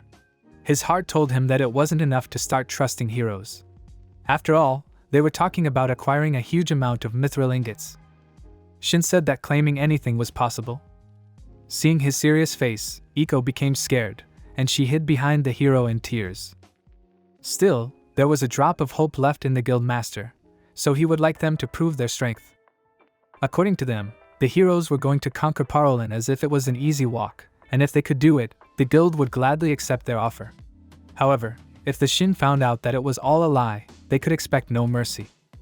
The hero thought that an ordinary person might have been affected by this threat, but unfortunately, he was unimpressed by it. Despite this, Sylvia and Iko succumbed to his influence, and were frightened. Hiro was confident that he had done well. When it came to rankings, this muscular guy wouldn't even reach the 10,000th place. It was all because Second knew that he lacked martial skills, and his judgment was as simple as that. The guy asked what he needed to do to prove his strength. He surmised that he should go and conquer Proline right now. And if he did, it would only take 3 hours. Looking at the man's stern face, the guy thought that now he would want proof from him that he could research Proline repeatedly. And if that was the case, he would need to put on a look showing that he naturally could. Suddenly a smile spread across Shin's face and he laughed loudly. In the end, the hero was easier than he expected, and that was just fine. The man realized that the hero was exactly as Yukari had described him. Sylvia was shocked when she realized that they were just being tested. The dark elven woman bowed before the hero and sincerely asked for an apology, but it was necessary. Shin had given the Yukari a task earlier, and he felt it was necessary to find out if they were capable of providing a steady supply of mithril ingots. Second realized that by doing so, he had circled him. Echo was still hiding behind the hero and holding him by his cape. But Second could not stand such an act and lost his temper. He couldn't understand what the clarification was and demanded an apology to Echo, calling the man a retarded piece of octopus head. Shin immediately got down on his knees and apologized to the girl that he had frightened.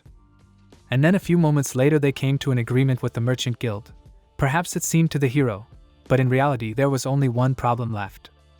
Nevertheless, they really did need to prove their strength, and the guy thought it was all to be trusted. Shin replied that it wasn't, and if his judgment was correct, Second had reached a high level, but no one but Shin trusted him. That was the whole problem. More specifically, at least some of his employees and future customers should testify to that. Shin thought it was somewhere around 200 people. In that case, the guy thought that Sylvia would use a magic bow and Iko would repel the attacks with a shield to demonstrate their strength. By the way, Shin wanted to know what special techniques Second used. Second listed that they included shooting, swordsmanship, enchantment, and sorcery. He could also use magical shooting and magical swordsmanship. Sylvia said that she could only use the fire element, but Second could curb all the elements with his sorcery, and they were all first class. Sheena was quite impressed by this. Yukari asked the master if he was able to raise his sorcery level, and the hero replied that his spirit summoning had reached level 4 today. Shin could not believe his ears and decided to re-question again what the hero had said. Echo scoffed and covered his ears again, and the hero stood up from the couch and called him an octopus head. The man immediately bowed and apologized. But he thought they had found a solution. If they were talking about spirit summoning, then the heroes had already guessed that Shin would want him to demonstrate spirit summoning in front of the crowd. Without a doubt, the strongest spirit power is considered to be spirit possession, and the highest rank is spirit summoner. The moment of summoning was considered the most colorful and spectacular scene. Particularly the very first summoning was often apt to be spectacular, and in Mabion each spirit summoning was accompanied by a unique appearance scene. If such appearances were peculiar to this world, no observer would have any complaints about the demonstration. Shin said that if the hero's spirit summoning developed to the 4th level, chances were that everyone who saw it would agree that the second was quite competent. So people understood that the level 4 summoning was quite high, in which case it was a good idea. With a premium spirit ticket, the hero would be able to summon a spirit with high initial spiritual power, and he was sure it would be one hell of a spectacular scene. Second agreed and suggested that Shin develop their discussion along these lines. He was agreeable to Shin's suggestion and to develop a general plan with him, but he never dreamed that their matter would be resolved this way. Sylvia took aim with the Flame Wolf's flaming arrow and shot at the echo that was covered by the shield. A multitude of people watched this spectacle with interest. They were surprised that the girls could really sweep Proling. Looking at the fire bow and impenetrable shield, they surmised that their group could go there several times a day. And finally it was time for the last demonstration of the second. The guy raised his premium ticket, summoning a spirit. A huge pentagram formed beneath him, glowing brightly. People couldn't understand what was happening and one of the guys pointed to the sky. The whole sky was covered with clouds and a thunderstorm formed. Raising their heads, people were confused and thought that the Sekai could control the weather. The guy smirked and said that it was just a scene of his summoning. It just you couldn't be, but he remembered something. Mabion Online was constantly being updated. This game has gone through 29 major updates in the past. Every first-player summoner received a spirit with a spiritual power of at least 35,000, and they would take a spirit of a certain kind. There were a total of 29 people playing who possessed it. And of all the spirits, there was one powerful and rare spirit whose initial spiritual power was 41,000. The people were surprised when the sky began to thicken and a thick cloud began to take shape. As if through a haze of mist, a human hand appeared out of the cloud of cloud. It was a huge tattooed hand that tore the ground beneath it to pieces. The impact of the hand was so powerful that everything was covered in a cloud of dust and wind, and people tried to cover their eyes. Second himself was surprised at such a spectacular appearance, and the spirit smilingly answered him that his name was Algamas. He was the great master of all spirits, the owner of the 4 elements. Second was extremely surprised when he met his gaze. The spirit crouched down on his knee and bowed and told my lord Second that he had been waiting for the day to meet him. The people were terrified and thought the lad had summoned a demon, and some of them ran away. And the hero realized that here they were right, for every cell of this guy exuded evil, and naturally kneeling before him the ruler of evil caused such a reaction. The heroes didn't understand why exactly now out of everyone he got this guy. The probability of getting a spirit with a spiritual power of 35,000 was 0.1%. Second would be happy if the spirit had a spirit power of 35,000. The hero apologized and grabbed his head and said he would chat with him another time, but now he wanted to let him go. Also next time he asked the guy to appear normally, and Algamay noticed that the hero was not happy about something. The guy apologized to his my lord. He was just very delighted with his summoning. Before he could say anything, the hero used the return and the Algamoy disappeared. Still holding his head, the hero didn't know how to explain it to him. Naturally, their negotiators disappeared as if they never existed. Eventually, the 2 guilds of merchants and blacksmiths fled in panic, shouting words that they would never deal with him. But still, come to think of it, he had summoned him, the character of Holma, the great master of spirits, standing above all other spirits and ruling over the 4 elements. In the end, the scene of his appearance was too unique, and the character apologized to the girls for asking them not to worry about it. Even though he was the number 1 in the world in his past life, for his goals of becoming the number 1 of the world it could be the most splendid occasion. But Algamor was a rather rare spirit that no one had ever seen before. Due to some circumstances, he couldn't be truly happy about it. The elfess bowed to her master and offered her sincere apologies. The heroes did not understand what she was apologizing for, and the girl asked permission to say so. She had miscalculated, and it was senseless for a simpleton like her to suggest such an idea to Hero. She was worried that it had led to her master now being tied up. The elfess thought her master was extraordinary, and that inducing the guild to cooperate or gain their trust was unnecessary. It was also not worth worrying about such things and making excellent plans. Yukari had learned a lesson for herself. The hero asked Yukari why she thought that, and the elf girl replied that the master was unusually carefree about it. After all, he did not believe that any failure could truly be a failure. The hero did consider it a failure, and one could say it was an epic failure, but the elfess didn't think so. But after a real failure, Human creatures wouldn't eat dinner on time and enjoy wine after a bath. Also, they wouldn't say goodbye to their friends with a smile on their lips and the sack and thank the girls for a great job. The elfess was sure that her master did not consider this incident as a significant failure. On the other hand, he had thought from the beginning that losing or winning didn't matter. Her words had little meaning in the beginning, but they gained meaning at the end. After all, the guy was committed to saving up money to buy a house, even if it was a failure. It in no way distanced him from his goal of becoming number one in the world. Indeed, as Yukari said, he didn't consider what had happened a failure. Second said that was astonishing, for the elfess apparently knew him better than he knew himself. But the girl exclaimed that this was not the case. She apologized, but thought she understood her host well. But if she had known the host a little better, she could have come up with a better plan for the situation. But the hero replied that she shouldn't have worried about it. Even though he didn't know her well, but he could only rely on the Yukari in all cases. But the girl thought that she had taken responsibility for it, and it was her failure. But the hero thought otherwise and said that it was her fault, and there was no way she could have prevented the incident. She had nothing to worry about since he was the only one who made this decision. Moreover, the hero took the responsibility completely. It's just that this time the plan didn't work as well as it should, and the hero was sure that next time everything would work out, because she could definitely work out a good plan with him. Yukari was happy to hear that and agreed. And in that case, the hero asked to count on her from now on. The girl agreed, after which she looked at the guy with a sad look and blushed. Yukari didn't know how to express her thoughts, and said that she wanted to know more about her master. She wanted to know everything about him. The hero didn't understand what was going on, and how to respond to such a strange offer. He was even more surprised when the girl came as close to him as possible. She offered Second to stay with her for the night, and Second looked up at Yukari in surprise. 5 seconds before a possible real kiss, someone knocked on the door and the girl distanced herself from the hero. Her stare at the door was so threatening and cold that it made the guy uncomfortable. He allowed entry, whereupon the door opened and a certain old man apologized for such a late visit. He surmised that the chap before him was a second-hand man, and the hero said he was. The old man introduced himself as Major Forrest, a servant of the lumberjack family. The old man said that he was sent by his master who wished to speak to the master of the second. The lad tried to remember the name, whether he had heard it before. The elfess reminded him that this was an earl family who owned the trading city of Rinyado. A personal visit from the housekeeper was a sign of respect, and it was clear to the boy.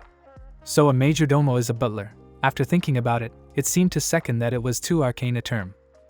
But it was unclear why the majordomo of an entire earl would show up so late. The elfess assumed he wanted it to remain a secret, and the Second thought she was reading him like an open book. The lad was certainly fine with it, but decided to ask what the earl wished to talk to him about. He had a proposition for him concerning the trade in mithril ingots. Since he wanted to talk to the hero despite his recent terrible failure, he probably had some ulterior motive. The old man replied that that was exactly the case, and the count wished that the hero would sell wholesale mithril ingots to his family at all costs. The lad frowned. He found it a suspicious yet attractive proposition. The hero glanced at the elf, who was making it clear with her whole appearance that she was eager to prove herself. Most likely, she was counting on the fact that this time she would definitely succeed, and that she would have a chance to make amends. In that case, the hero asked if Yukari was willing to take the case. The girl gladly agreed and asked to be granted it, after which she spoke to the count's envoy. Yukari told the lord that they would have to meet the count once, and asked their plan of action. Second was fine with the Yukari determining the plan of action on the matter. The girl understood and said she would try to make their schedule as soon as possible. Putting on her scientist glasses, the Yukari offered to go over their schedule. Tomorrow they were to meet with the count during his visit to Badgord, followed by dinner. The day after tomorrow, they were to visit with the count in the morning at the Rinyado and discuss the details in the afternoon, followed by dinner with the count's family in the evening. The next morning they would have another meeting and conclude an agreement by the afternoon. The hero compared the Yukari to a super-fast super express train. Of course, she was able to save him the trouble, but whether the count would agree to it was not clear. In that case, the old man decided to come to pick them up tomorrow night at a tentative time, after which he removed himself from the room and closed the door. The hero asked Yukari about her opinion. Could it have been with a trap? The girl couldn't say for sure, but thought that the probability of it was extremely low. They instantly released and adjusted their schedule for them in 3 days. Plus, the Count hadn't been lazy to send his majordomo to greet them. She assumed they wanted to make this deal at any cost. The majordomo was a servant of the highest rank, so diplomatically it was the most respectful greeting. Of course, it gave off the whiff of minor problems, but it was hardly a trap. However, the Yukari seemed like she would be very busy. Still, the guy wasn't sure if she wanted to deal with all of this, but the Elphus had asked to leave it to her and organize everything in the best way possible. It sounded reassuring, but what he meant was that it might have burdened her.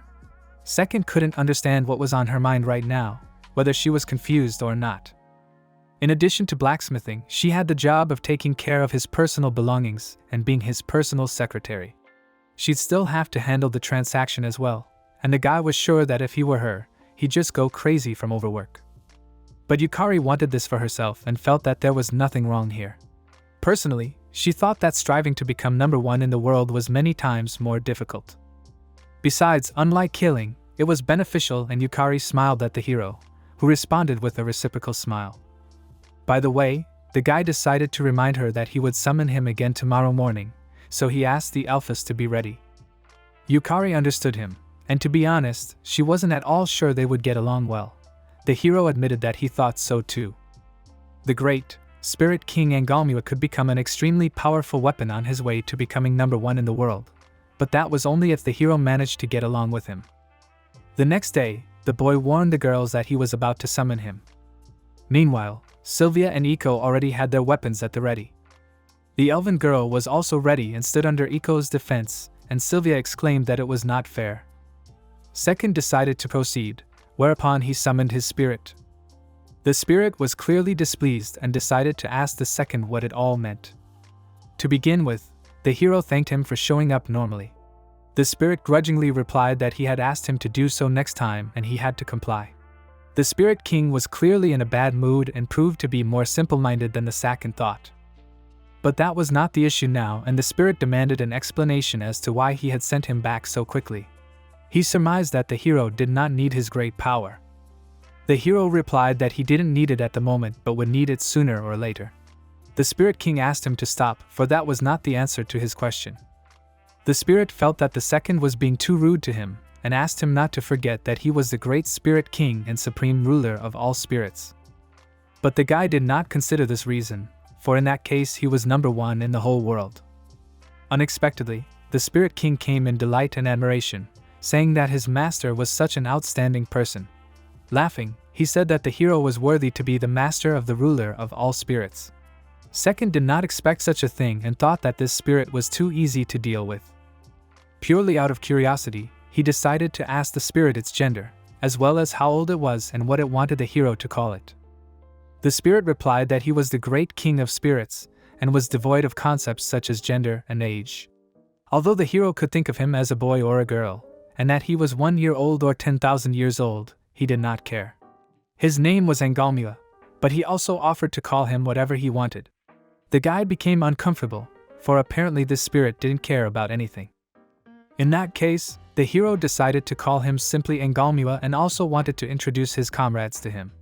The king said that the comrades of his second were the best comrades in the world, and he was very curious.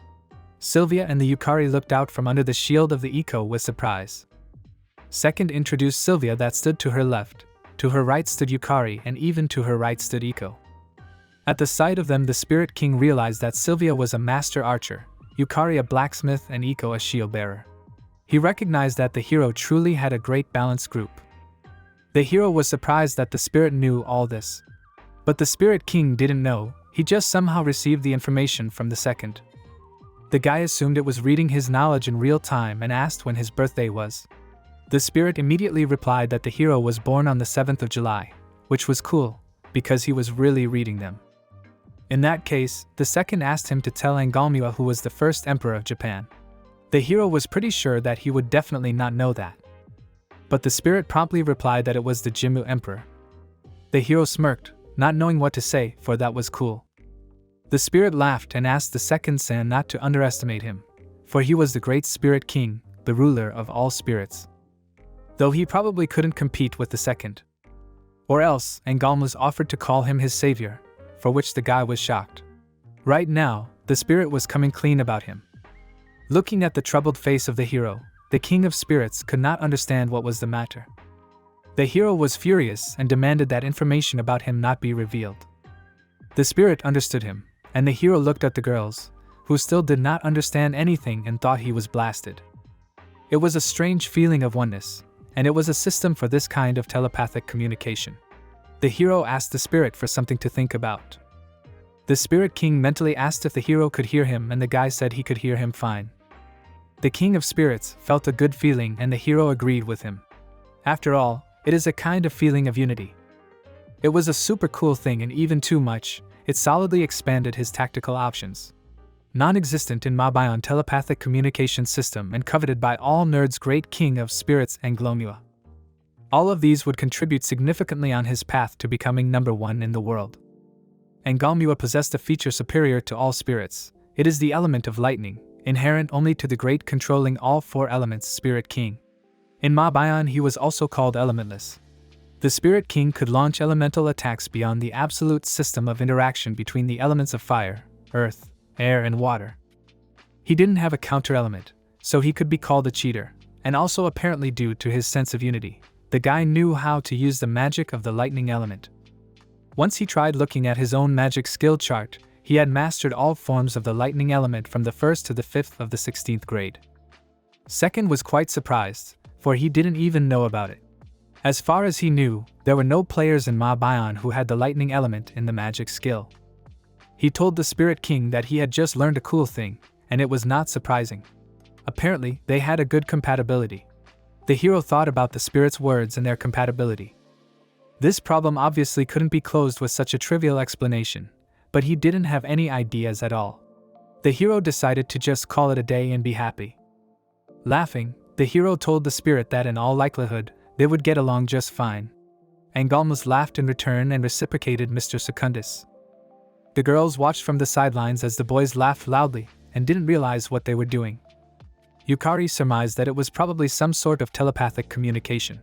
Sylvia was surprised that spirit spellcasters had such an ability since she had never heard of it. The elf had never heard of it either and assumed that it was because of the great Spirit King, or the unique ability of the Lord. Sylvia feared that it was both. Fearfully looking out of the Eco's shield, she waited for the scary spirit to leave. Sylvia replied that it was still here and Eco hid behind her shield again. Later, the hero asked the spirit to go back and the Angalmas disappeared. Sylvia was shocked when she heard that Lumberjack from the Count's family had come to see them.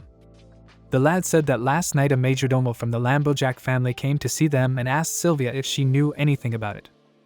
But Sylvia had heard nothing but assumed it was the same famous feudal rando known as the Earl of Lumberjack. Second thought it a super idiotic nickname.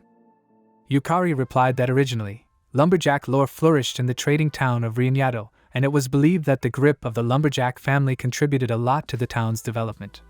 For that reason, he was called Count Lumberjack, and that nickname really suited him. But that was not all. Their martial skills for generations were renowned as much for their acumen in forestry. It was rumored that the current head of the family, Earl Beryl, was a very capable man. He was intelligent and well-developed physically at the same time. On top of that, Sylvia had heard that his son and daughter were extremely skillful adventurers. The hero was surprised to hear that the Earl's children worked as adventurers and noted that the family was free-spirited. As far as the elven woman remembered, the Count's son, Hare's Lumberjack, was an outstanding swordsman who was as good as the first prince, Klaus Castle. But the situation was different with Sherry Lumberjack's younger sister. As far back as Yukari could remember, she had been called a brilliant spirit caster. She had been called a powerful spirit caster and a genius who had become an adventurer of a rank already in her 16th year. A 16-year-old lady and a brilliant spirit caster with a smug face just from having reached a rank. The boy smirked and was already full of anticipation. Speaking of age, Sylvia remembered that they didn't know how old the Yukari was yet. The girl replied that she was 19 years old. Sylvia, by the way, was 17 and Eco was 16. So she was the oldest and Eco called her big sister. The elven girl's face changed dramatically. She was not yet an adult by the standards of the Dark Elves and said she was on the level of a 16-year-old. The hero didn't understand what the Dark Elf standards were and assumed that everyone had forgotten about him. Suddenly the hero felt kind of lonely and wanted to summon Angalmas as an interlocutor. Second summoned the spirit again, who wondered why he had brought him back again. The boy apologized to him and said that the echo had frightened him, but now he needed an interlocutor. And for that he had summoned the great spirit king here. Angalma still could not refuse, and the hero apologized once more. Then he asked permission to tell the hero how he had destroyed the great spirit of the land of Noma. The matter was deep in the night, and he had rebelled against him, planning to take the place of the ruler of the spirits by crushing the Angalma. There were also such conflicts in the spirit world, and such a thing was inevitable. And not only had the earth spirit stained his favorite pajamas with earth, it had also left a crack on his favorite mug, and that was simply unforgivable. Remembering this, the spirit sat down angrily on the bed. Angalma shouted to the spirit that he should be ashamed of himself for attacking him in his sleep, but he ignored this and attacked him without remorse. Enraged, the spirit king instantly turned the Noma into coals with deadly lightning. The spirit king also asked the hero not to worry, for the place of the next great spirit of the land was taken by his daughter. An old man knocked on the room of the second that he came to see off the second and the lady of the firstborn. He also said that the earl was expecting them at the nearest establishment. The lad again told the spirit that it was time for him to return, causing the Angalmas to be perplexed again. Setting a table full of food, the count laughed and wished them a pleasant appetite. Count Barrel Lumberjack was a distinguished man who was an experienced merchant and a brave veteran warrior. A clear mind and a hardened body were intertwined in him. At the same time, he also behaved rather arrogant towards the hero.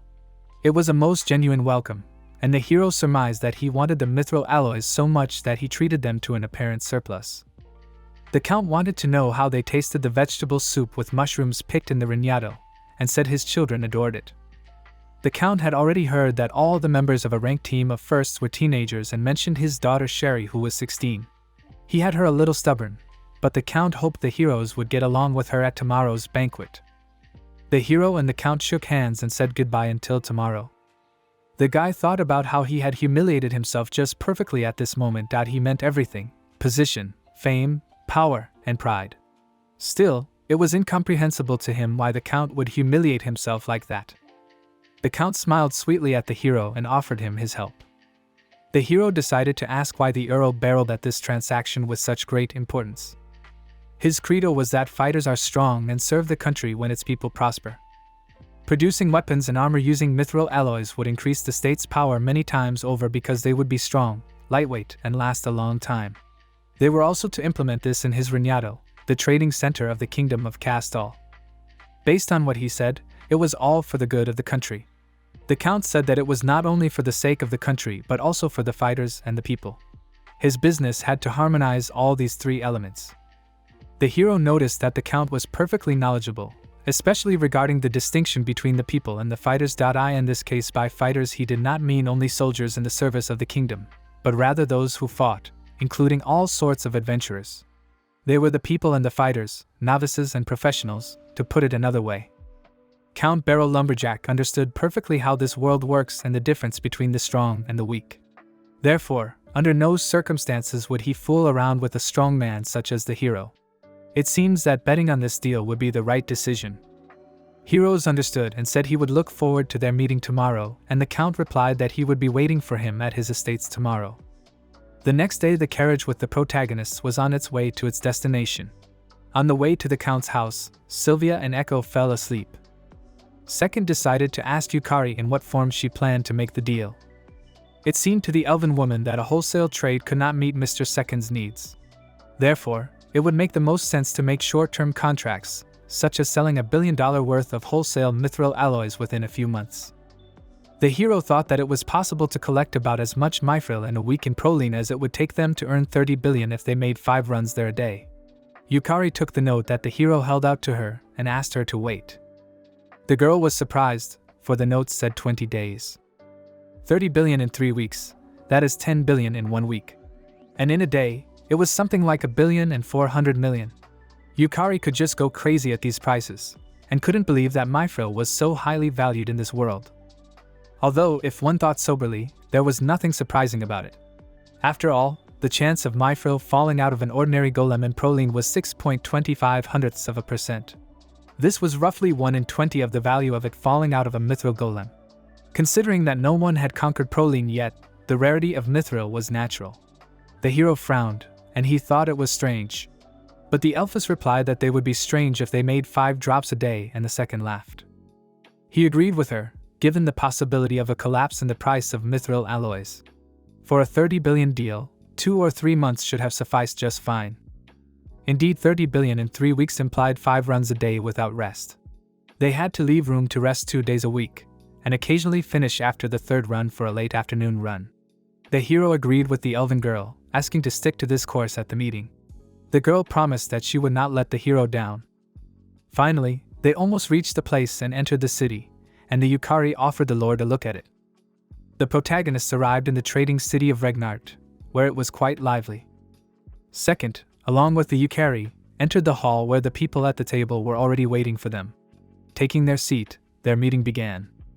Despite that, the guy decided to leave everything to the Yukari. He himself decided to constantly nod in acknowledgement of what was happening and make mooing noises as if he fully understood what was going on. But in reality, the hero didn't understand a damn thing about what was going on here. One of the men said that it was truly a successful meeting, and he prayed that everything would go smoothly for them.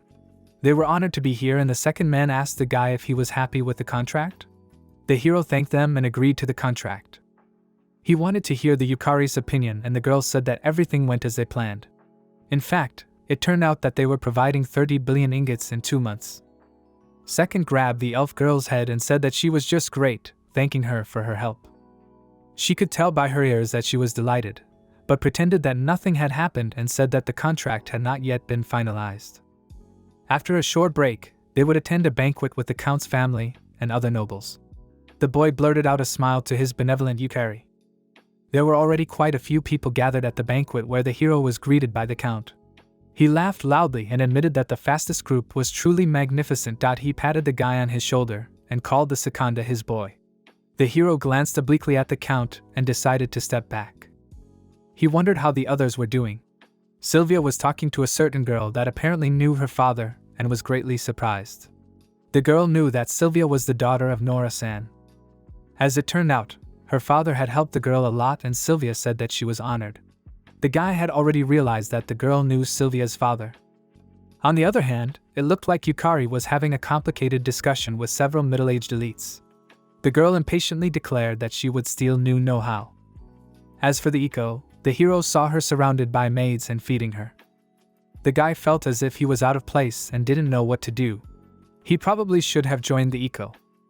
But suddenly he was called by a woman's voice that asked him to briefly occupy his time. The guy saw in front of him a gorgeous girl in a lush dress, who turned out to be a Sherry Liberjack. The hero immediately realized that this was the daughter of an earl named Sherry. She thought she had done the honor of speaking to the Sekai and asked him to be grateful. She decided at once to warn the fellow not to rush things, but he did not rush them at all. Gritting her teeth, the girl did not understand what this attitude was and said that the guy pissed her off. The hero did not understand what was wrong with her at all. Sherry turned abruptly and ordered him to follow her.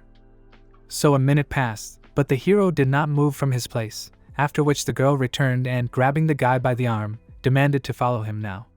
Second smirked, for just now she was talking to herself without realizing it. The girl went out with the guy to the palace balcony and asked if he was really a spirit summoner. Second coldly replied that she was mistaken, and the girl opened her mouth in surprise. She seemed too puzzled, and apparently the hero had overplayed his hand a lot. The guy decided to say that he was just using spirits, and the girl lost her temper again, saying that in this way he was also a spirit summoner. She thought that now was the best moment to warn him and asked him not to even think of trying his luck just because her father had taken him out of sympathy. But the hero replied that he had experienced nothing of the sort at all. The girl felt that the hero did not even hear her voice. After all, she was adventurous A, and wanted more respect for herself. But the hero did, and the girl said that the 4 of them were rank A, but unlike them, she was rank A by herself. From what she said, the guy realized that she was a loner, and assumed that basically no one would be able to work with her. Sherry was getting off on the hero's cool stare. The hero smirked and suggested that she just talk to him about the problems she apparently had. Unable to stand it, the girl slapped the guy on the shoulder and asked him to shut his mouth. She shouted that she didn't need his help. The hero did not understand what she was doing, and the girl said that it was all because he did not know his place, and he deserved it. Second was getting more and more mad, not understanding what this girl wanted from him. He assumed that she called him here just to hit him, and the girl exclaimed that it was rude. She just wanted to show him their difference in status. The guy was surprised, and the girl repeated that she wanted to show the status difference. Spreading a smile, the second was looking forward to it. He would like to know how she wanted to show him the status difference, and the girl promised that he would find out very soon. She herself wondered how much stamina the hero would have and asked to behold her spirit and beg for mercy. A seal appeared on the ground from which the girl's spirit was summoned. The girl smiled at the Sherry who was her mistress and asked why she had called her.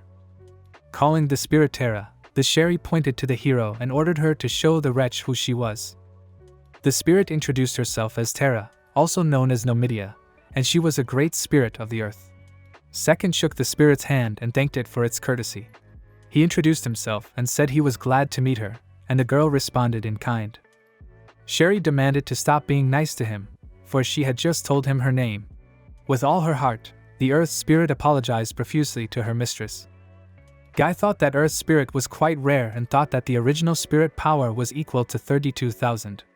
In that case, the difference in their status was becoming clearer. Sherry didn't understand what he was laughing at and demanded to hurry up and summon his dirty spirit. She was pretty sure that summoning him after the great spirit of the earth, whatever it was very funny. The guy smiled and said that it would be really funny, and if she was so insistent, there was nothing more to talk about.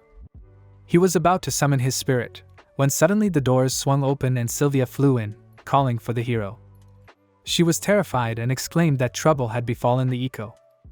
Without thinking, the hero ran after her and Sherry could not stop him.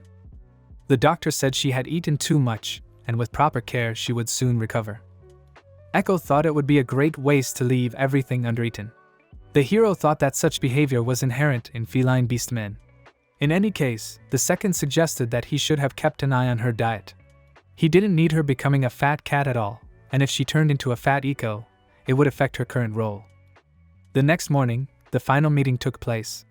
According to the Yukari, they were to supply a substantial supply of mithril ingots in the amount of 30 billion ingots or more. The hero didn't understand all the intricacies, but his part in this deal was crystal clear. It was on him to actively explore the Proline dungeon and gain experience points. After the contract was drawn up, the Count shook hands with the Secundus. He smiled and said that he was looking forward to the day when they would see the fastest group again. The crew asked if it would suit the heroes if they took them to the city of Bad Gold, and the hero agreed. Yukari noticed the pensive face of the guy who had the feeling as if he had forgotten something. But it didn't matter anymore, and he suggested moving out as suddenly someone asked them to wait.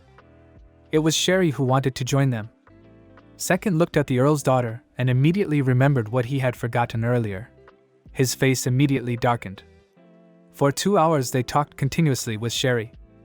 Whenever the guy tried to act silly or embarrassing, Sherry would intervene and wrestle with him. From the outside it was like a comedy duo where everything, non-stop, revolved around the funny personality and the straightforward man.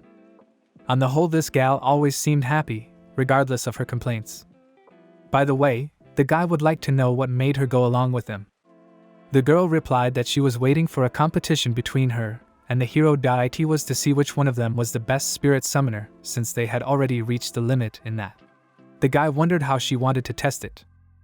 The hero assumed that she wanted to test it in battle, but the girl lost her temper, asking why exactly? They were spirit summoners, so it was obvious that they would be measured by the level of summoning skill. However, strictly speaking, the hero was not a spirit summoner. The hero asked what they would do, and the girl hesitated. Second noticed that she was making things up as she went along, but that wasn't quite true, and there were too many ways, so she was choosing which one to use. An idea popped into her head, and she suggested having a competition based on points for contributing to the Adventurers Guild. The guy decided to pick on her for coming up with it, and the girl said it was rude, since she hadn't said anything like that. However, she did say that it was a contest based on points, and it wasn't clear to the hero how it could have anything to do with summoning skill. Sherry replied that they were summoning spirits, so they were earning points using summoning skill. The girl defiantly sighed with a look as if she thought it would be very easy, but the hero could contribute even without using the summoning skill. Second understood everything and asked how long their competition would last. The girl gave one day and said it would be from tomorrow, or better yet at dawn the next day. And the one with the most contribution points would win, and the second agreed. When the heroes arrived at the bad gold, Sherry took the room next to the hero. And apparently she also decided to join them for dinner, which created the most annoying situation in the world. People around only started talking about her as an amazing spirit summoner. People immediately recognized her, and the girl smugly stuck her nose up. Suddenly it appeared that she was an astounding person, and the girl was angry that the guy called it sudden. Through her hands and words she became a truly outstanding child of a straightforward person. However, the hero gradually began to get used to her. Moreover, he actually became a little happier when she intervened in his silly situations. Sylvia was too serious, Yukari didn't care, and Iko was too cute. Second didn't expect good comedic breaks from his co-partners, and in a way she could be the one to close that gap. The hero lay on the bed and stared at the ceiling, and then remembered something. He used the call of the spirits, and summoned an angry king that glared at his dear sackcloth. He obviously wanted an explanation, and the guy apologized to him, saying he was tired from a mass of things. The Spirit King assumed that his master would refuse to tell him about them. He had already realized that the second had met an Omidia. She worked under the name of Terra and gave a pleasant impression. Perhaps she was, but she was not so easy to understand. The hero remembered that the Spirit King had killed her father and asked if it would be all right if he met her. But in the Spirit's opinion, he had not killed him, but destroyed him. The Spirit King asked her not to worry about it, because everything will be fine. Moreover, she was glad that she would be able to become a great spirit. Terra-san might turn out to be an unexpectedly cold spirit, and the hero wanted to make sure that MANHWA was talking seriously. In that case, it was no big deal if they met. MANHWA laughed, and would want to scare the Sherry at the same time. The hero said that they could go right now, for they were in the next room. Hearing this, MANHWA became serious. He clarified whether they were really in the next room, that one on the left, and the hero asked the spirit what had happened. But the spirit did not sense the presence of anyone in the room to the left. The lad wondered if they were not in the room and did not know where they could have gone so late at night. The boy felt that something had eluded him, for Sherry had said earlier that there would be a contest based on points. It was to begin the next day. But it was unclear why she didn't set it up tomorrow. The hero did not understand the meaning of the random contest she had made up on the spot. It was not clear to him why Sherry ran into him, and why she followed them. In addition, it was unclear why she wanted this contest. The Spirit King openly stated that it was jealousy. And if that was so, the hero could not reject it. Sherry was jealous of him, and most likely as a fellow summoner, trying to figure out a way to get rid of that envy, she began traveling with them. It turns out she wanted to rob him of his raison d'etre or something. In other words, the guy started to realize what she was up to, and he jumped up from his seat. He couldn't believe she was serious about this. Angalmas had no doubt about it, and the hero called her a real pain. Clutching his head, the lad thought she was being too careless, and if this was the case, she would be destroyed. Running out of the room, the hero thought that he was too tired of it all. Angalmas smiled and said that despite his complaints on his part, it was honorable of him to rush to her aid. She wanted to conquer the Proline dungeon before the second did, and then they would only have to recognize and appreciate her merit. Thinking of her family, the Count's daughter promised them that everyone would only look up to her, and no one would abandon her. She wanted all the admirers surrounding the Secunda to become hers, and she would never be alone again. She decided to change, using her envy as a stepping stone by which to grow above herself. The girl asked her spirit what would happen when she conquered the cave. She wanted to offer the Secundus to be her mate. But if she still couldn't do it, she counted on the Terra that could replace her at that moment. The guy was already rushing towards the dungeon, and thought that if Sherry had fought ordinary golems in her life, he should slap her and bring her back. The trouble would start if she got to the boss. The Proline dungeon boss was a jade golem known for always killing everyone the first time they met. In addition, this golem was much bigger. Everyone thought it was another golem that was invulnerable to physical attacks, and that was a common misconception. Using physical attacks against a golem was naturally hard, and the best strategy was to use enchantments, but it was different with a mithril golem. Physical and enchantment attacks are not particularly effective against it. Players who encountered a mithril golem for the first time without the necessary knowledge were thinking very primitively. They would attack with something like the fire form of the curl, but as one could already realize, the damage from it didn't go through. The mithril golem would then turn towards the player who had entailed its attention. While the player was devastated and unable to move after using the charms, the doom to wait for its death was crushed, giving it no chance to counterattack. And if the heroes started the fight with the charm, they were almost guaranteed to die. But in fact it was simple. It was necessary to pump skills that deal physical damage to a level capable of damaging mithril golem. And Sherry shouldn't have gone to the dungeon, proling, since she probably didn't have high-level physical attacks. Even if the heroes could defeat a normal golem, it would be impossible for them to crush a mithril golem. Together with his spirit, the hero reached the dungeon and Angalmaz asked to be allowed to show him the way. Apparently, Angalmaz could sense the presence of Nomidia. And that meant only that the Sherry was alive.